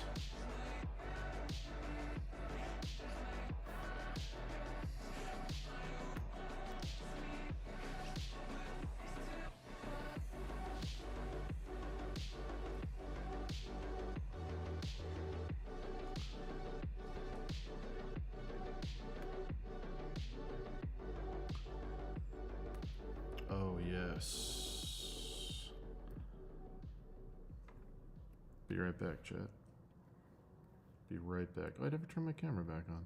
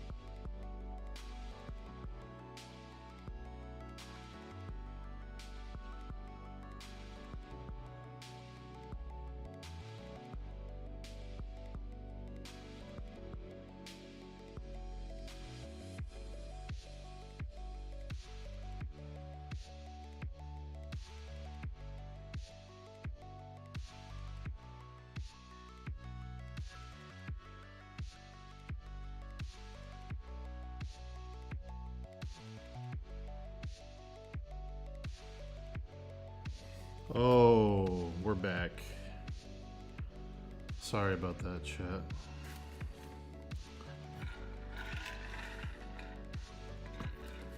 I'm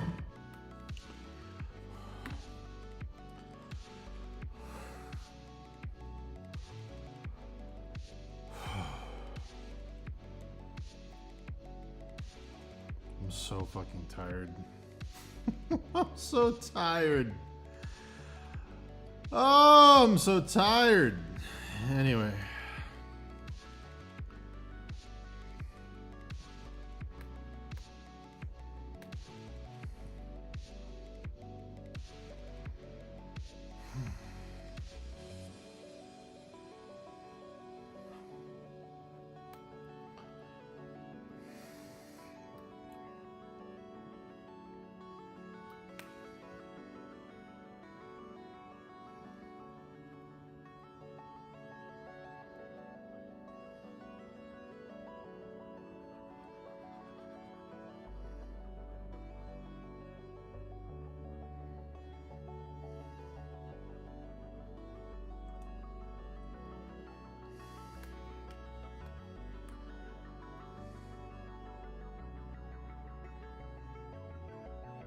Yeah, I'm tired. I'm so tired.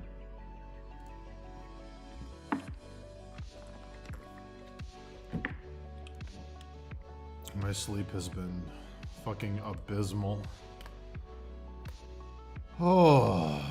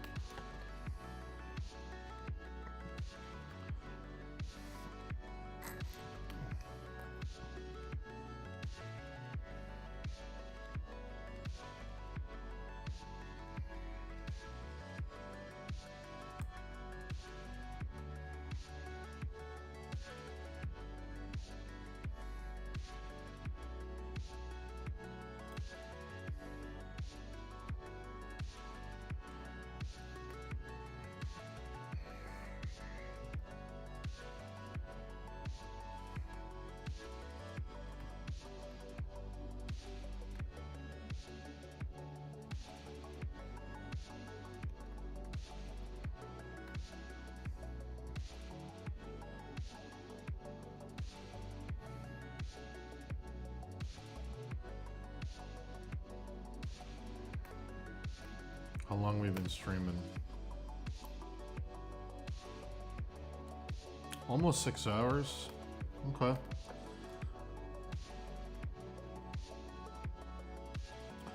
I'll try and get this center thing done.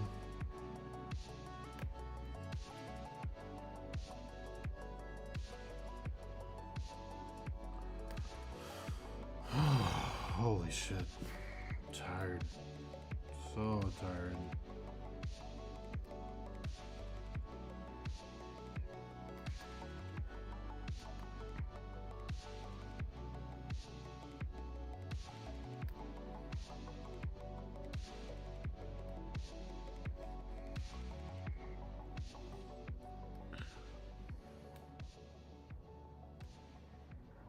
All right.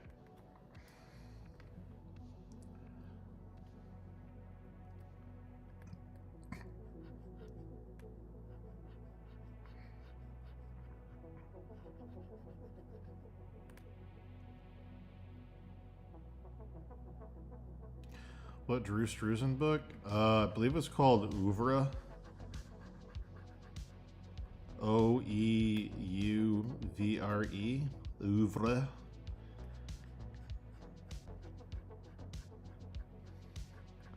There's a first edition of it, and then I want to say there's a reprint of it, but I think the first edition of it goes for like hundreds of dollars. Maybe thousands at this point.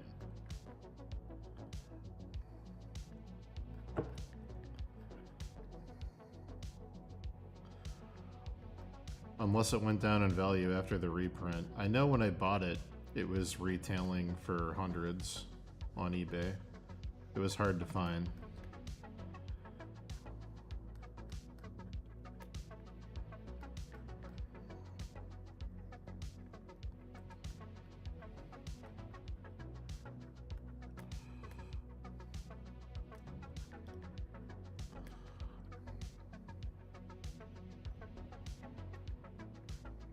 I don't know what it's going for now. I have no clue.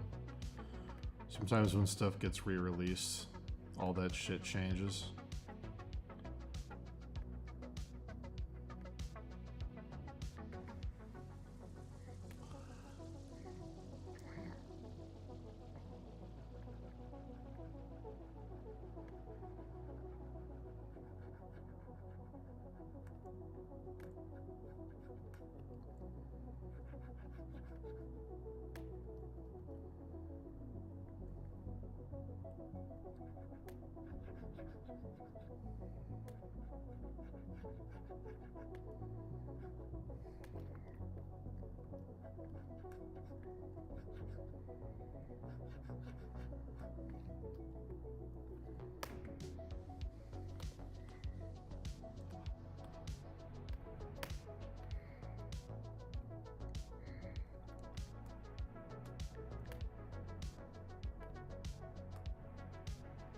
Yeah, that's probably the reprint then.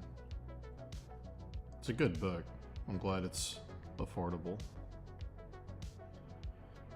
For a while, it was like impossible to find. Long time ago. I gave it to Dave before he met Kim even. But yeah, before it was reprinted, it was like very hard to find.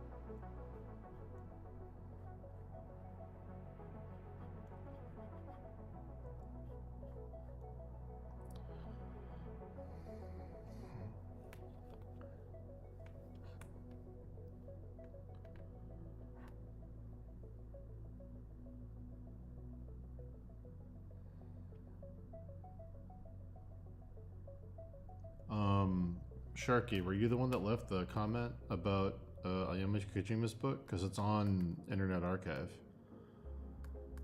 Someone left a comment about that. It might have been you. I can't remember who. But yeah, her Santo Lilo Sangre book is on Internet Archive for free. I'll grab the PDF right now.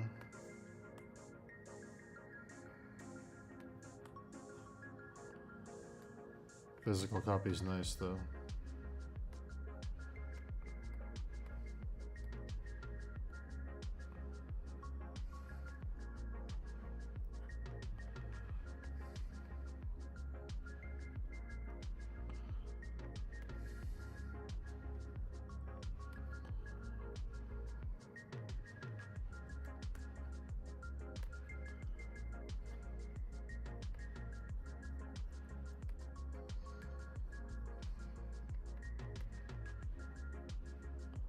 Yeah, physical's nice.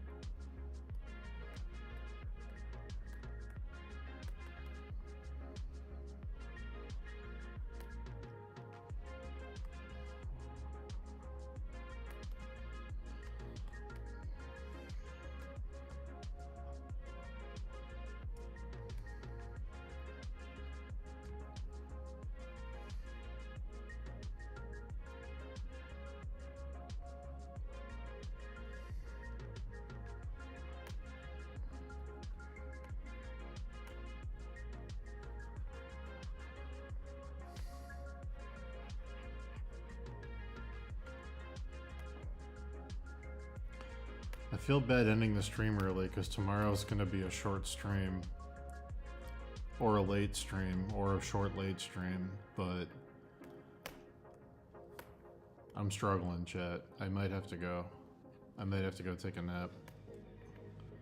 This is like, I've had so much coffee and it's not doing anything. Ugh.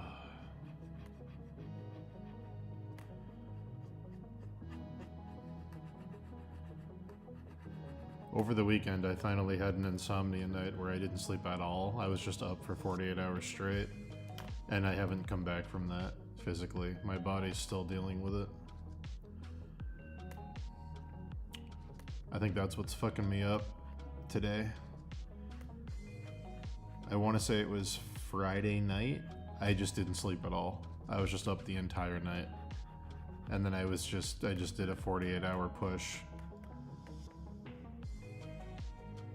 And yeah, I think I'm still fucked up from that.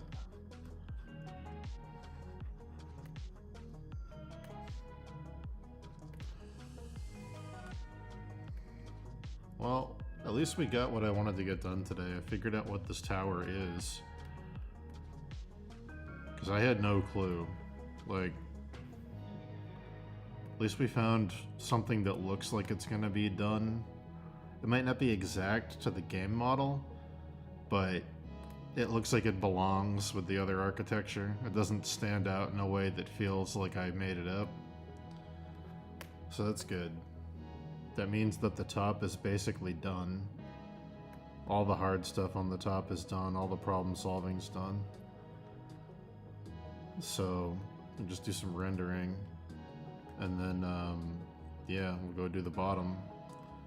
But it looks like potentially we'll have this frame done pretty quick now that this is finished.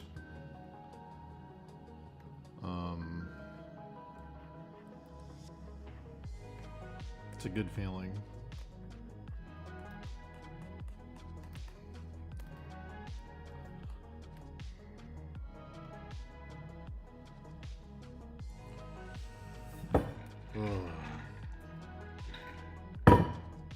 Sharky, if only you talked to yourself the way you talk to me, you'd be feeling better about your work. And if only I talked to myself the way I talk to you, I'd feel better about my work. Oh, the catch-22. Oh, the catch-22, chat. The good old treating others the way you should treat yourself.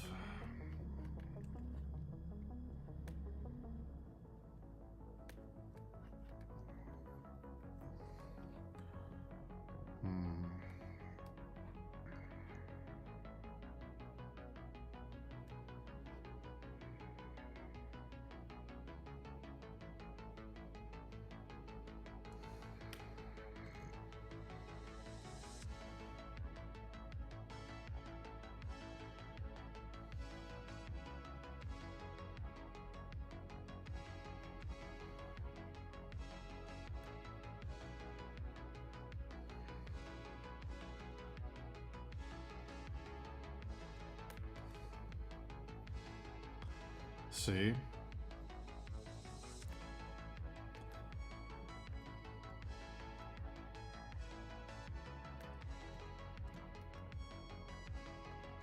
I'm not going yet. I'm a huge hypocrite.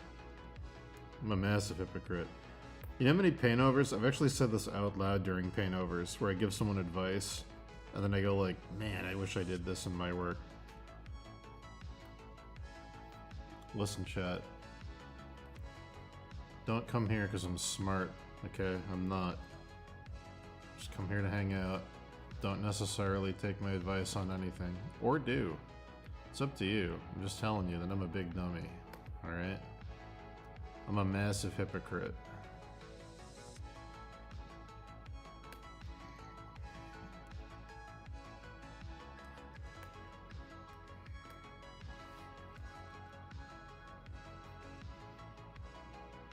Alright.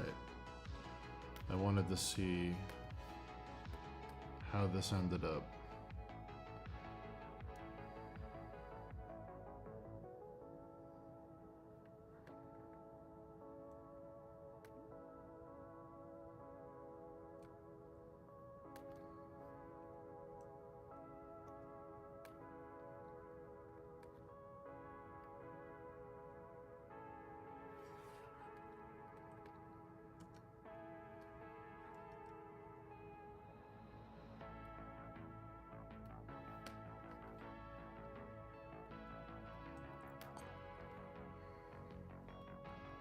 god.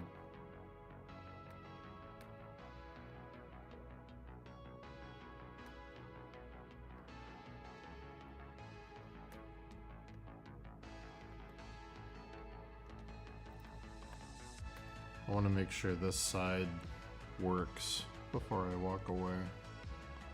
I think it will, but let's see.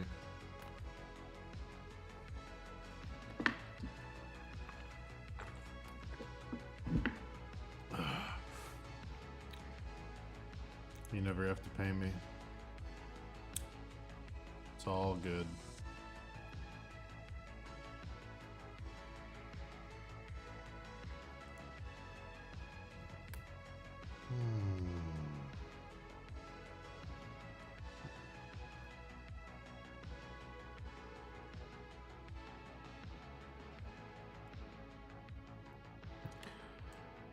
I still like the Sherlock Holmes quote about Watson. I relate to that a lot. Sherlock's a bright light, but he's not a lens. Watson might not be the brightest light, but he's a very good lens. I think I'm a lens. I think you know, my art's okay. It's not great, but I think I'm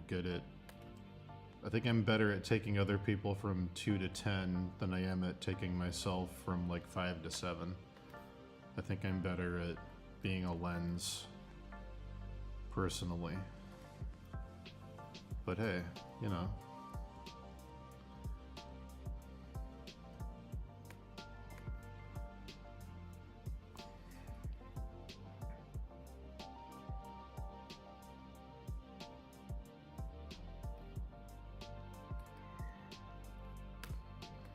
I think this is going to be wider on this side, even though it gets rid of some of that cool archway.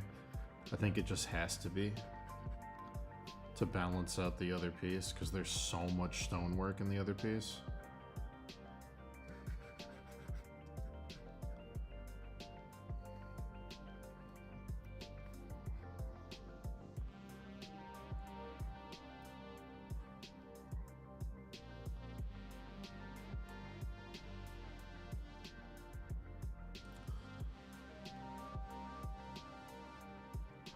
Yeah. I relate to that quote a lot.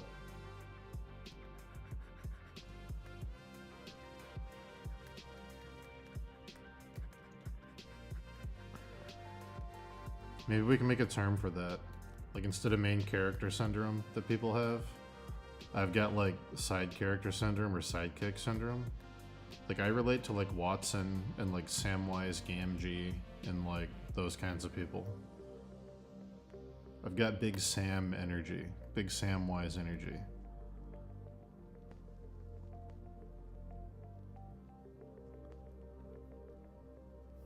Yeah, I don't know what to call that.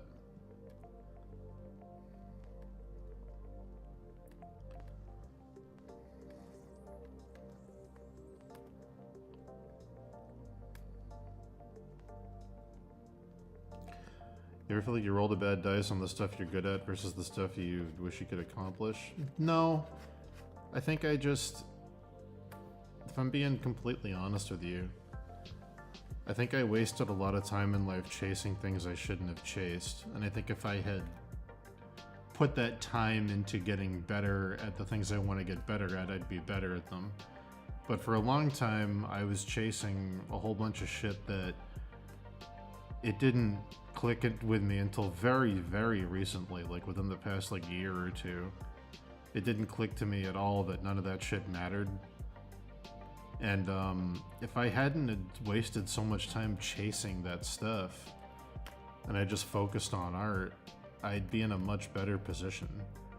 Like, I have a very good capacity for learning stuff. Like, back when I was doing study streams, I could see the improvement in my work relatively quickly.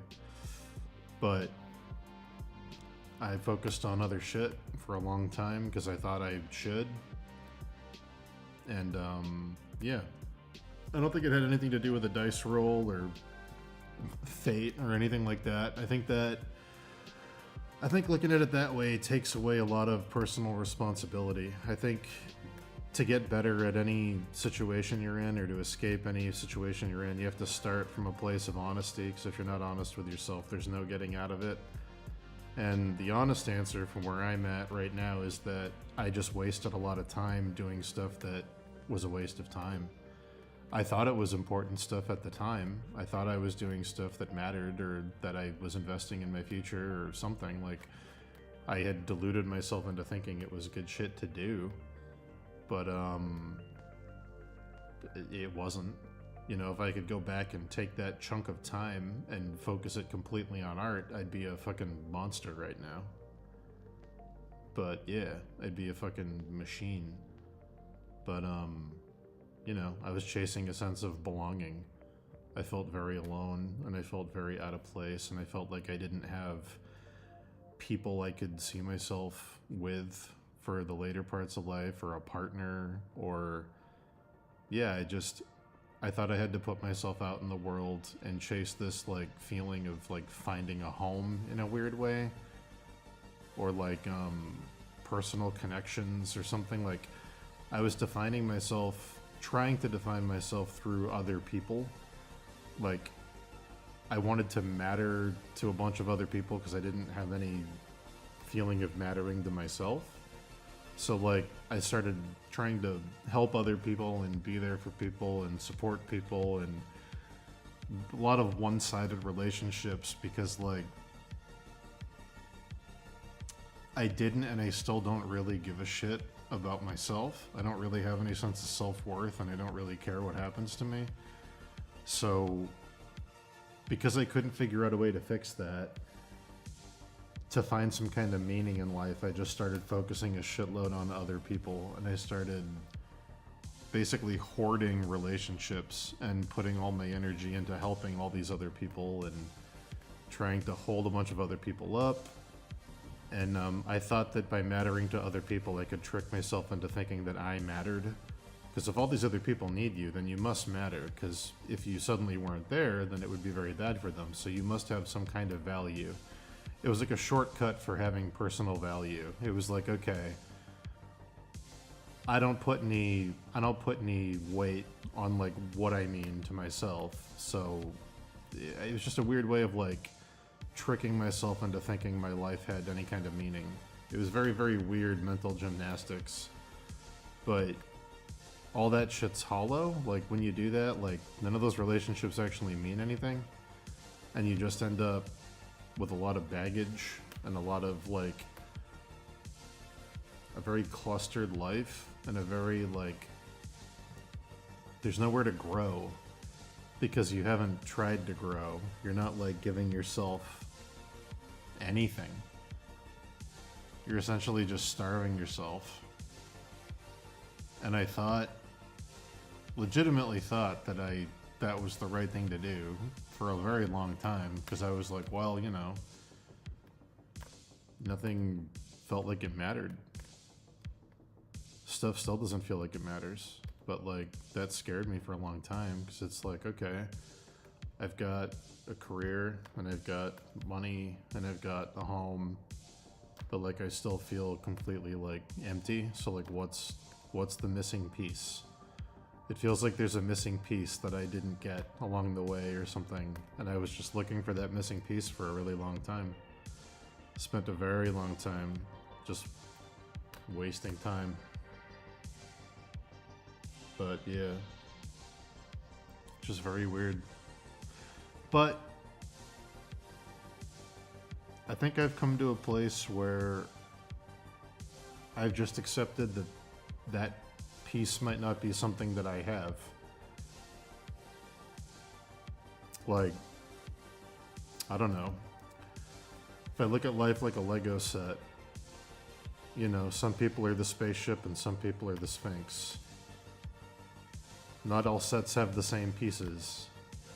And I think for a really long time, I was so caught up in the pieces I didn't have that I saw other people having, that I coveted because I felt like I should have them. It felt like because I didn't have them, something was wrong with me.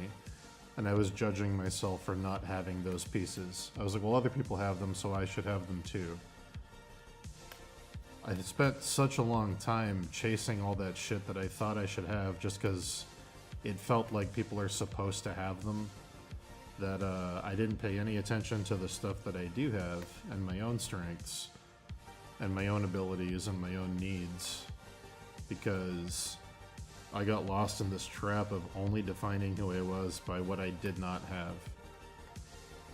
And that's a good mentality to be in if you're trying to grow, because initially at least, because you're focusing on what you want to improve and what you want to get that you don't have and what you want to attain. It's like goal oriented. But if you're not careful, it can become really, really parasitic really, really fast, where you're just defining yourself in negatives. It's just, I don't have this, I'm incomplete. I don't have that, I'm incomplete. I can't do this thing I wish I could do, I'm incomplete, I'm a failure. Like, it's just, yeah. I don't know. It's just... So I've essentially given up on that, which is good. Like, sometimes it is good to give up on certain things. And I've given up on that, so...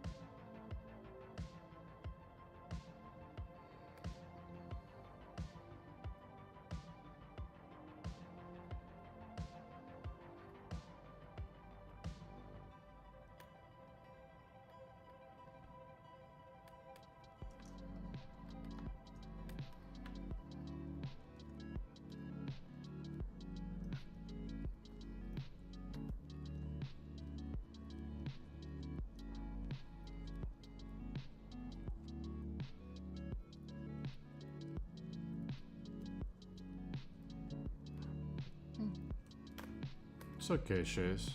I've just kind of accepted it.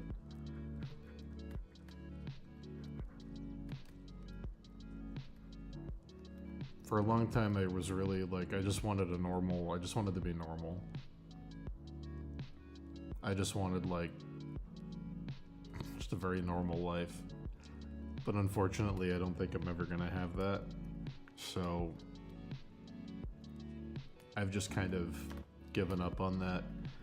And I'm trying to make the best of the cards I've been, you know, dealt, essentially.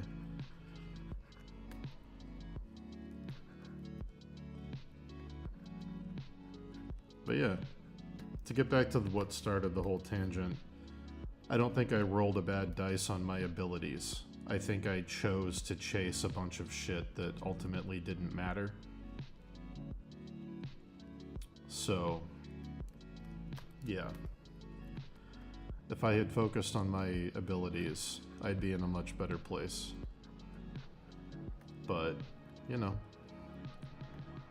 everyone always thinks they're doing the thing the right thing. It's not until you have some retrospection and some perspective that you realize that, you know, a waste of time was a waste of time.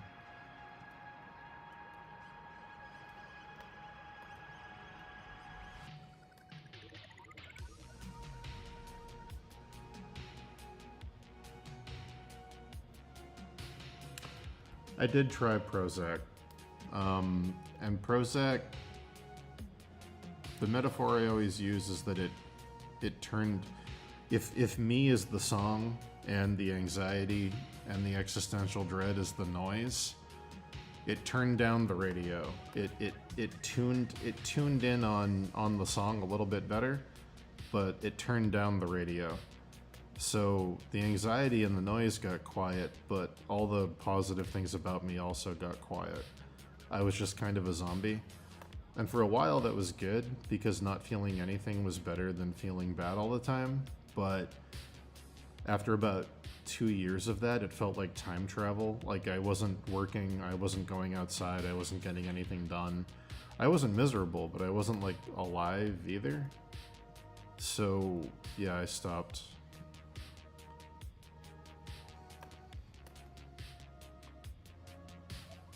But yeah. There's probably other drugs that would be a better fit for me, I just haven't tried them. The offboarding process for Prozac was such a nightmare that I've just been putting it off.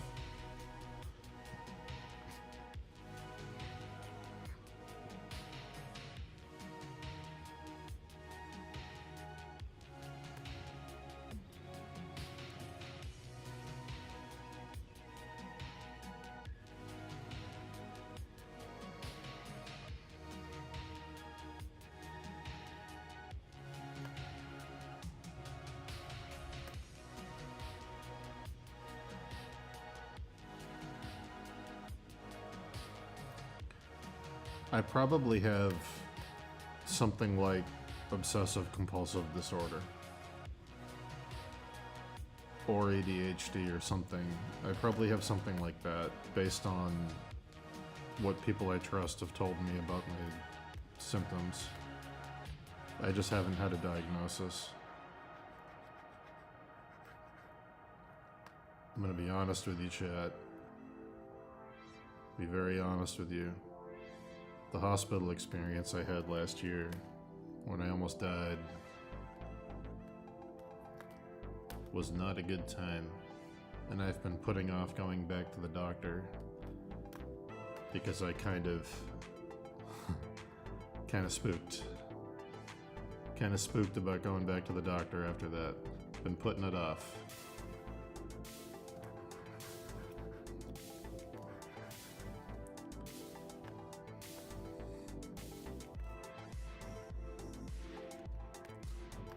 Getting 3 spinal taps because they missed the first 2 times was not a mood. Put it that way. Wasn't a great time.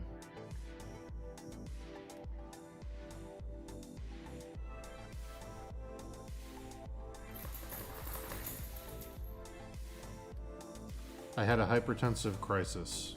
I almost had a stroke because my blood pressure went so high from having a sustained panic attack. And took them about 24 hours to get my blood pressure back down to normal. And then they had to monitor me and figure out, make sure it wasn't meningitis or anything. Yeah, it was a panic attack. It was a panic attack that almost turned into a stroke.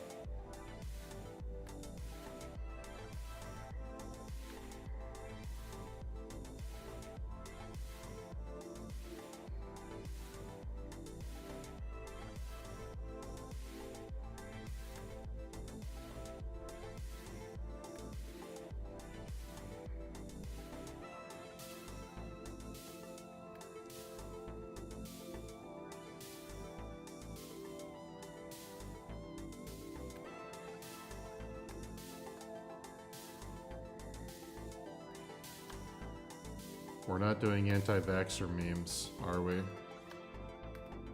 Yes, I am vaccinated. Are we doing anti-vax memes?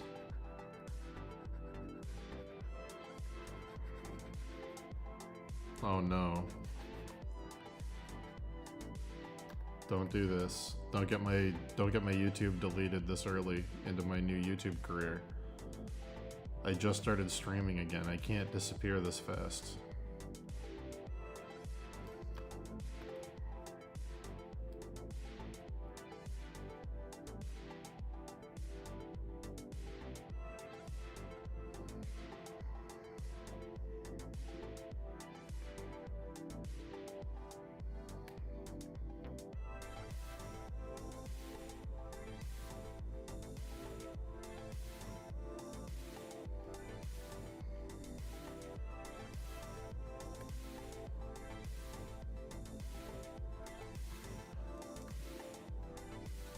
I'm vaccinated for a very simple reason.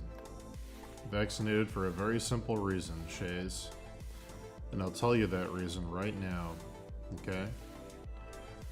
When my mom got sick with cancer, and she was going to die, and she was on chemo, and she had no immune system at all because of the chemo, The same doctor that was doing experimental proton laser surgery to cure her sat me down and said, if you don't get vaccinated and you contract COVID, you could kill your mother because she has no immune system and she's old. So if you don't get this vaccination and you contract COVID, you might be responsible for your mother's death. And I said, I'm trusting you enough to save my mom with experimental surgery. I can trust you enough to get the shot. So yes, I am vaccinated.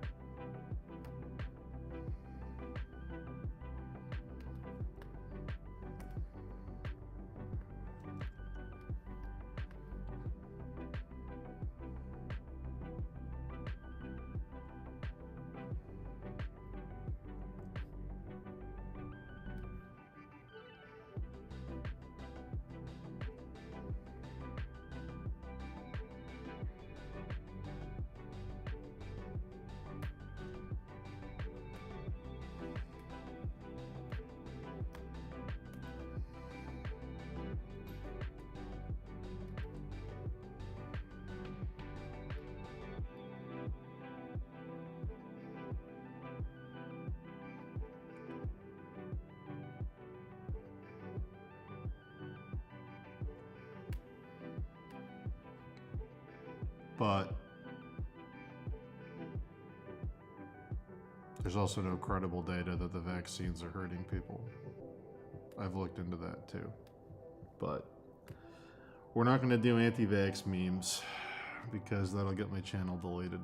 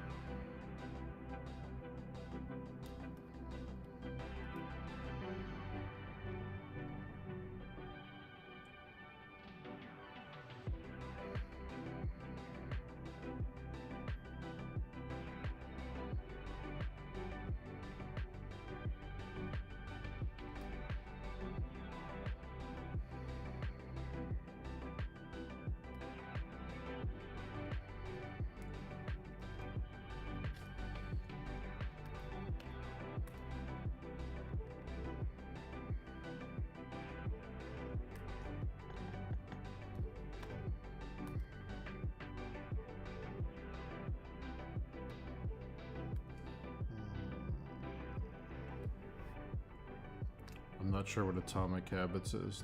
No.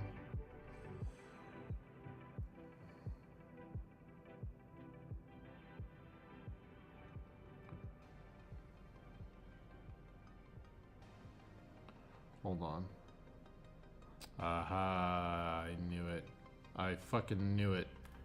When this layer was turned off, I moved it. God damn it.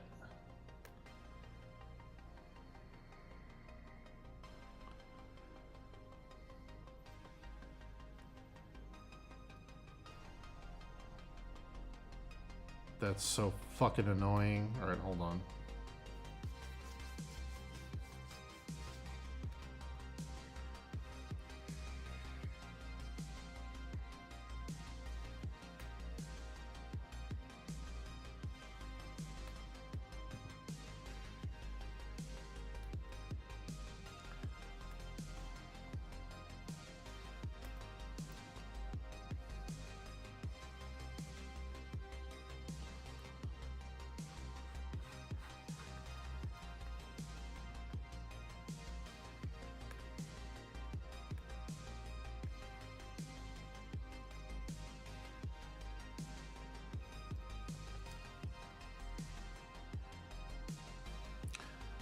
Yeah, I'm aware of that, Chase. That's just, like, common sense. Like, do stuff consistently, it'll add up in time. Yeah.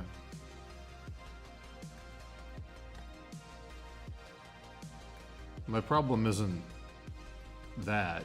My problem is my brain.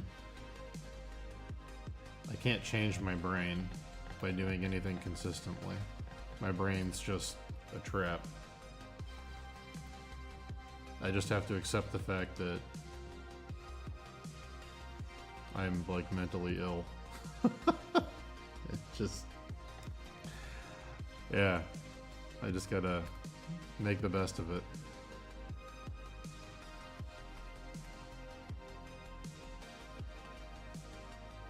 I'm not gonna find any external validation that's ever gonna make me feel the way that I want to feel, because if my brain isn't capable of feeling it, I just have to like deal with that. It's like being colorblind. I'm never gonna see green, you know, the way that other people do. I just have to accept it.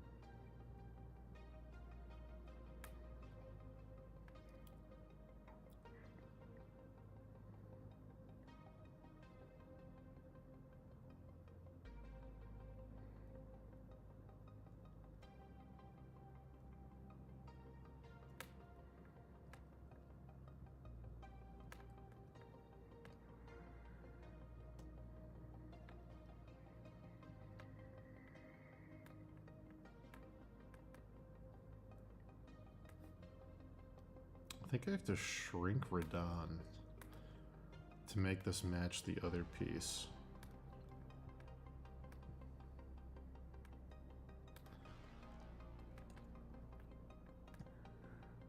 Yeah, I do. I do have to shrink Radon. Okay, let's do that. Let's shrink you, Mr. Radan. Mr. Radoon.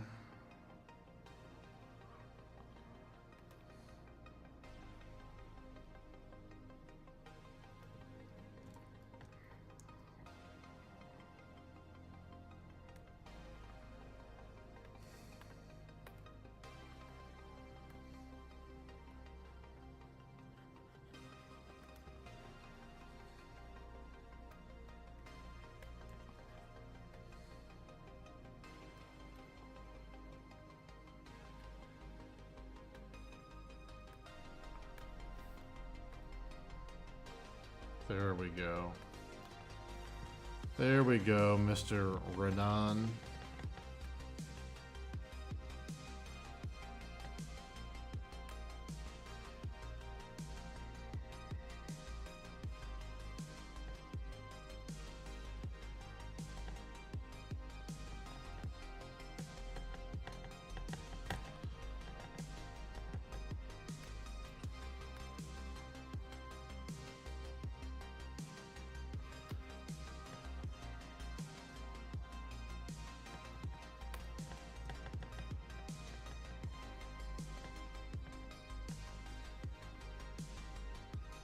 Cool. Bad news, we got more stones to paint. Good news, it's gonna look a lot more accurate.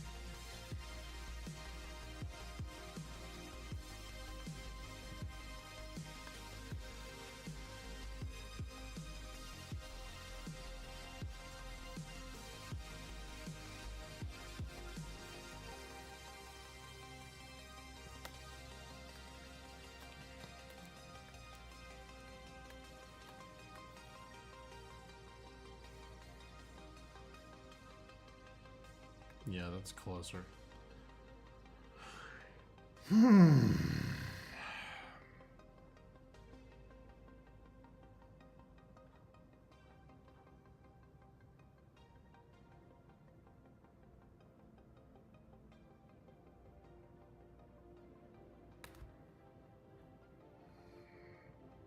Oh, shit.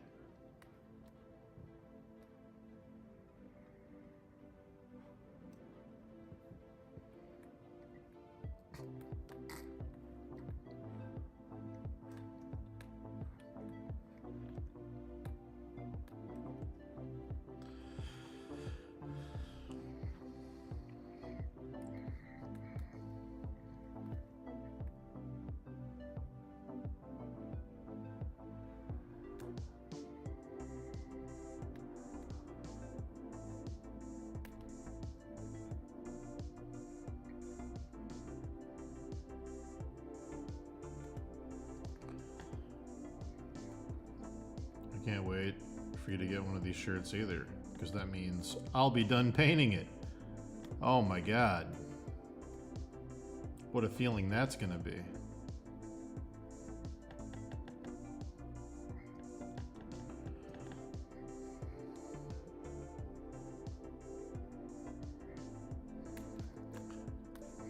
Let me go ahead and delete some of this. Alright.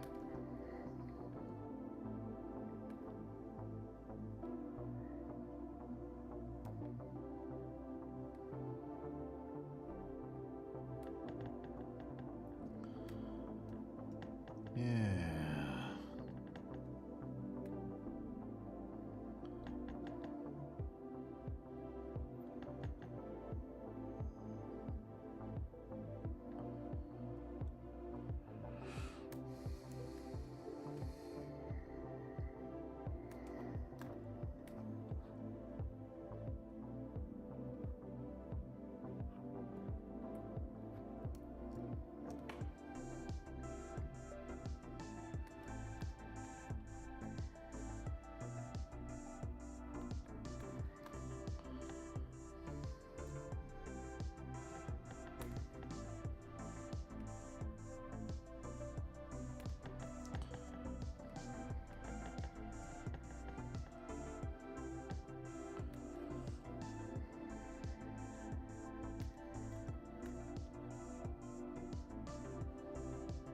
That looks better. That looks better. That looks better. That looks better. Let's see.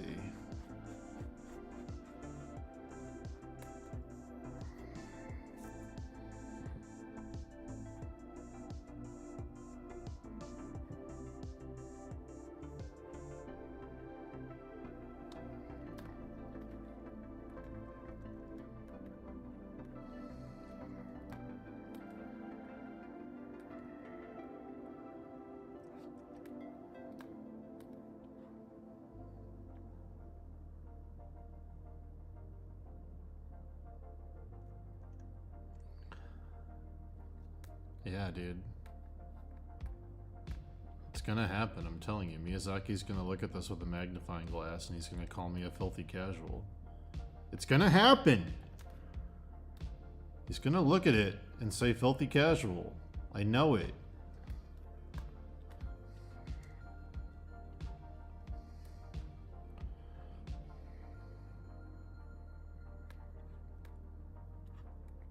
And I'm gonna go, oh my god. Then it's gonna say you died in giant letters.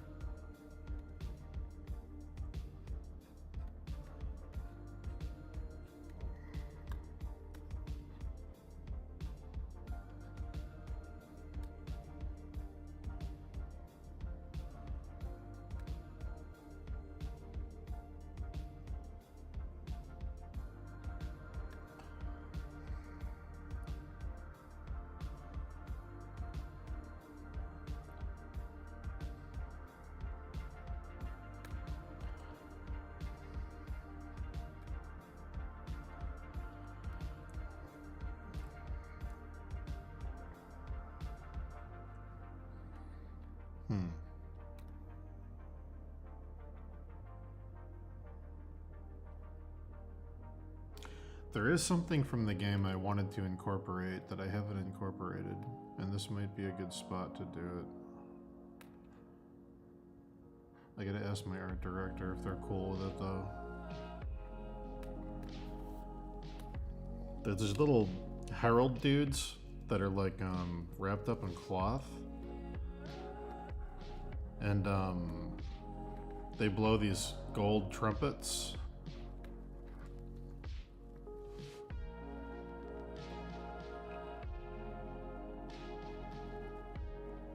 Yeah, I don't know. That might be a cool spot to put one.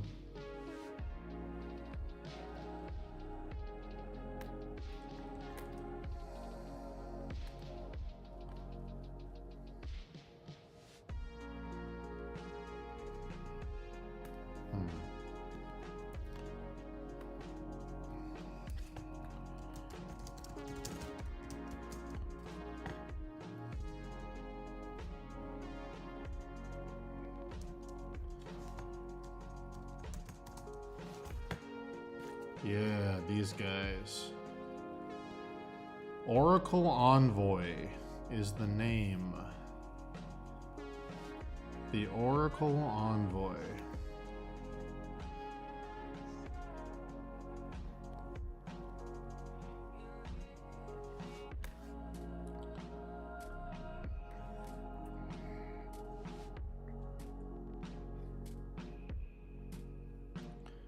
I don't know if these will fit here. I'm gonna try real quick. Let's see.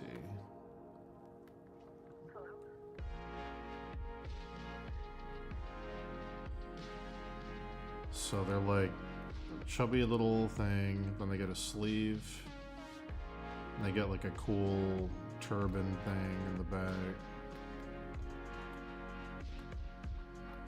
They got a hand here, and a hand here. And they're blowing trumpets.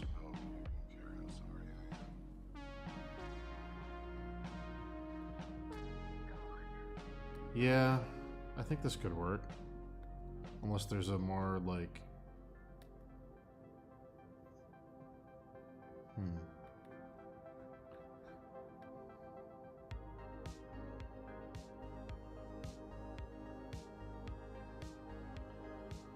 Did we get tripped up you finding margins? We had to use like a guide for all of it. The biggest problem was actually that a lot of the colors we used couldn't print. Like, the original blue for Steve wasn't a color that could print. And like our gradients in the background of like the weird purple fog didn't look right because they weren't like Pantones. That was the hardest part.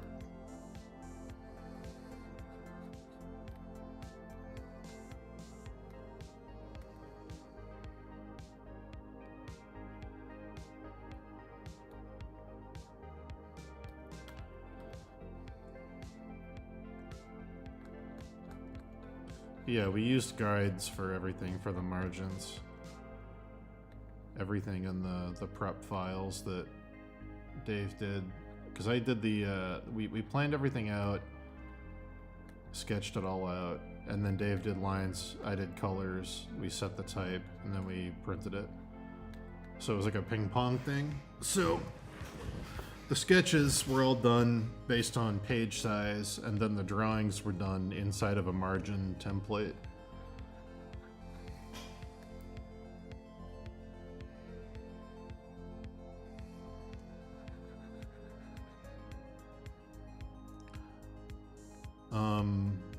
Fuck, I don't think I have it on this new computer, or I'd send it to you.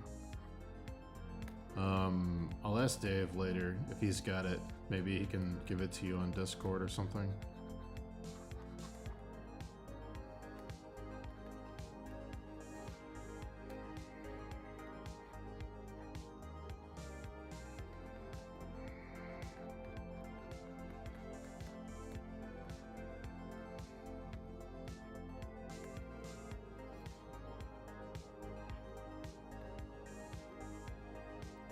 So funny. They got a little tiny human face. Little tiny human face right here. I'm gonna make it a little artificially bigger.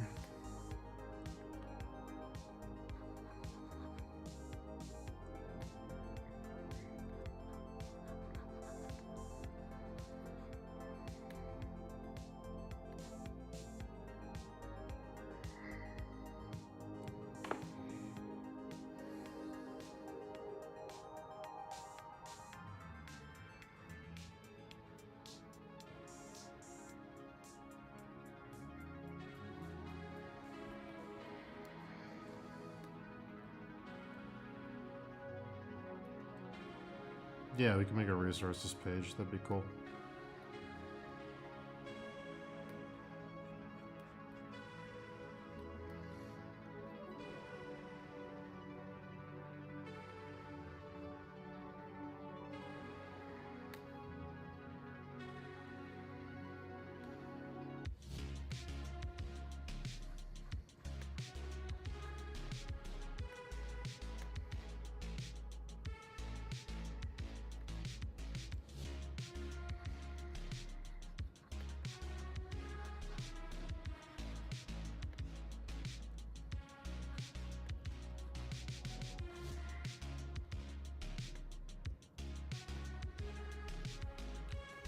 Oh, I don't know if this was clear earlier.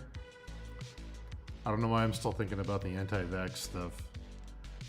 If this wasn't clear earlier, I didn't randomly have a panic attack that almost killed me. I had it for a reason. Something happened. It's not like I just randomly had a panic attack. I had a... Life threw me a really big curveball, and I freaked out. Dave talked about it earlier when we lost the TV show. It almost killed me. It was not a good time.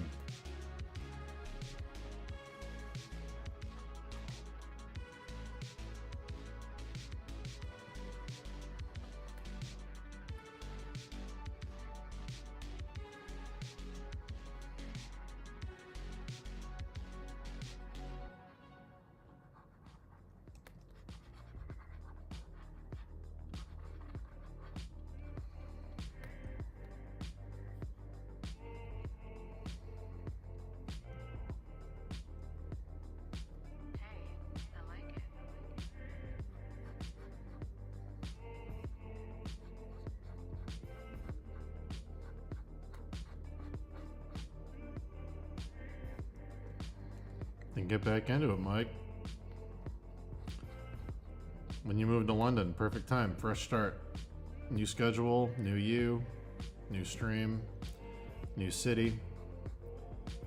Find a window facing Big Ben so we can see it in the background. Just kidding. I know not every window in London faces Big Ben, but in my heart they do.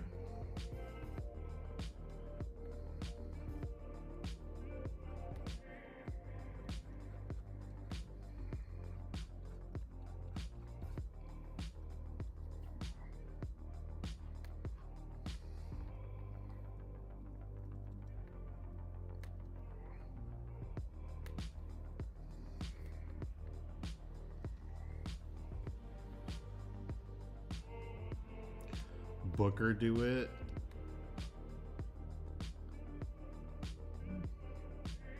From BioShock Infinite.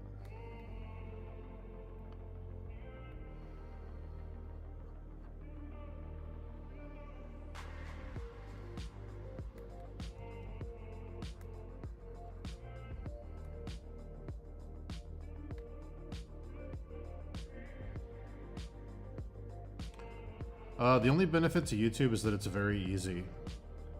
And it has built-in stuff to do anything you want to do in the YouTube interface. But Twitch probably has a bigger audience. I don't know, honestly. I don't know where the metrics are for Twitch versus YouTube these days. Oh, you're talking about... Do it. Do it. The quicker, the faster you say it, the better it is with the Palpatine. Because you can go, do it. Or you can go, do it.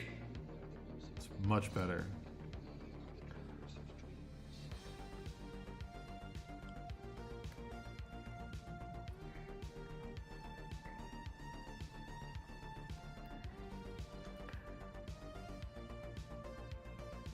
Yeah, the Twitch ads are bad.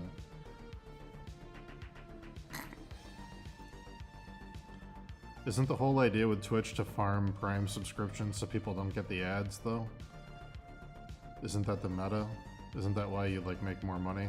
Well, I guess on YouTube you can do super chats.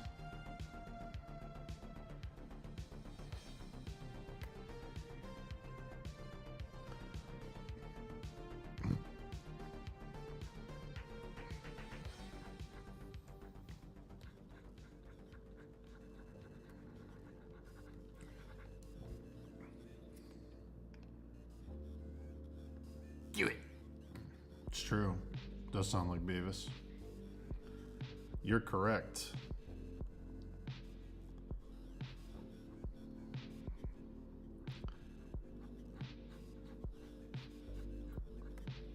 I think about 5 times a day I get that stupid AI voice stuck in my head.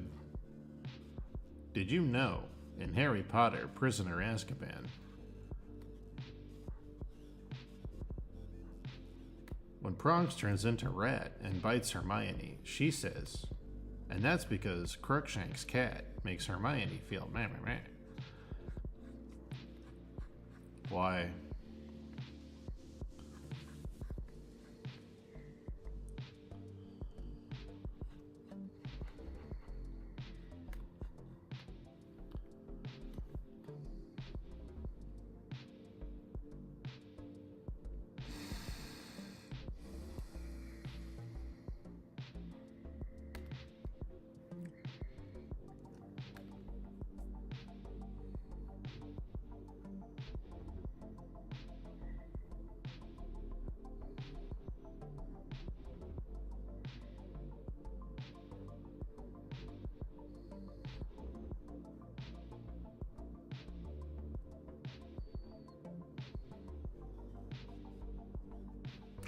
These guys are so fucking cool. They're so fucking cool. What a cool design. I'm gonna pull this into Photoshop. What an awesome design. Like, fuck off, From Software. What an awesome design. And its club is like a trumpet. Get out of here.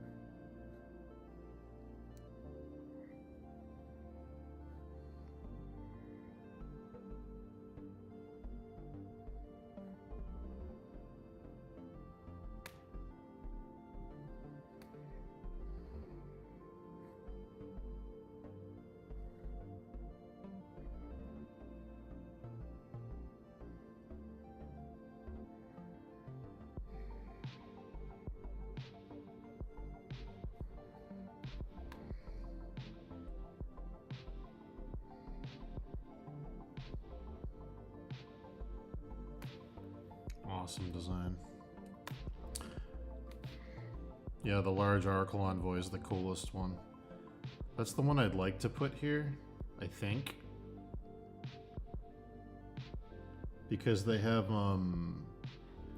their trumpets curl around each other like this double helix pattern. And since I already have that double helix in the piece, I'd kind of like to do them.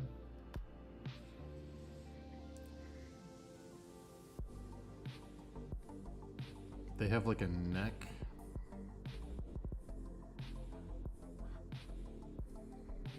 So I think if I do that, I think this head would have to come up to like here. Yeah, ish.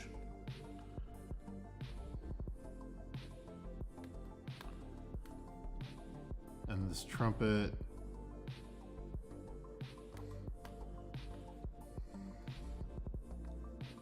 to like Technically, they play them straight up, but I'm not gonna do that. I'm gonna do it like here, maybe?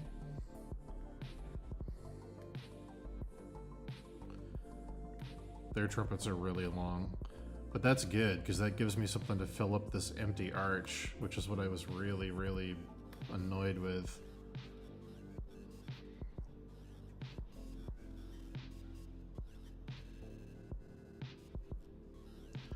Do I have a system for rendering details? I do one section and then I match everything to that section. I already did these. So like, if I turn this layer on from the other piece I did and it looks about the same, like, technically this one I just did is a little more detailed in here. But like, yeah, if it looks roughly as clean, then I'm good to go.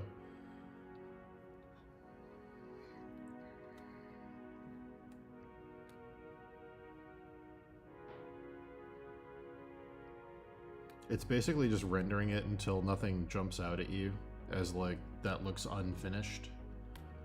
Because like there will be parts that are unfinished when I'm done with this, but you're not gonna notice them because the stuff around them will be rendered enough that they don't jump out. Like when stuff looks kind of done, I usually move on. It's about getting it to that sweet spot where it feels done. That's the tricky part.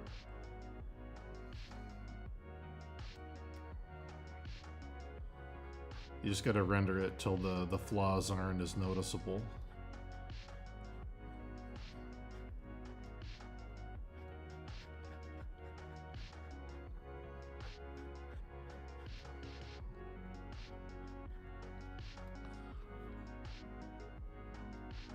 Yeah.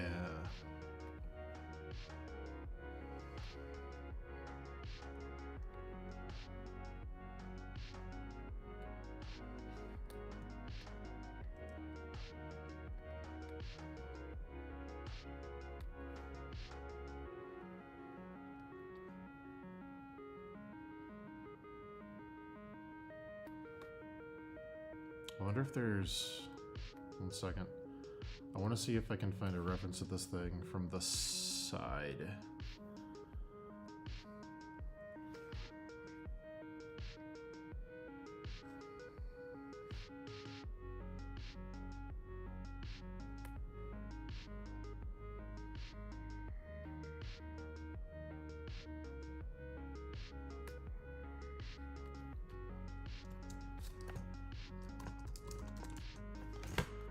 We need a From Software model viewer. Someone has to do it.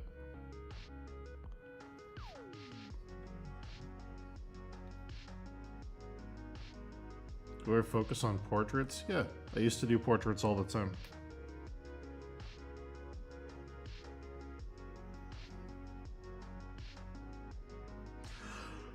When I was working for Pathfinder, I was doing tons of portraits.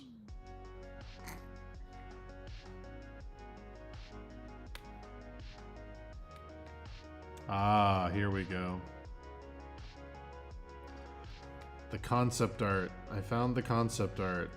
There we go. That shows them in profile. Excellent.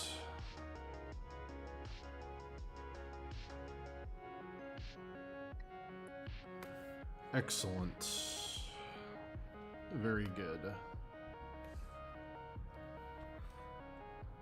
Here's the concept art. It's perfect. It's exactly what I needed. All right. Hell yeah.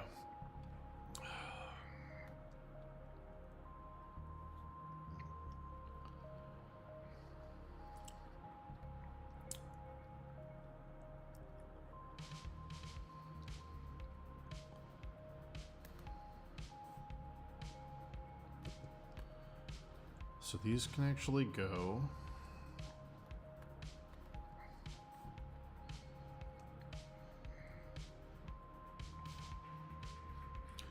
This thing's wearing like a shawl.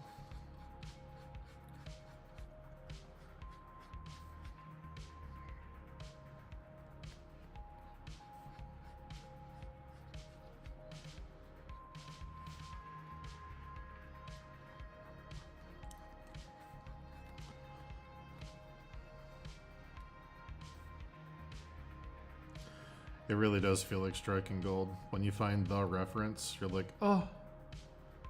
Oh! It's great.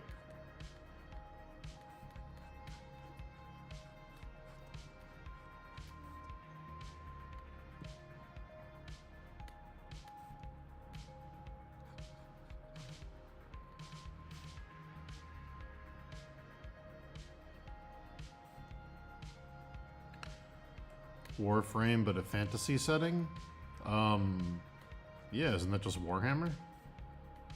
Isn't that just Games Workshop? I might be wrong. I don't know what specific stuff you're looking at.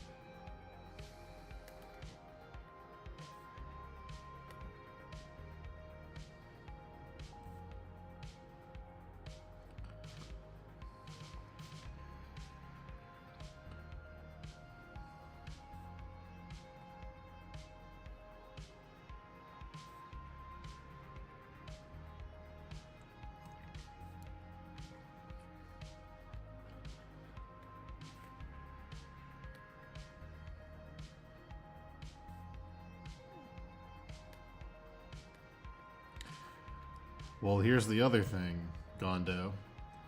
If you're asking if there's an industry that exists for something you want to do, and the answer is no, the thing you could do is be the guy that makes that thing happen.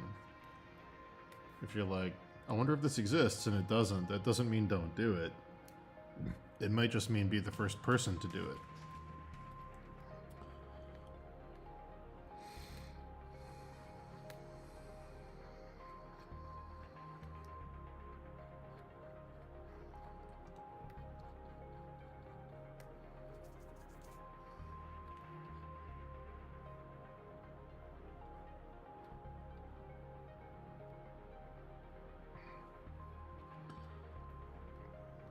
Let's see.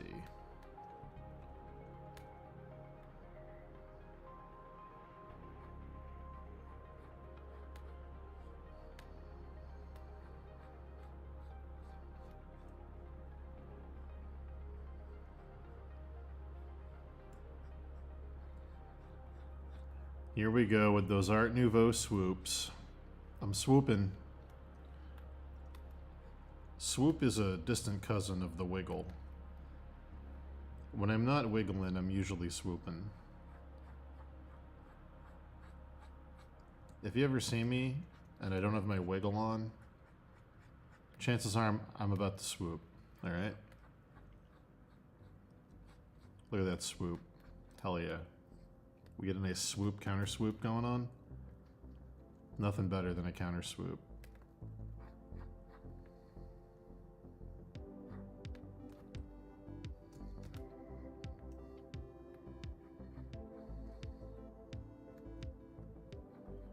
Look at that.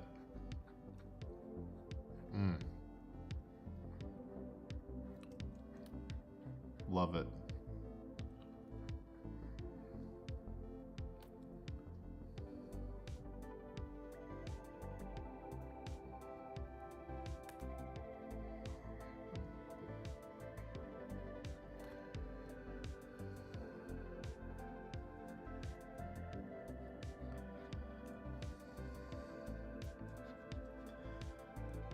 You guys ever listen to the Das Boot soundtrack? It's got like a very... It's by the same people that did the Neverending Story soundtrack. But holy shit, it feels like Metal Gear. I'm actually gonna put it on. It's such a cool soundtrack. It's like all synthesizers.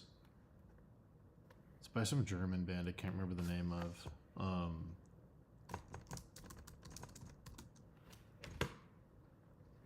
Man. Hell yeah.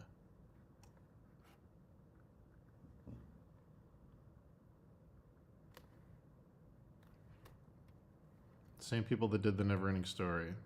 Das Boot's one of my favorite films of all time.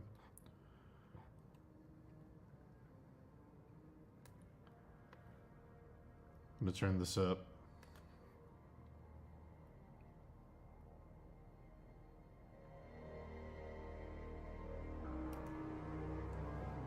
I'm not gonna talk. I want you guys to focus on how good this is.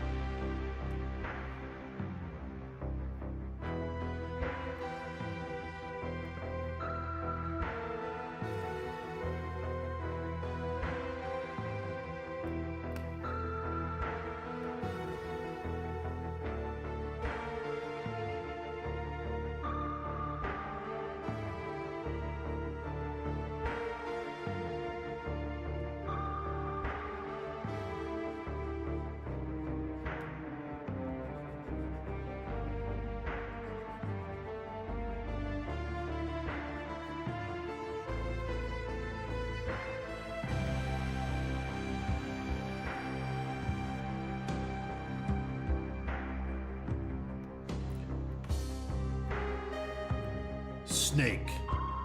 To get in there, you'll have to use your lighter. Set a small fire to see the laser beams, then go in on the belly.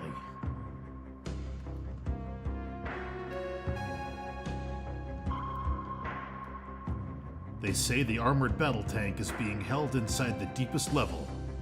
Metal Gear. Like, it's very...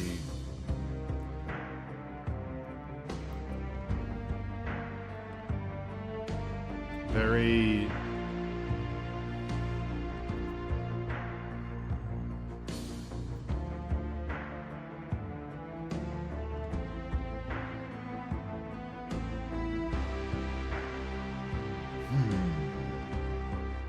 A lighter.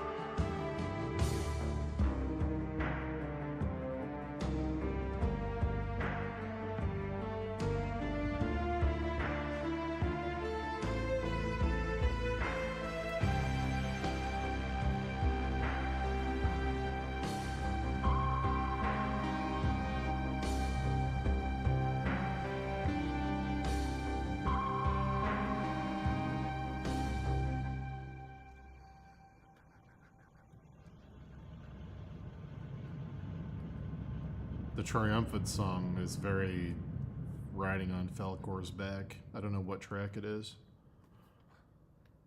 There's a triumphant song when they surface.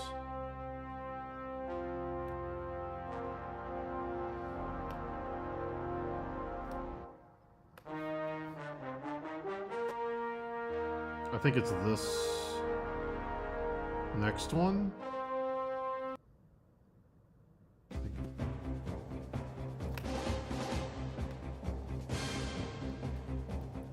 This is almost Gundam.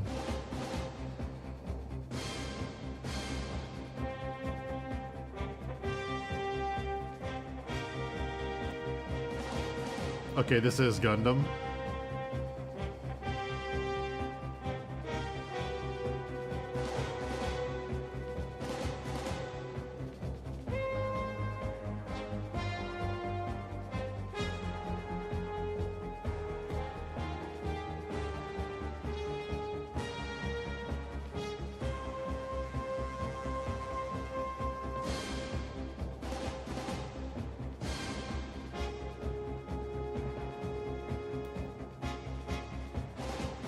This is so Gundam, holy shit.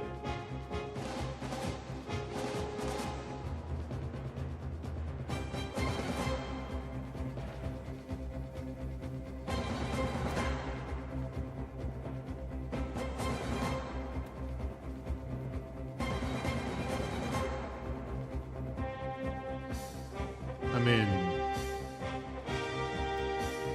I can tell you why Das Boot was a popular movie in Japan.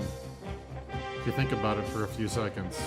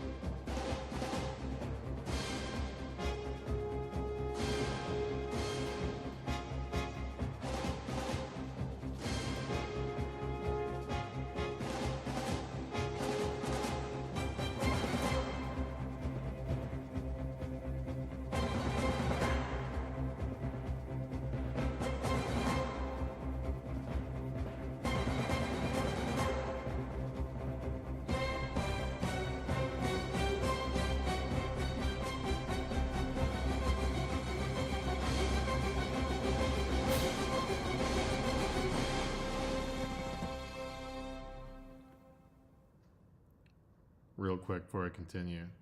My theory, I don't know if this is true, it's just my theory. My theory why Das Boot was popular in Japan is because Das Boot is one of the only World War II movies told from the losing side perspective of the Axis. Told in a sympathetic way, because not everybody that fought for the German army was a Nazi. Some people were conscripted, some people were forced to, some people didn't have an alternative. And Das Boot is about some guys on a submarine who are just fighting to stay alive.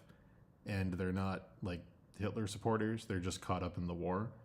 And I think, especially for Japan, that message of like, you know, the moral gray of being a person stuck in the losing side of a war is probably fairly resonant. That's just my theory.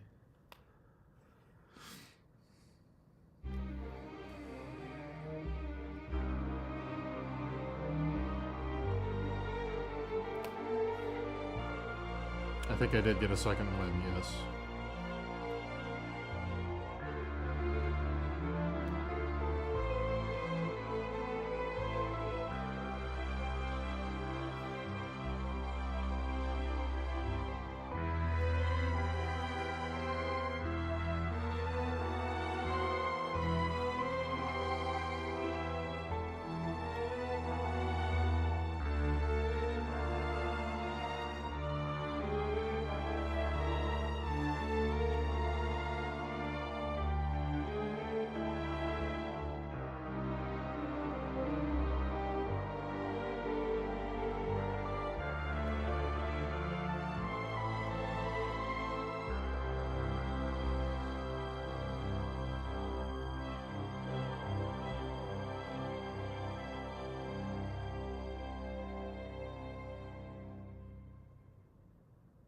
Yeah.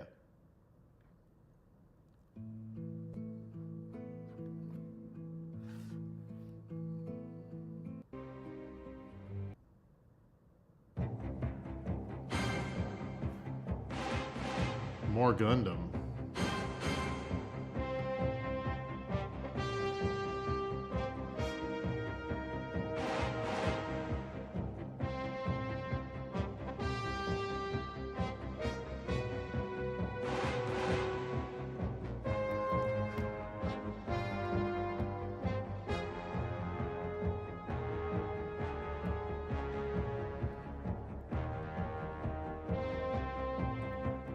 The ending of Das Boot.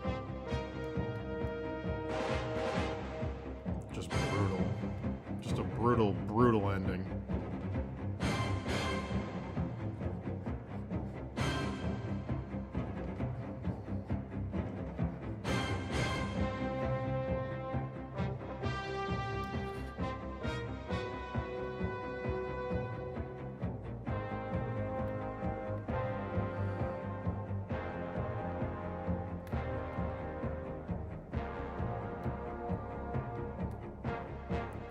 This is almost more Gundam than Gundam.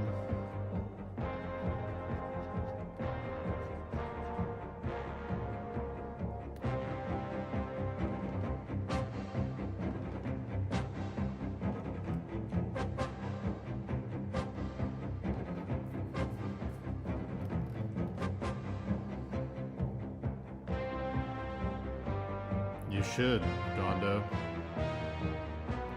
You absolutely should do that.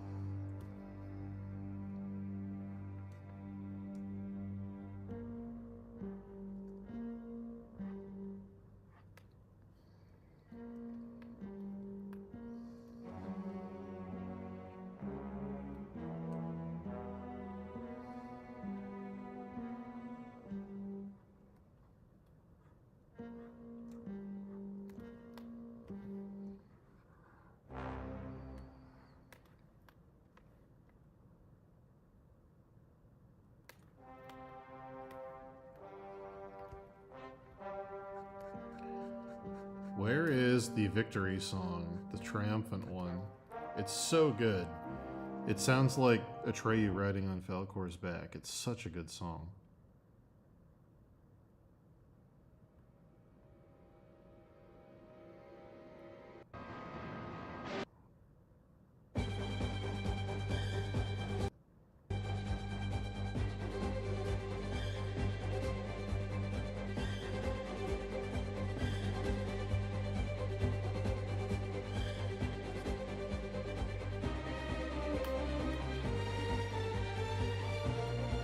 Now we're getting there.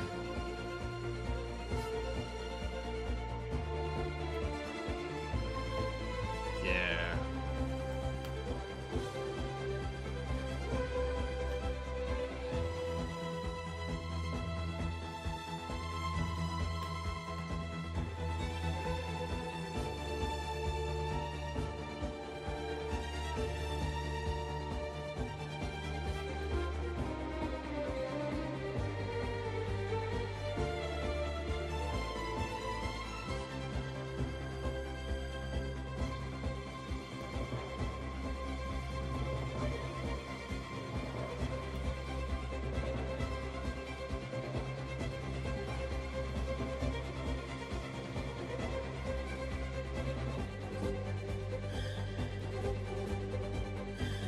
Like, this should not be in a submarine warfare movie. It's such a good song.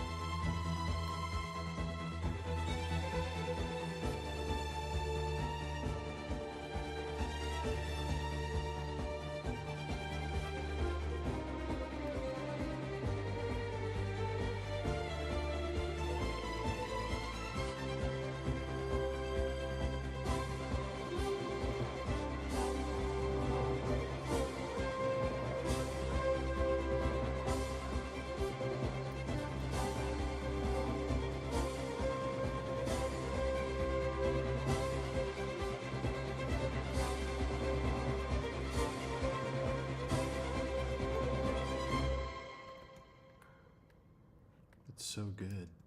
It's so good.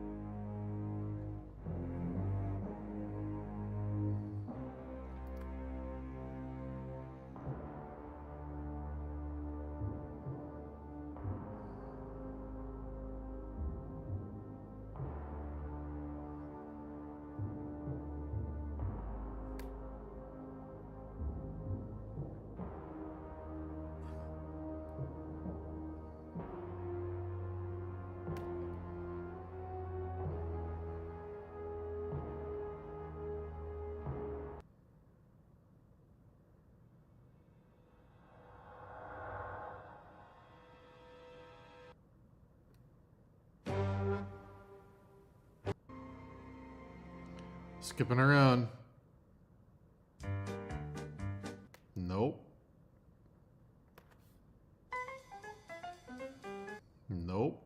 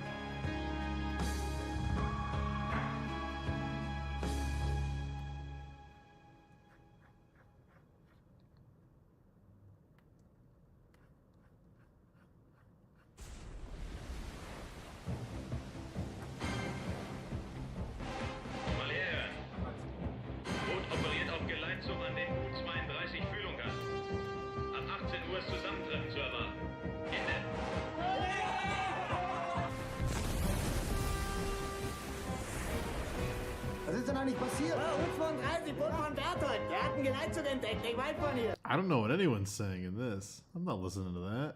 No.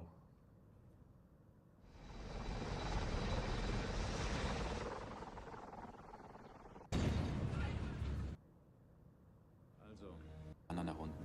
No. No! You kidding me? Where's the good song? We're listening to it again. Where is it?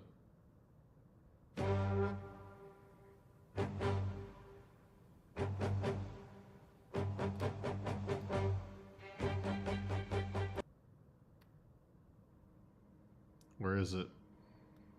We're listening to it again. Where is it? No. No. There it is.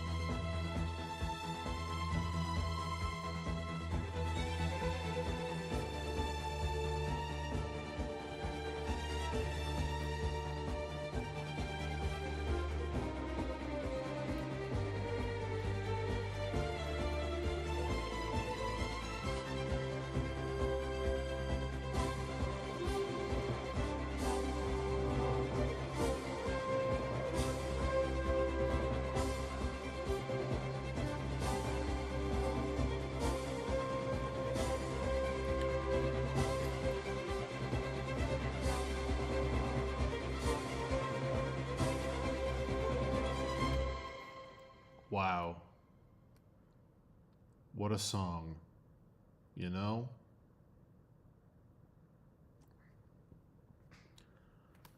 Wow.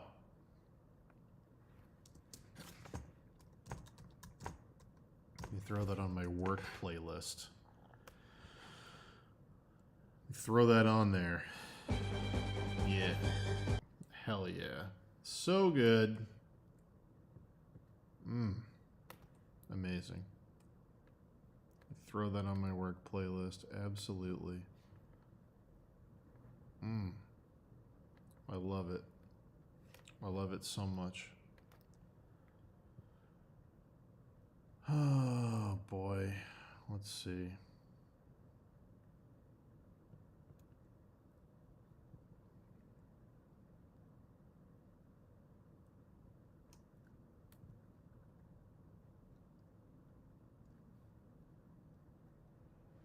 Everybody get up, it's time to slam now.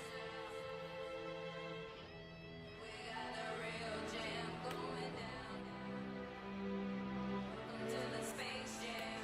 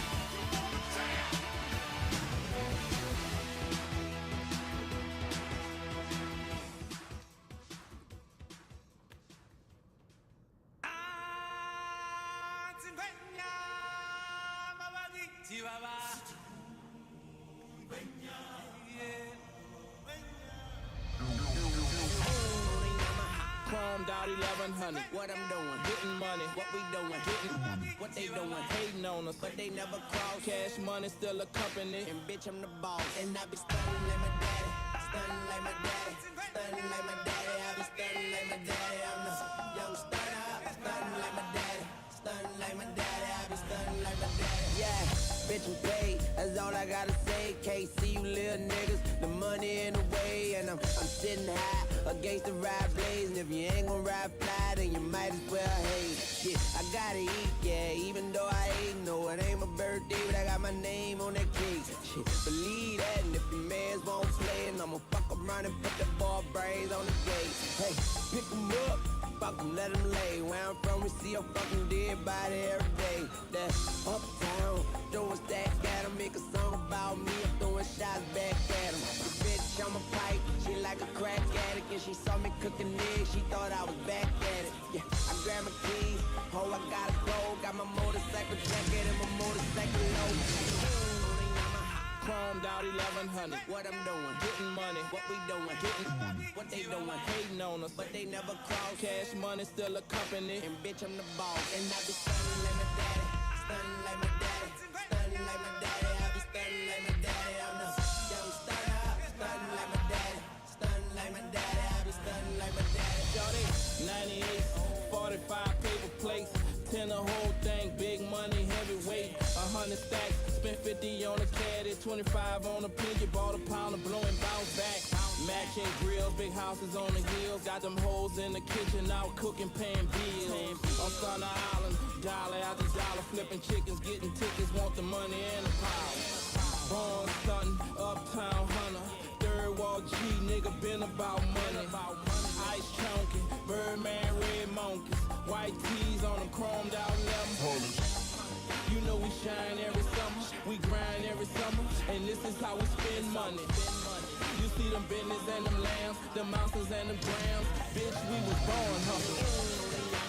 Chromed out 1100. What I'm doing? Getting money. What we doing? Getting what they doing? Hating on us, but they never cross. Cash money still a company, and bitch, I'm the boss. And I be stunning like my daddy. Stunning like my daddy. Stunning like my daddy. I be stunning like my daddy. I'm the young stunner. Stunning like my daddy.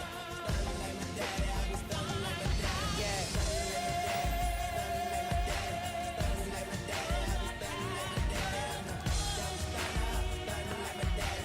Stunning like my daddy. I be stunning like my daddy. Yeah. Stunning like my daddy. Stunning like my daddy. Stunning like my daddy. I be stunning like my daddy. I'm the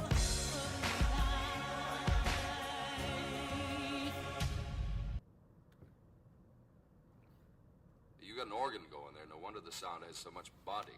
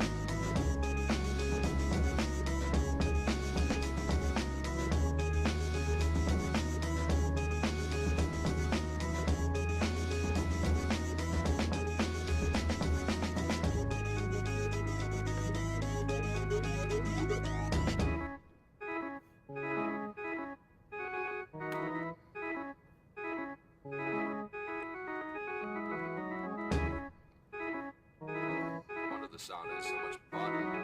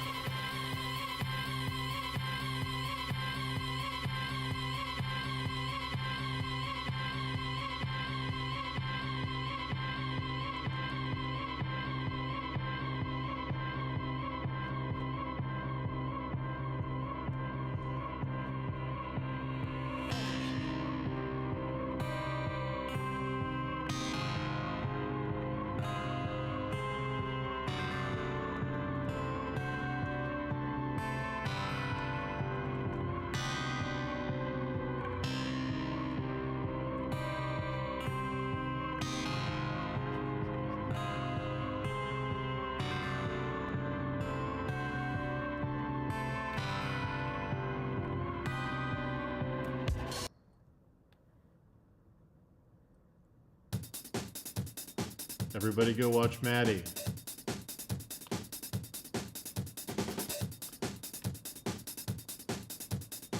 Maddie, you're a moderator now. Link your stream.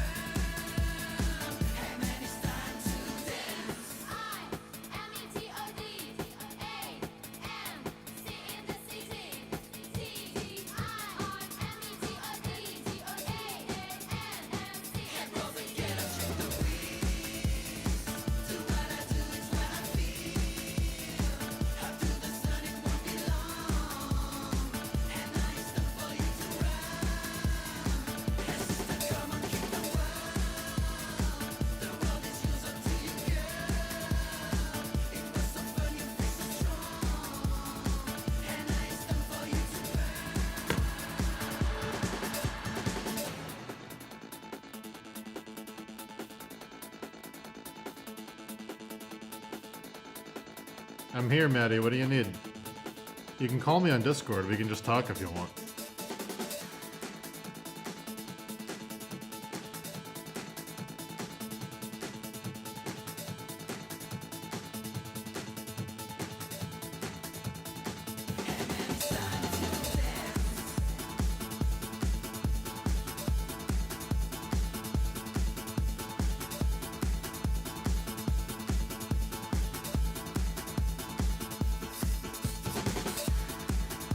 Make sure you mute me on your stream. I'm listening to copyrighted music. I don't know how Twitch works with that.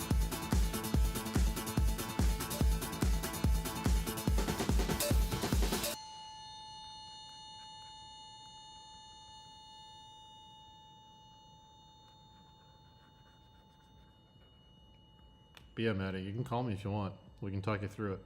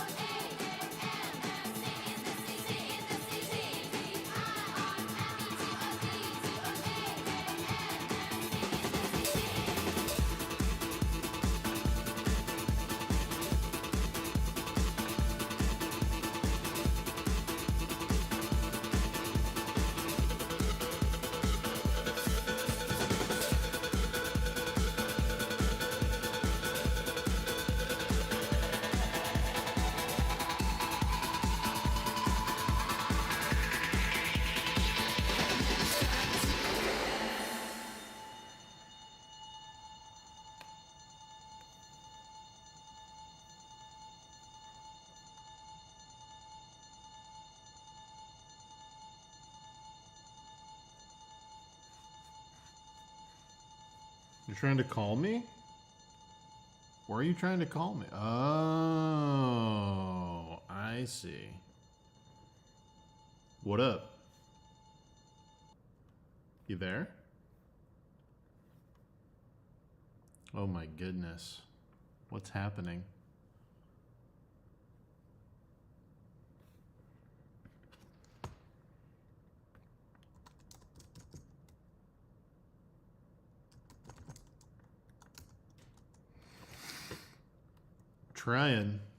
Trying to talk to Maddie.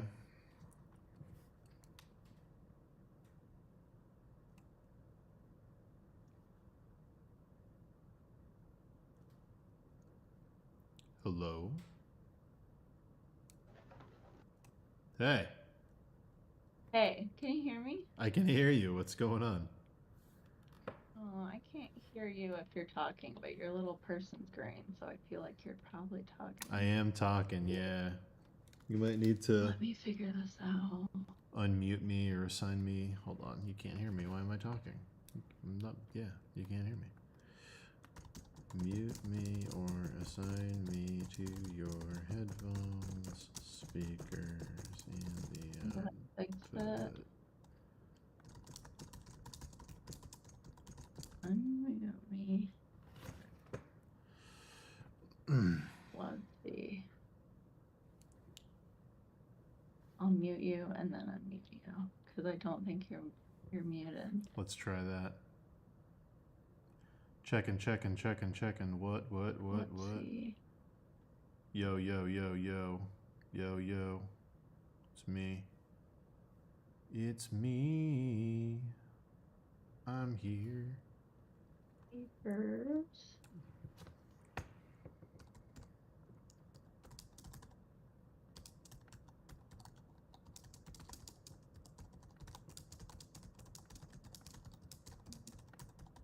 I'm sorry, Dan. I'm trying to figure it out. Oh wait, I just heard the Discord notification. Hey, hello. Something is working. Hello. It's me. It's Dan. I'm here. My stream is gonna get so muted on the fucking on demand for all the music I listen to. I'm gonna hang up on you and I'm gonna call you again. Sounds I don't know good. if that's gonna do anything, but maybe it will. Great.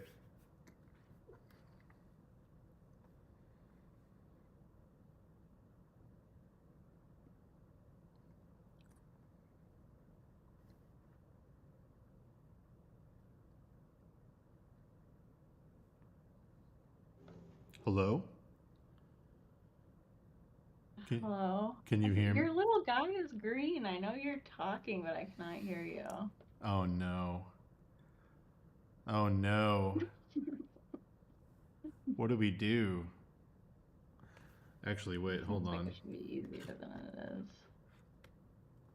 Maybe if I add you as a friend. I don't know if that means anything.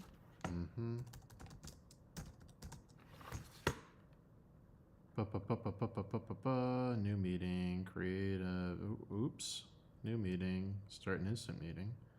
All right. Let me turn this off. Let me, hello.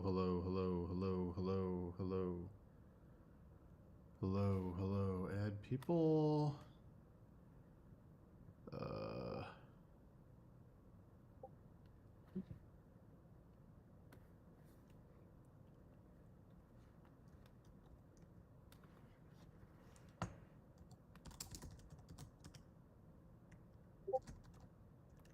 will try that.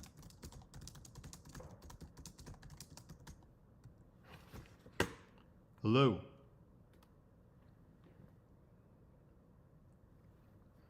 Hello.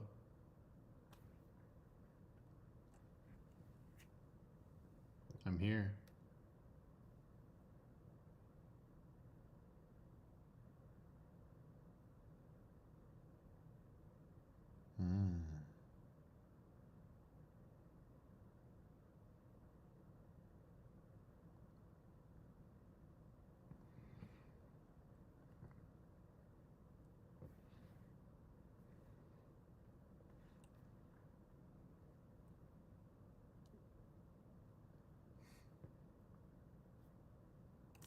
Hello? Goodness.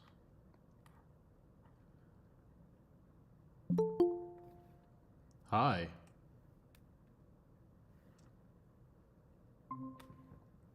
What up? Ew. Can you hear me here? Yeah, I can hear you here. All right, so it's Discord. It's not your computer. Sorry, I don't know what was going on. No, you're fine. You're fine. Sorry, We can talk here, or we can troubleshoot Discord. It's up to you. Yeah, this is fine. Cool. I have no idea what's going on with Discord. I'm not very good at Discord either. It's going to be some kind of output settings thing, probably, where it's like either going to a speaker or a pair of headphones, or like it's going to be like a routing issue. Yeah. Yeah, it was weird. I could hear the little ding, like the Discord ding, when Yeah. you would send a message. So it's like some Discord was getting through, but just not Yeah. you speaking. It might be some weird like streamer mode thing. It has like weird settings that it turns on and off, like don't let audio come through your speakers to keep your privacy safe. Like it could be something like that. Yeah, it could be. That makes sense. Yeah. How's it going with the Twitch? Horrible. Why horrible? What do you mean? I just have no idea what I'm doing. You're painting And I with thought a I'd be camera. able to just start it and it'd be like, oh, okay, this is obviously how this works, but Well, no. you did the right thing, which is when you don't know what to do in your streaming, just call somebody and talk to them. That's the default. That's very good. Yeah. Well, so the first thing I was trying to figure out how to put on music, but the audio settings, the little levels were just going insane. So I was like, great, I can't do that. Why? It was just too loud? I don't, yeah, maybe. Because I downloaded OBS, which I have never used before. It's a fucking nightmare, but I can walk you through it. OBS is a fucking nightmare. Yeah, go ahead. But so then I added my mic, which is attached to my webcam, so I don't have like a little earbud or anything. Okay. And then I was like, oh, then I should add the computer output as a thing. And yeah, I don't know if both of those together, it was just like then I was worried there was some weird like feedback going on, but there's no easy way to like preview the audio, which maybe there is and I just don't know it. So okay, I'm assuming, are you on a Mac or a PC? PC. Oh shit, OBS is probably going to be different then. Oh yeah, you're on a Mac. Oh, someone found me. Do you have a thing? Hi, Damu or Damu. Do you have a thing that says audio mixer in your OBS? Like underneath the preview screen, does it say audio mixer? Yes, I have an audio mixer. Okay, so over next to that it says sources. Next to that, yes, I see the sources. So do you have an audio source in there? Yeah, I think. Okay. I have my mic, and for the output, I have just whatever's on my computer. So like the YouTube or whatever I would listen to. I think, right? Damu or Damu, however you say your name. What can you hear? Can you hear Dan talking right now, or just Hello, can you hear me? Because you could add another audio source, and you should be able to select the Google Meet window from your sources. It should have like a window capture or a program capture. So like you could isolate me that way. That way you can adjust my volume instead of both our volumes. Typically there's that option. There's also just grabbing your source desktop audio, which is everything. So it would be me and any music you have playing would all go into one channel. But yeah. Okay, I think that's what I did. I don't know. Yeah, OBS is kind of a nightmare. Yeah, I was wondering, I know Streamlabs is another thing people use. Should I be using that instead? It just seemed like everyone... If you're doing Twitch, you probably want to incorporate Streamlabs just for like, if you have like animations that you want to play when people donate, or if you want like things to pop up or special icons, like Streamlabs is good for that shit. But yeah. Okay, maybe I'll try to figure out the audio later. Or put it on like a. Can you just? I feel like part of the problem might be my microphone just picks up everything. like maybe if I had a little earbud, it wouldn't pick up like what's coming from my computer, but maybe It not. could, yeah, because if I talk loud and it's coming out your computer speaker and back into your microphone, that can potentially create a feedback loop. Usually it's a chirping loop. It's not usually like a sustained loop, but Yeah, okay. yeah. Oh, let me go check out your Twitch. Oh, all right, cool.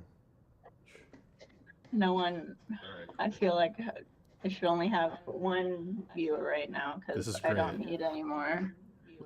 Well, you get your camera and your painting set up. That's good. I know, that took me long enough, so. That's good. That's awesome. Trying to see what's in your bookcase over there. I see a V. Is that Velasquez? Is that what that is? Oh, yeah, let's see. That's awesome. Yeah, I got Velasquez, a bunch of oil painting books, Stonehouse's Anatomy, That's awesome. good one. Did you dye your hair? It's been nice. I was gonna say, I don't think I've seen you blonde. That looks nice. Yeah, I've been blonde for a little bit now, but I just keep going more and more blonde. So let's see this painting. How big is it? How big's the canvas? Well, I'm gonna try to show my dog. Oh, the canvas is 16 by 20. Oh, you can just see her legs. There's her Oh, legs. cutie. Sprawled out. Cutie. The canvas, 16 by 20. I'm also using the little app I'm using for my phone to stream this. Kind of sucks and it keeps disconnecting, so I don't know if I need a new one. But here's this. So I've just transferred the lines. Ooh. Whoa, cool. 16 by 20. Whoa, it's so smooth. I wonder if that's Twitch or your phone. There's so many frames. Whoa. Is it? Oh, yeah, good. I wonder if it's got like an auto smoothing or that's pretty dope. Let me try to. It's hard to get a good angle. Oh, I see what you mean about not toning it. It looks good though. It doesn't look too dark. I know you. Yeah, at this point, because I just have like so much work to do, I'm just gonna put paint down. If it looks bad, it looks bad, and I'll just fix it later. I mean, you could do a double tone ground. You could do one for the background and one for her hood, and just like hug the contour of the face, I guess, if you want to do that. But it doesn't seem like you have to. Yeah, I could do that. Maybe I might. The underpainting I'm doing, which is like in a Bosch, which I don't know if you know that term. So yeah, I'm gonna do, or Naboche, however you want to pronounce it. But so it'll probably be pretty washy anyway, and then I'll just go on top, and then I probably won't like finish a lot of this like hardcore, like super rendery. Like the background might stay kind of like, I don't know, impressionistic.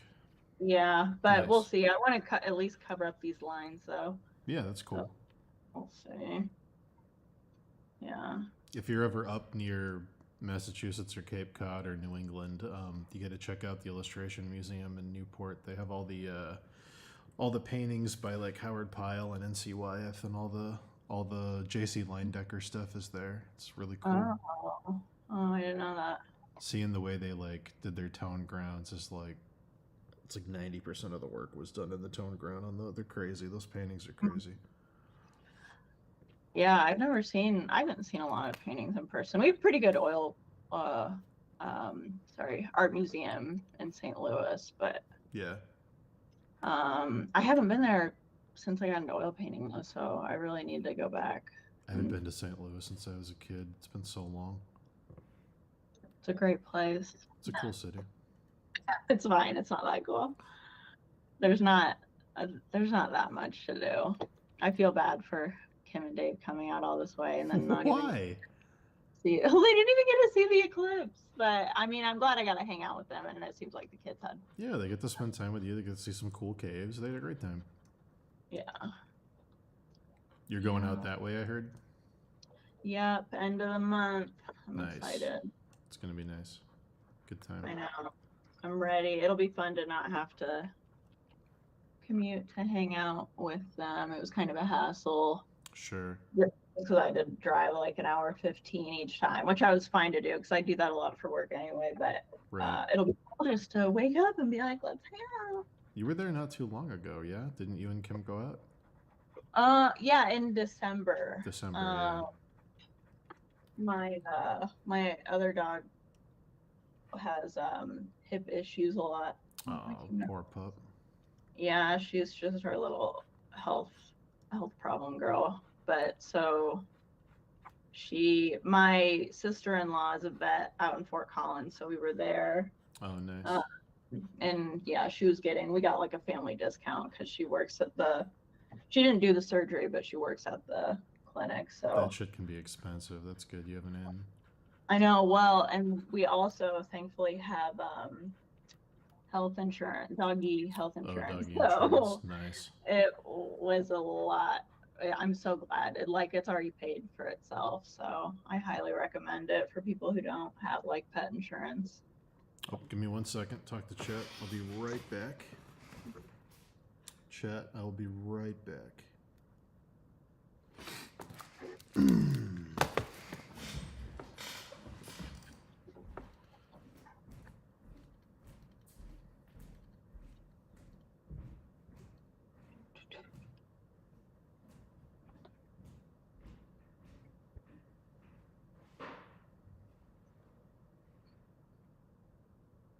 Okay. Yes, Henry, if you're still there, it's an oil. This I did yesterday, but I used some Gal Kid, so I think it's dry.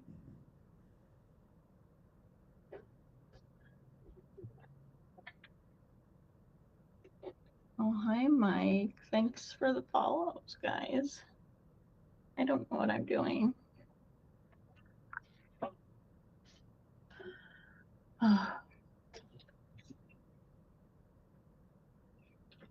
Okay.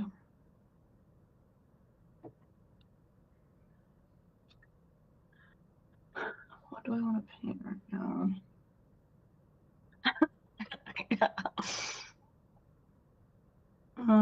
Oh, thanks, Sharky.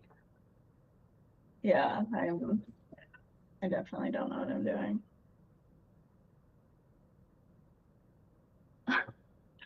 And it took me so long to just freaking set this up and download everything, which I thought wouldn't take as long, and now it's almost time for my bedtime. So it's like, what do I want to get started? Could work on the sky for a little bit. I don't want to go to bed too late.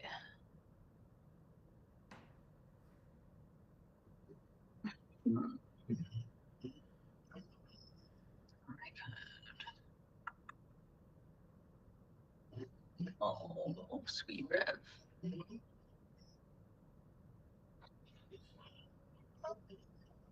There's a lot of motorcycle outside.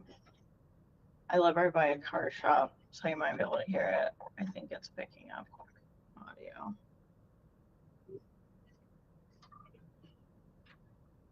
Okay, what do I want to do?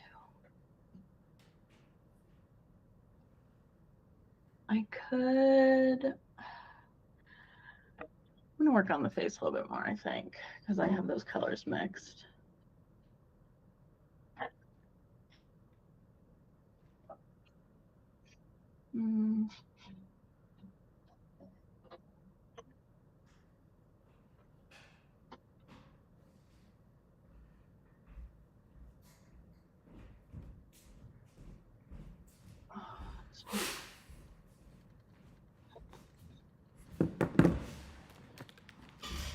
Oh my god, I'm back. Oh, hey. What's going on? Discovered my paint's still wet, so I can't paint on top of it. So what's your channel name over there? On Twitch? Yeah. I think it's just Maddie Turan. I'm just making that my name on everything now. Just Nice. my name. Excellent.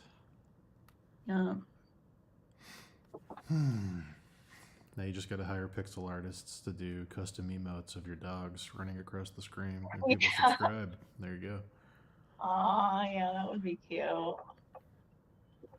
Oh, You guys used to stream a lot back in the day. Did you stream on Twitch or did you stream on YouTube still? Always on Twitch. YouTube streaming didn't become like viable until a couple years ago.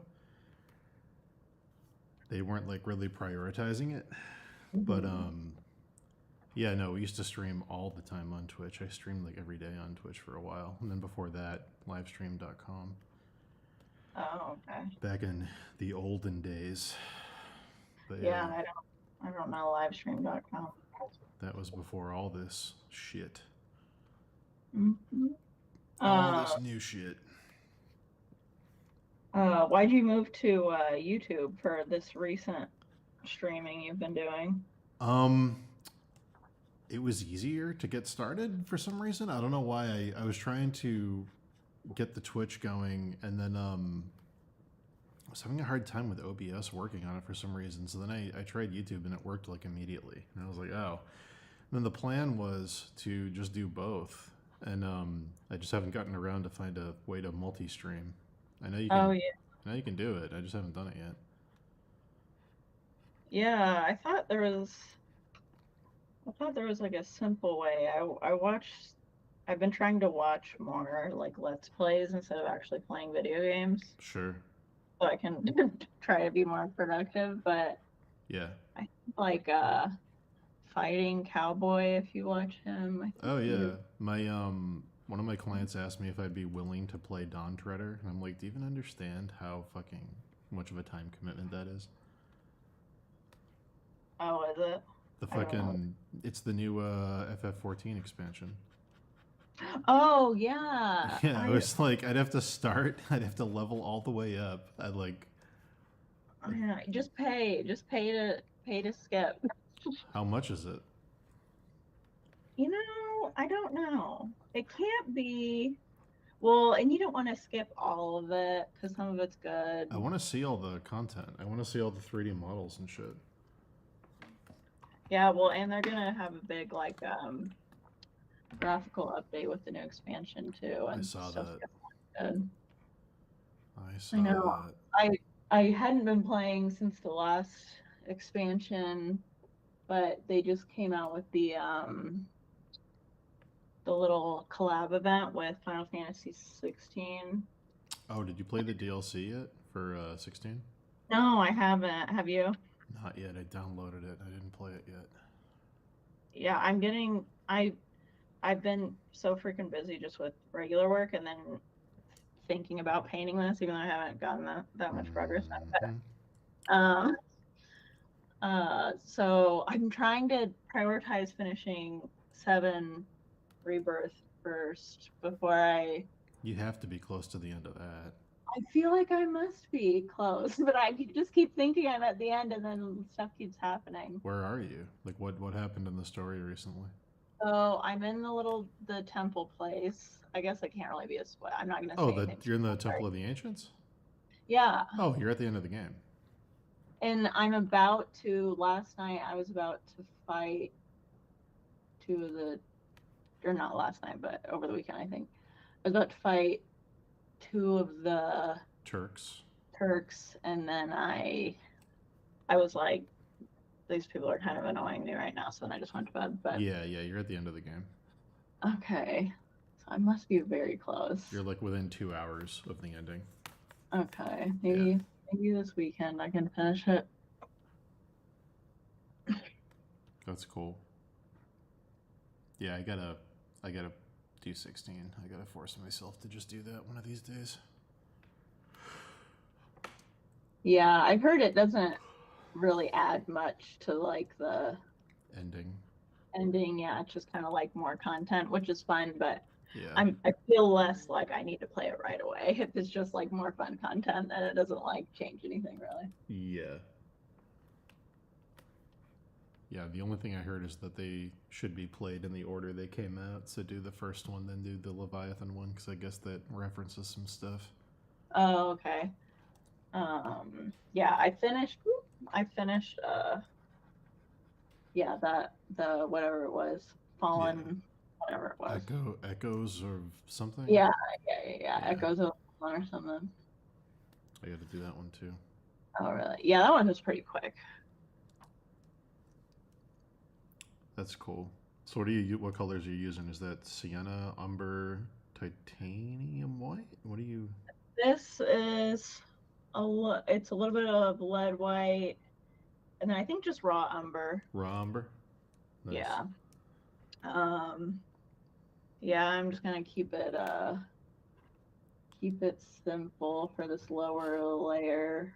Oh yeah, where did you find you said you were looking for a model. Who did you end up using? I downloaded this human generator for Blender. Oh, cool. And I created this old lady, which she still was like not old looking enough. Like she had some wrinkly textures, but I wanted her to look a little bit older. So I just kind of like in Photoshop, just like digitally like roughed in some wrinkles. So Sure.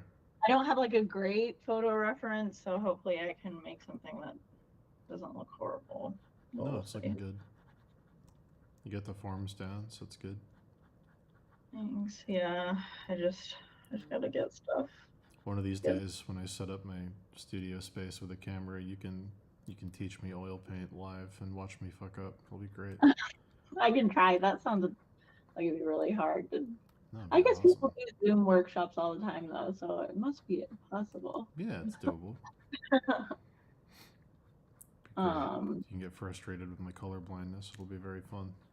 Oh yeah. Well, I feel like I prefer painting with just like, pretty monochromatic, at least at first. So yeah, I feel like color's so like secondary to things looking good. So I always did all the levels in like burnt sienna or umber with like, I'd go as dark, like my darkest and my lightest parts of the canvas would be done before I added other colors, but that was with acrylic. Oh, I've never used acrylic. It sounds very challenging. It just dries really fast, so like, but you can stack it infinitely. Like you can add more on top of it forever, but it does dry super quick. Yeah, that sounds very hard. You can use like, I think there's like slow drying mediums you can mix into it to like slow down the process, but yeah, it's pretty plasticky. Yeah. But yeah, I usually thin it down with a matte medium and turn it into like watercolor, like lazy watercolor, basically. Nice. Yeah, I kind of got into like gouache for a second, and then I thought about going to acrylic gouache, which I guess is pretty much just like matte acrylic, and it's not really gouache at all. Yeah. But then I was like, frick it, I'll just go with oil. Yeah. Fun. Oil's the classic. Yeah. Well, I just like, I don't know. I do like how slow it dries, even though it sucks at times, but it is nice for when you're really slow at working like me. Do you ever use any tricks to speed it up? Like, I've seen people use like blow dryers and fans and things. Is that ever? I haven't done that, but I'll use like Galkid. I'll add Galkid to the paint. Like I've got a little bit of Galkid in this paint. I've got it's like half Galkid light, half Gamsol. Nice. And I kind of mix that into the paint. And it's been drying pretty quick, at least in the last thing I did. It dried pretty fast, so. Nice. But yeah, besides that, I haven't done anything, but I've definitely struggled with things not drying fast enough. Man, I wish I could have learned oil. You still can. I know. Still It was so funny, like the cope excuses the school would give us, like, we can't teach you oil. And they were like, but nobody uses oil. I'm like, everyone does. And they're like, but illustrators don't, because illustrators have tight deadlines and oil's a slow paint. I'm like, can you shut the fuck up? Like, stop gaslighting us, dude. Like, just... Weird. What art school was this? Or was it, what kind of like program was this? Well, they just the school didn't want to pay for the proper ventilation because it was going to cost money. So they just were like, just lie to the students. Just tell them it's not something people do. And it's like, yeah, they just didn't want to pay the money to ventilate it. you know. Oh yeah, what do you use? Are you using turpentine or what do you use? I'm using just Gamsol. Gamsol. It's colorless mineral spirits. Yeah. Gotcha. Yeah, with the gal kid. Nice. Yeah, get it nice and thin. And then hopefully I can layer stuff on top and it'll look good. I do really like the how you can make oil paint really transparent and do glazes and stuff. I feel like that makes it unique compared to other painting mediums. You can make stuff look kind of luminous with oil in a way that you can't with acrylic. You can't do like all the Renaissance paintings of people in candlelight look very glowy. Mm-hmm. You can layer the paint in a way that captures that, and with acrylic you can do an interpretation of that, but it's very flat. It doesn't have that warmth. Mm-hmm. But yeah. So I don't like to paint super opaque, but I don't do all glazes. Once I get this a gauche layer in, I'll paint a little bit opaque, but it'll kind of look all over the place. Man, how's your day job going? Oh, fine. Yeah. This is stressful. There's just a lot going on right now. I need to write I need to write an abstract for a research conference coming up. What's it on? Well, that's the thing where I'm trying to figure out what I want to, because I need to go to this conference no matter what, because I have to do something in Pasadena. So I was I'll just go to this conference. But now my supervisor's you should present some research there. So I'm but I've been so busy with other things, I haven't done a lot of research lately. So any idea what it's going to be on? Yeah, maybe an impact crater on Mars. Nice. We'll see. I pretty much need to finish this abstract by tomorrow, and it's gonna be it's a 2-page mini paper basically. So we'll see if I can.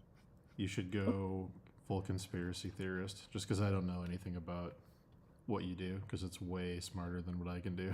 But you should do a paper on the smiley face on Mars and talk about if it's a alien signal. I don't know about the smiley face. You don't know about the smiley face on Mars? No, I know about the bees. The bees went to Mars for some reason. I thought they so when I watched Watchmen, or when I read Watchmen, there's a scene where it zooms out of Mars, and there's a panel in the book of a smiley face, and I was like, that's kind of a stretch. And then I was looking at the references of Watchmen, and it's a real thing on Mars. There's a giant crater with 2 small craters inside of it, and it looks like a smiley face on the surface of the planet. And I was like, oh my god.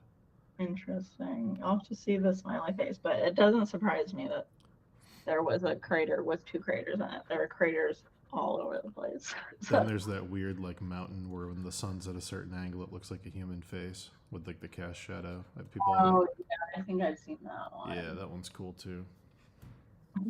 I think they couldn't just reject my abstract, so I think they would just be like, Maddie's off her rocker. I think Maddie, yeah. Can you not, please? Just give a presentation on Disney's John Carter of Mars. Oh my gosh. Talk about how it lost the studio tons of money because it wasn't Mars accurate. They would. Yeah, do it. Yeah. Great. That'd be interesting. What a bad movie that was. Holy shit. What movie? I don't know if I've actually seen it. John Carter of Mars, which was an old fantasy book series with fucking Frank Frazetta covers of a barbarian, a human man who ends up on Mars, and he's dressed like a barbarian with 4-armed aliens. Oh, Man. I feel like I've maybe seen the cover, but I had no idea what it actually was. Yeah, for some reason Disney thought that was going to be like their Avatar. They were like, we got this fantasy epic, and it was just trash. Interesting. It was just not good. Lots of good concept art from Vance Kovacs and Justin Sweet, but not a good movie. That's always sad when there's really good art. I know. I feel like those guys always end up working on the stuff that bombs, and all their art is great, and then the movie bombs, like the Alice in Wonderland reboot, and then Chronicles of Narnia. Like all these, they do all this amazing art, and then the movies don't perform.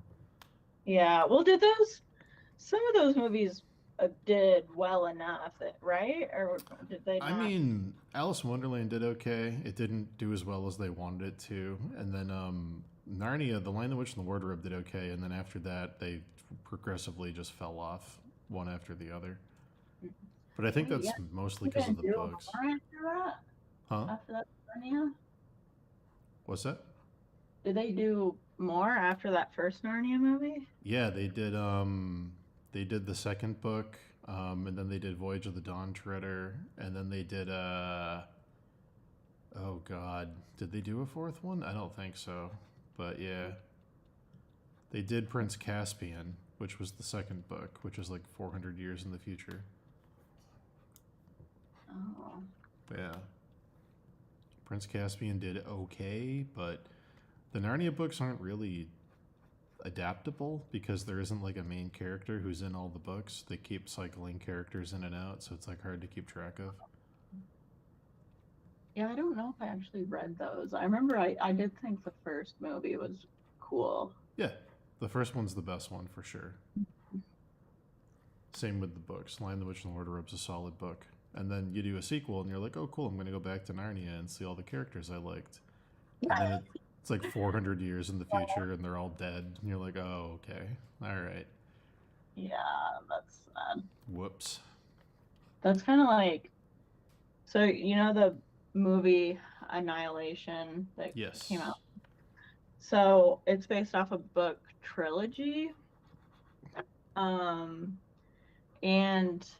I've read them all. The first one is definitely the best. It's just called Annihilation. Yeah. But then the second one, have you read them?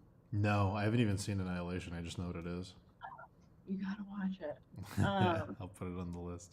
It's so good. But I saw the trailer and then I was like, I need to read this book because the trailer looked so freaking cool. But the second book, it's like you think, I guess I don't want to gonna word this. It basically starts out like it goes, you're like a detective, and that's not what the first book is at all. But towards the end, it links more back up with like the first book. But okay. The whole time I was reading the second book, I was like, "What is this?" Like I'm not entertained. That's weird. Yeah, I think. Yeah, I know what you mean. It's always weird when they shift directions after a success, and you're like, just do the thing that was successful again. Like, what are you doing? I know. Yeah, like I wonder how much time had passed because the first book is so freaking good, and it's so short too. Like, you could read it in like probably like a day if you wanted. It's funny. Have you ever read the like creative stuff that got thrown away for the original script for Final Fantasy VII? No, I haven't. So it was supposed to, when they originally conceived of it in like 1995, it was going to take place in New York City, and you were going to be a detective named Joe who was like researching murders by a cult. And like it's so insanely not the game. It's very, very, very funny. They changed directions so hard. Interesting. That is quite a change. They reused most of that stuff for a game called Parasite Eve they made a few years later, where it's like in New York and there's like a cult murder and like, but yeah, it's super funny that they were going to make a Final Fantasy game in New York City. Yeah, I can't imagine that. Very weird. Yeah, it reminds me of that one Square Enix game, Forspoken. Oh God. Oh no, yeah, that's something I can do now. All right, yeah, it's fucking that just happened humor everywhere. Yeah, it was so bad. Was that a freaking dragon? Yeah. Oh my. Yeah. Ugh. I love watching bad video game reviews, so I got into like I got sucked down a hole where I just couldn't stop watching Forspoken reviews and just people shitting on it. But it was so good. Did you watch Internet Historian's dramatic read through of Forspoken? I don't think so. Oh, that's incredible. He goes through the whole game with somebody and they retell the whole story, and it's like, oh god, it's so fucking funny. I'll have to send that to you later. It's great. I can't remember which review like broke me. I think it was Donkey's. Somebody's review broke me. It was so funny. It like hurt. I was laughing so hard it hurt. Gosh. Yeah, what a mess. They had a DLC, and I was like, "Ooh, I gotta watch the reviews for this DLC." And Forspoken got a DLC? Yeah, they got a DLC. What? Didn't like nobody play it? Well, yeah, I feel like they must have started on the DLC like before the game came out, and they thought it would be like a huge hit. Oh my god, Forspoken Yeah, DLC. Yeah, and you're like partnering up with some other lady, but I guess the main character still is like that. Yeah, it's hard to switch directions when you've committed that hard to a character. I know, which sucks, but I know. because of like at first when I saw it, like I thought it looked pretty cool, but Yeah, then, until the character started talking, it looked great. Yeah. After they opened their mouths, it fucking sucked. Yeah. yeah, and that bothered me too about what's that game? Cyberpunk. Oh yeah. Because I picked the girl, which I guess the guy is not any better from what I've heard. The guy voice actor for V, but Oh sure. she's just so sassy, and it's like I get it, but Yeah, can we like- calm down the sass? yeah, like it's like a childish level of sass. Yeah. Yeah, people love sass and snark these days. Just, and so I feel like Should be I'd two goblin sidekicks called Sass and Snark that just give people a hard time. Be great. Right. Man, Forspoken. What an insane miscalculation. I know. So well, and then yeah, Square Enix.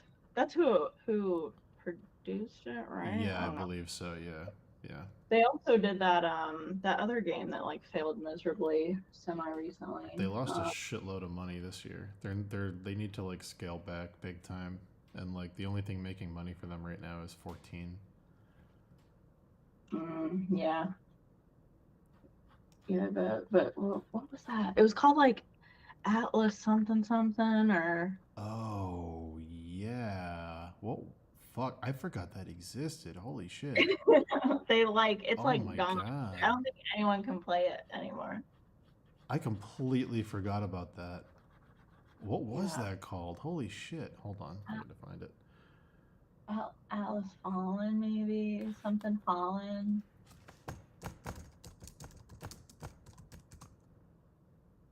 Oh my god.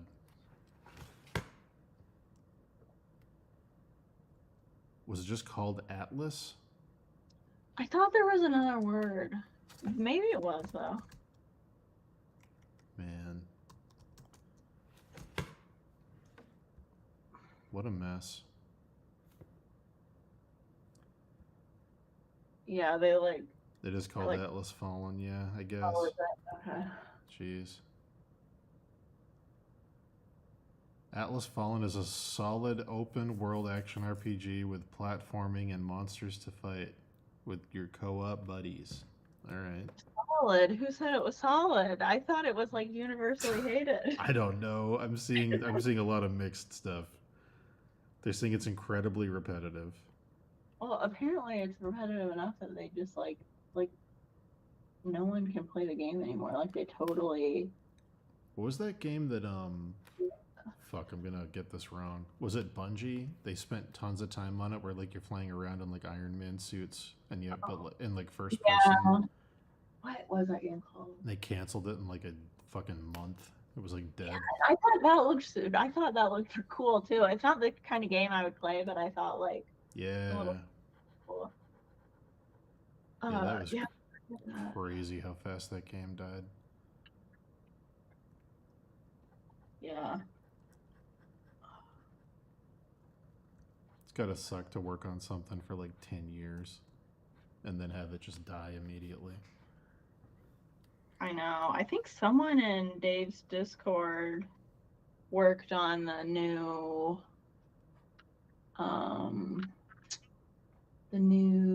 game. What was it? With the super people. Oh, the Suicide Squad killed the Justice League? Yeah, Suicide Squad, yeah. Yeah, that game is tanking. The game is tanking. That game is getting some bad... I've seen some bad reviews, but that game is getting some bad reviews. Yeah. Yeah. That's a shame. I can't believe it's the same people that did the Batman games. I mean, I'm just guessing most of the team... I forgot about that, yeah. Yeah, I'm guessing most of the team that did the Batman games probably quit, but I don't know. Yeah, I guess it's been a while. I never played those games or They're that good. game. They're Those pretty multiple- good. Yeah, I mean, I've only heard good things. I've heard they like still stand up pretty well. Like, Yeah, the Arkham games are good. I think the first one's probably the best one. The second one's, I don't know. I like the second one the most, but I think most people would say that the first one's the best one. okay, But yeah, they're yeah. fun. Have you seen the new Stellar Blade game? I've seen gameplay of it, and I saw the backlash towards it, but that's all I've seen. Just the backlash that like the main girl's hot, or different backlash? She has a butt. The backlash. Did you know that you're not allowed to have a butt? Did you know that? You can't have one. If you got a butt and it looks good, you can't. That's a no-no. Can't do it. Yeah, I didn't. I felt like that was almost like made up backlash. Like, was anyone actually mad about that? I wouldn't be surprised, but I feel like it was definitely overblown for sure. Yeah, like I feel like people are just like, oh, babies are mad because she's got a big butt, but like no one actually complained that hard about it. But maybe I'm wrong, and I just wasn't in the right sphere where people were mad that she. It could be a counter backlash to like the Gamergate 2 stuff with Sweet Baby. Like maybe it's like a hang on of that whole debacle. I don't know if you followed that. No, those terms don't ring any bells. So like there was this whole fiasco with this company called Sweet Baby Inc. where people were like, why are video games like pushing like very political things and like having like diversity quotas and stuff. So like somebody like I guess did like a deep dive into it and found out that there's a company that actually is hired to do that stuff. So they made a big list of like here's all the games this company has worked on. Let's boycott these games, and then that turned into a huge thing where like massive thing where people were like freaking out like boycotting is harassment and no it isn't and yes it is. It just became a shit show. So that's what that was. Yeah, when did this happen? Not too long ago, like a couple weeks, maybe a month ago, 2 months ago at the most. Under a rock or something. But there was like whole campaigns of people being like, if you want women to be hot in your games again, you gotta boycott Sweet Baby Inc. Like, it was very, very bad. It's like, who, if you didn't know that, like, if you didn't already know what games they were working on, then it must not have been that bad. Yeah. It's just very funny that that was a thing. That's so stupid. Apparently they were, I don't know if you played did you play the Spider-Man games, the new ones? No, I didn't. Apparently there's a part in that game where you have to play as a blind woman with no spider powers and you just walk around spray painting walls and it's like mandatory, and apparently they put that in because they wanted you to play as a blind person. What? Oh, that was a big part of it too. People really liked that game. So was that like did they implement that blind part really well or something? I don't know. I remember I was telling Dave about this whole fiasco because he hadn't heard about it at the time, and he was like, "Oh, they're the ones that put the blind thing in." He was like, "I was playing." He was like, "I was playing that game, and it was really fun." And then all of a sudden, it forced me to play as a blind lady for like 45 minutes, and I was like, "Apparently, that's this company." But weird. very funny.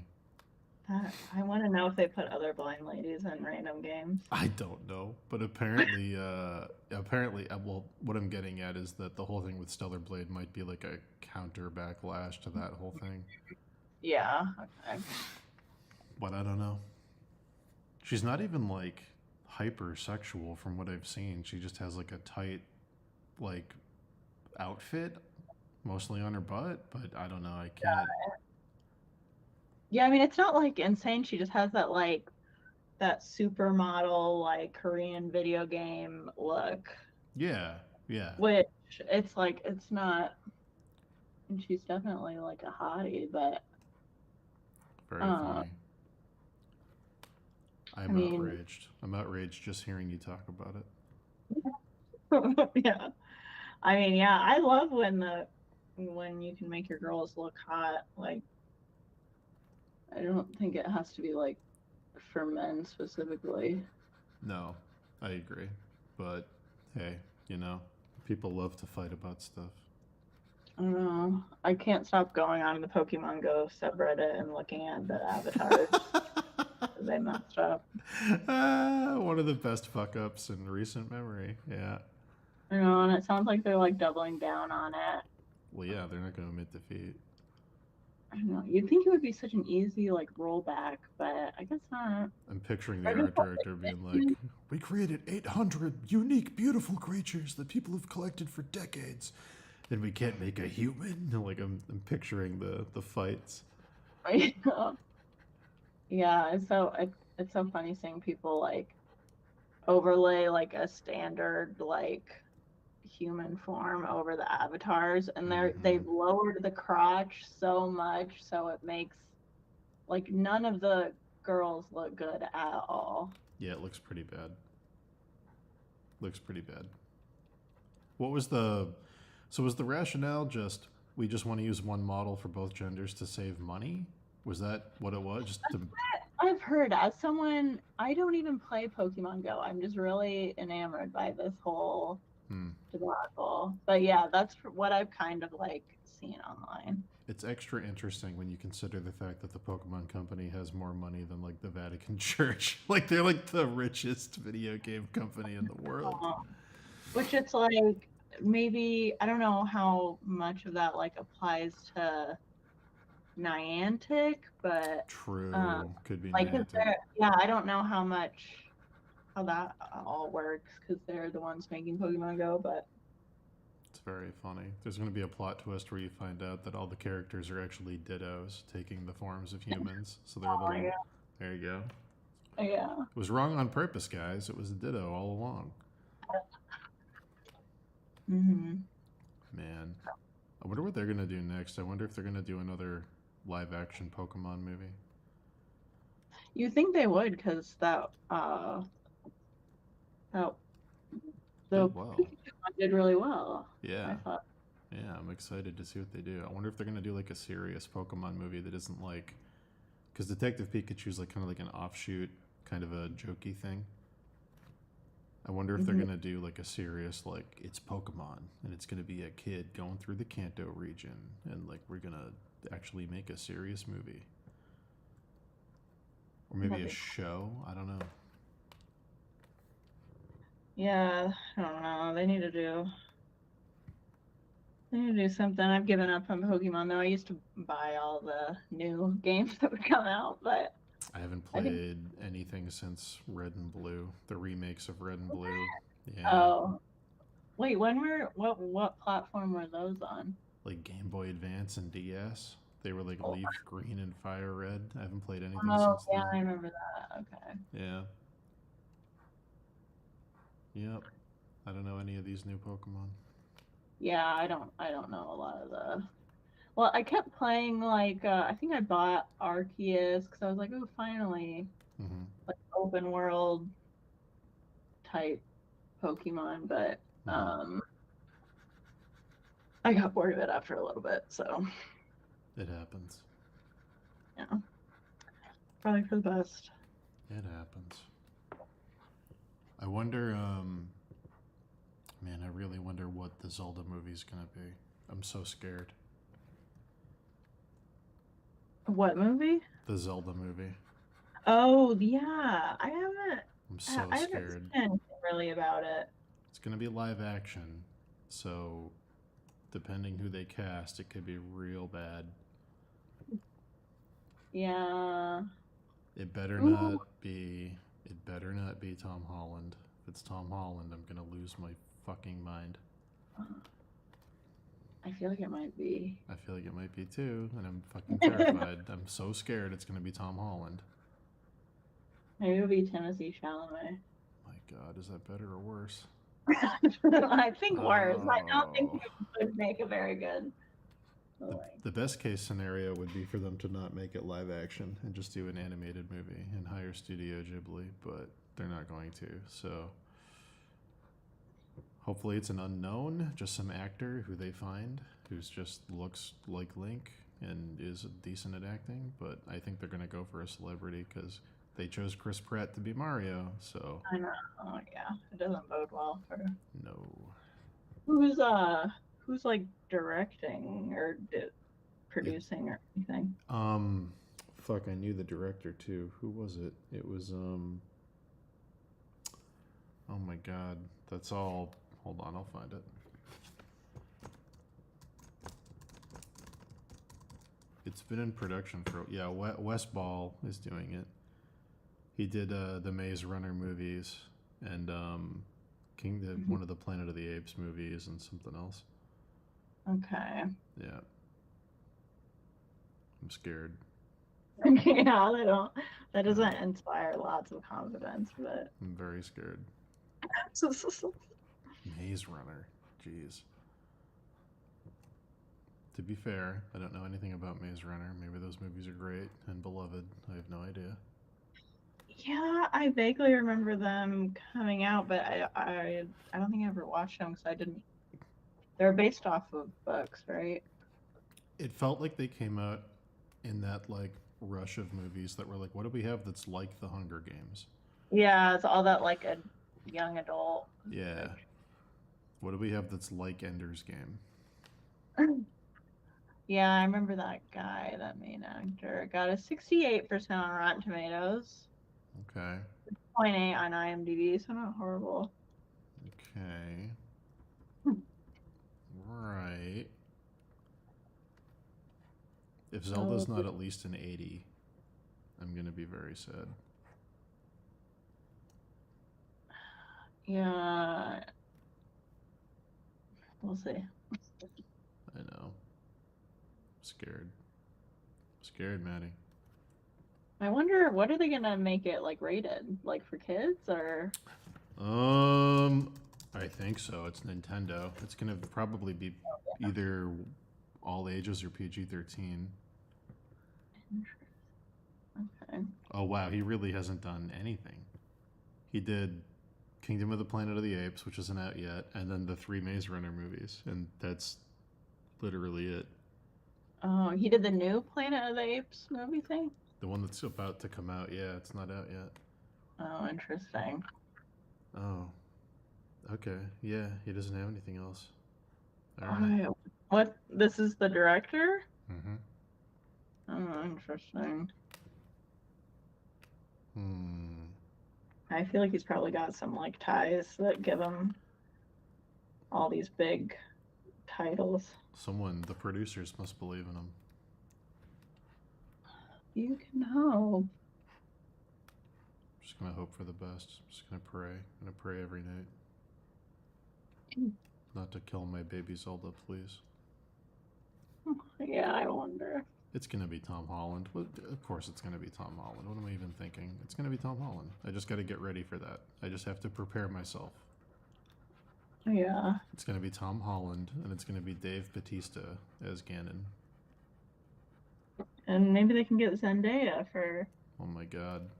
To play fucking Zelda? to play Impa or Zelda or Sheik or all three. Mhm. Oh my Oh, god. yeah. You're right. Oh no. I can see it right now, guys. It's happening. I know, and they're very like Nintendo face. Like I feel like they would fit really well. My Like- worst case scenario is Taylor Swift as Zelda, Oh no. and she sings the song, and Tom Holland as Link. No, he's not a worst case. I don't want him to be Link, but he's not a worst case. Who's a worst case? God. Who's the worst person to play Link? Who could play Link? Not like a Mimi off the wall, like not Jack Black. Like who's a person who could actually be Link? Who's the worst person to be Link? I'm trying to think. Who's popular but not correct? Miles Teller. Oh my god. I feel like he. Oh my god. You've done it. You've done it. Who am I thinking of? Who's the guy from 21 Jump Street? Oh, Channing Tatum. Channing Tatum is Link. Yeah, that would not work. That doesn't- No. Or what? What the other guy who looks like very stereotypically handsome? They're gonna- John Tatum. There you go. That would be a weird link. Be fantastic. Be like, I have a bag of rupees here, and I'd like to buy some bombs. Like his grown adult voice. I'm here to save the kingdom of Hyrule. They're gonna have to find someone with like a kind of high pitched voice, because they're probably gonna want him to do like the little Link sounds. Oh my god. Do you think they're gonna put in like a sidekick character like the fairy, like Navi or something? Because if they do, oh no, I just saw the future. Oh no. Link, it's gonna be Tom Holland in a dungeon, and he's gonna reach out for some treasure, and the fairy's gonna be like, Link, don't! Link, don't! He's gonna grab it. A trap's gonna go off. It's gonna almost kill him. He's gonna roll on the ground. Then he's gonna do his little Tom Holland surprise face, and he's gonna go, "There's a thing came out of the ceiling, and it swung at me, and I rolled out of the way. It almost killed me." And she's gonna go, "It's called a trap." And it's gonna be all sassy and fun. Ugh. Ugh. Oh no. I can see it. I can see it right now. There's gonna be hijinks. The one thing I can't didn't imagine want. one blonde though. Yeah, unless they just go with the Queen's Gambit girl, who was Princess Peach, right? Oh yeah, that's right. They're gonna go with Amanda Seyfried. No, I don't know who. I don't know who. The girl from fucking Euphoria is pretty popular right now. She doesn't look like Zelda though. Oh yeah, what? Sydney Sweeney. Yeah, she's big right now. Yeah, she does not. She doesn't give me Zelda vibes, but No, she gives me Euphoria vibes. That's the best cast role of all time. Jeez. Yeah, I don't know. They're going to go back in time and they're going to get 1996 Leo from Titanic, and they're going to make him Link from Ocarina of Time. I feel like he could actually be pretty good. Yeah, if they got him from 1993. Yeah, Or not 1996. Yeah, not current. that would be weird, but Fucking 50-year-old Link. Be great. Be awesome. yeah. Be so cool. And then Zelda's like 22. Yeah, of course. That's what happens. Zelda can't be over 25. It's in his contract. He refuses. Mm-hmm. Oh, man. Actually, I'm curious. Let's see what the internet thinks. Best actors to play Link, Zelda. Oh my god. Oh no. Let's see. Let's find a good article. Oh, Hunter Schafer Zelda, that could work. They should just get all the Euphoria people. Movie Web. 10 actors who should play Link in The Legend of Zelda. Oh wait, it probably is just going to be the kid from Maze Runner, isn't it? Kyle Allen. I don't know who that is. No, that isn't either. Thomas Brody Sangster. This was the fan pick back during Game of Thrones because he was the green seer kid who goes north with Bran, and he kind of looked like Link. Oh yeah. But I don't know how old he is now. He's got kind of like that baby face. Oh, you've been watching the or you have you watched the Fallout show? I haven't finished it yet, but I've started it. Yeah, I watched it. It bothers me how this Norm character is supposed to be a young boy, but he looks like he's in his 30s, and he is in his 30s. Wait, what kid? The brother of the like main Vault girl. Oh, yeah, he's like, I'm little brother guy, just because he's short. Yeah, it's like his face looks like an old man. I don't get, and they're all like, you little boy, or Yeah. you're an angry little boy. Mm-hmm. And Yeah, he's like, I'm that's... too scared because I'm a little boy. But he looks so old. That did bother me. Yes. I'm glad he wasn't more of a major character because that was very weird. Yeah, every time every time his character comes up, I just can't stop thinking about how old he looks, which would be fine if he wasn't supposed to be like apparently this young child. Yeah, he was like, I'm your younger brother. You're the older sister. You have to go out there, older sister. It's like... And it's like, you're just a short old guy. Yeah, you're just the guy who played the fucking Oompa Loompas in the remake. Fucking Willy Wonka. You're like that guy. You just look old and you're short. Yeah. Okay, I'm putting all my chips down. It's either going to be Tom Holland or it's going to be the kid from the Percy Jackson stuff. Oh, yeah. It's going to be one of them. Jacob, I vote they just get all the Euphoria cast and do Zelda, and Jacob Elordi can be That'd be great. Is he the toxic boyfriend? Yeah. Super tall Chad Link. That'd be great.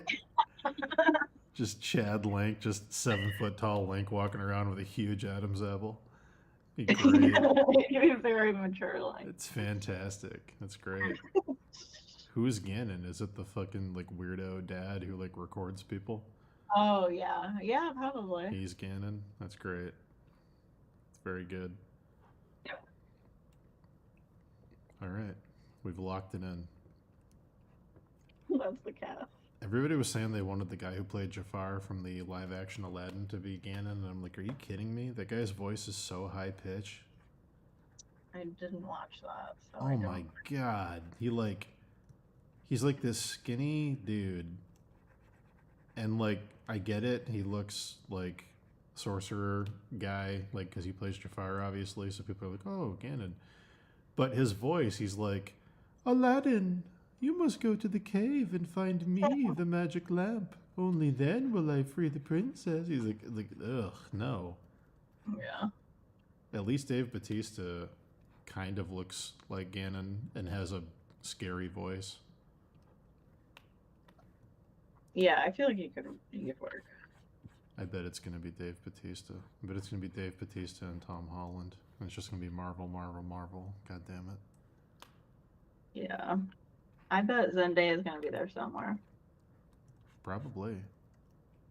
She's going to be the girl in the forest with him, not Zelda. She's going to be Saria, the like forest girl he grows up with, who's like, take my ocarina. Don't come back. You know. Man, I'm scared. I don't get why they don't just make a good Metroid movie. Like, it's lower budget. It's one human character. You just need a couple good prosthetic alien costumes and some spooky environments. Have they made a movie before? A bad movie? They've never made any Metroid anything. Oh. I figured there would be some weird 90s movie or something. I don't think Nintendo's ever done anything other than the Mario Brothers live-action movie in the 90s. Because that bombed so hard that they were just like, we're just never doing TV or movies ever. I secretly love that movie. I don't know if I've ever actually watched the whole thing. You'd love it. Because it's full of dinosaurs, and I know you love dinosaurs. Is it? I didn't know it was sold down. I feel like I can imagine a scene where they're just like in a kitchen and like a normal house talking. So their version of Super Mario Brothers in that movie is that when the meteor hit the Earth and killed the dinosaurs, it split our planet into two parallel universes, and in one of them dinosaurs evolved, and in the other ones humans evolved. And King Koopa wants to merge the two planets and become ruler of Dinosaur World and Human World. Interesting. And Yoshi is a velociraptor. A cute one? Yeah, like a little baby one. Yeah. And King Koopa is just a guy who's the president of the evil country. Yeah. Interesting. What a great horrible movie.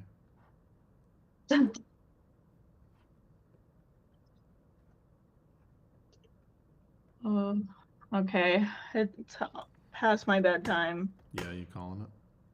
Yeah, probably. Let's see, how long have I been streaming? Let me see if I should go to.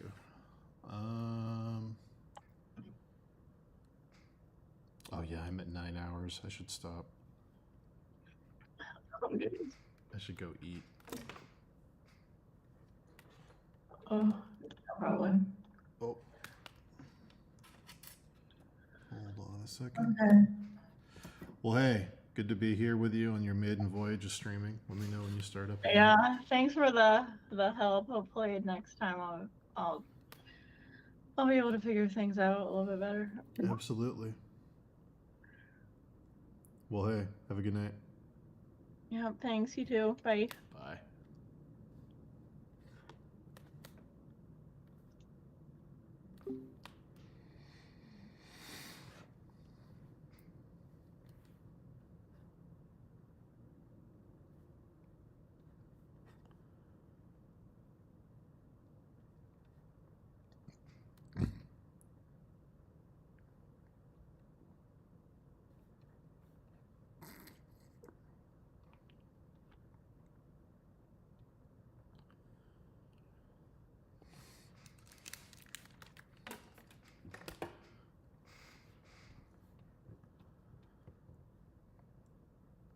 Chat, it's time to go. I love you, and I'll see you. All right? Goodbye, everybody.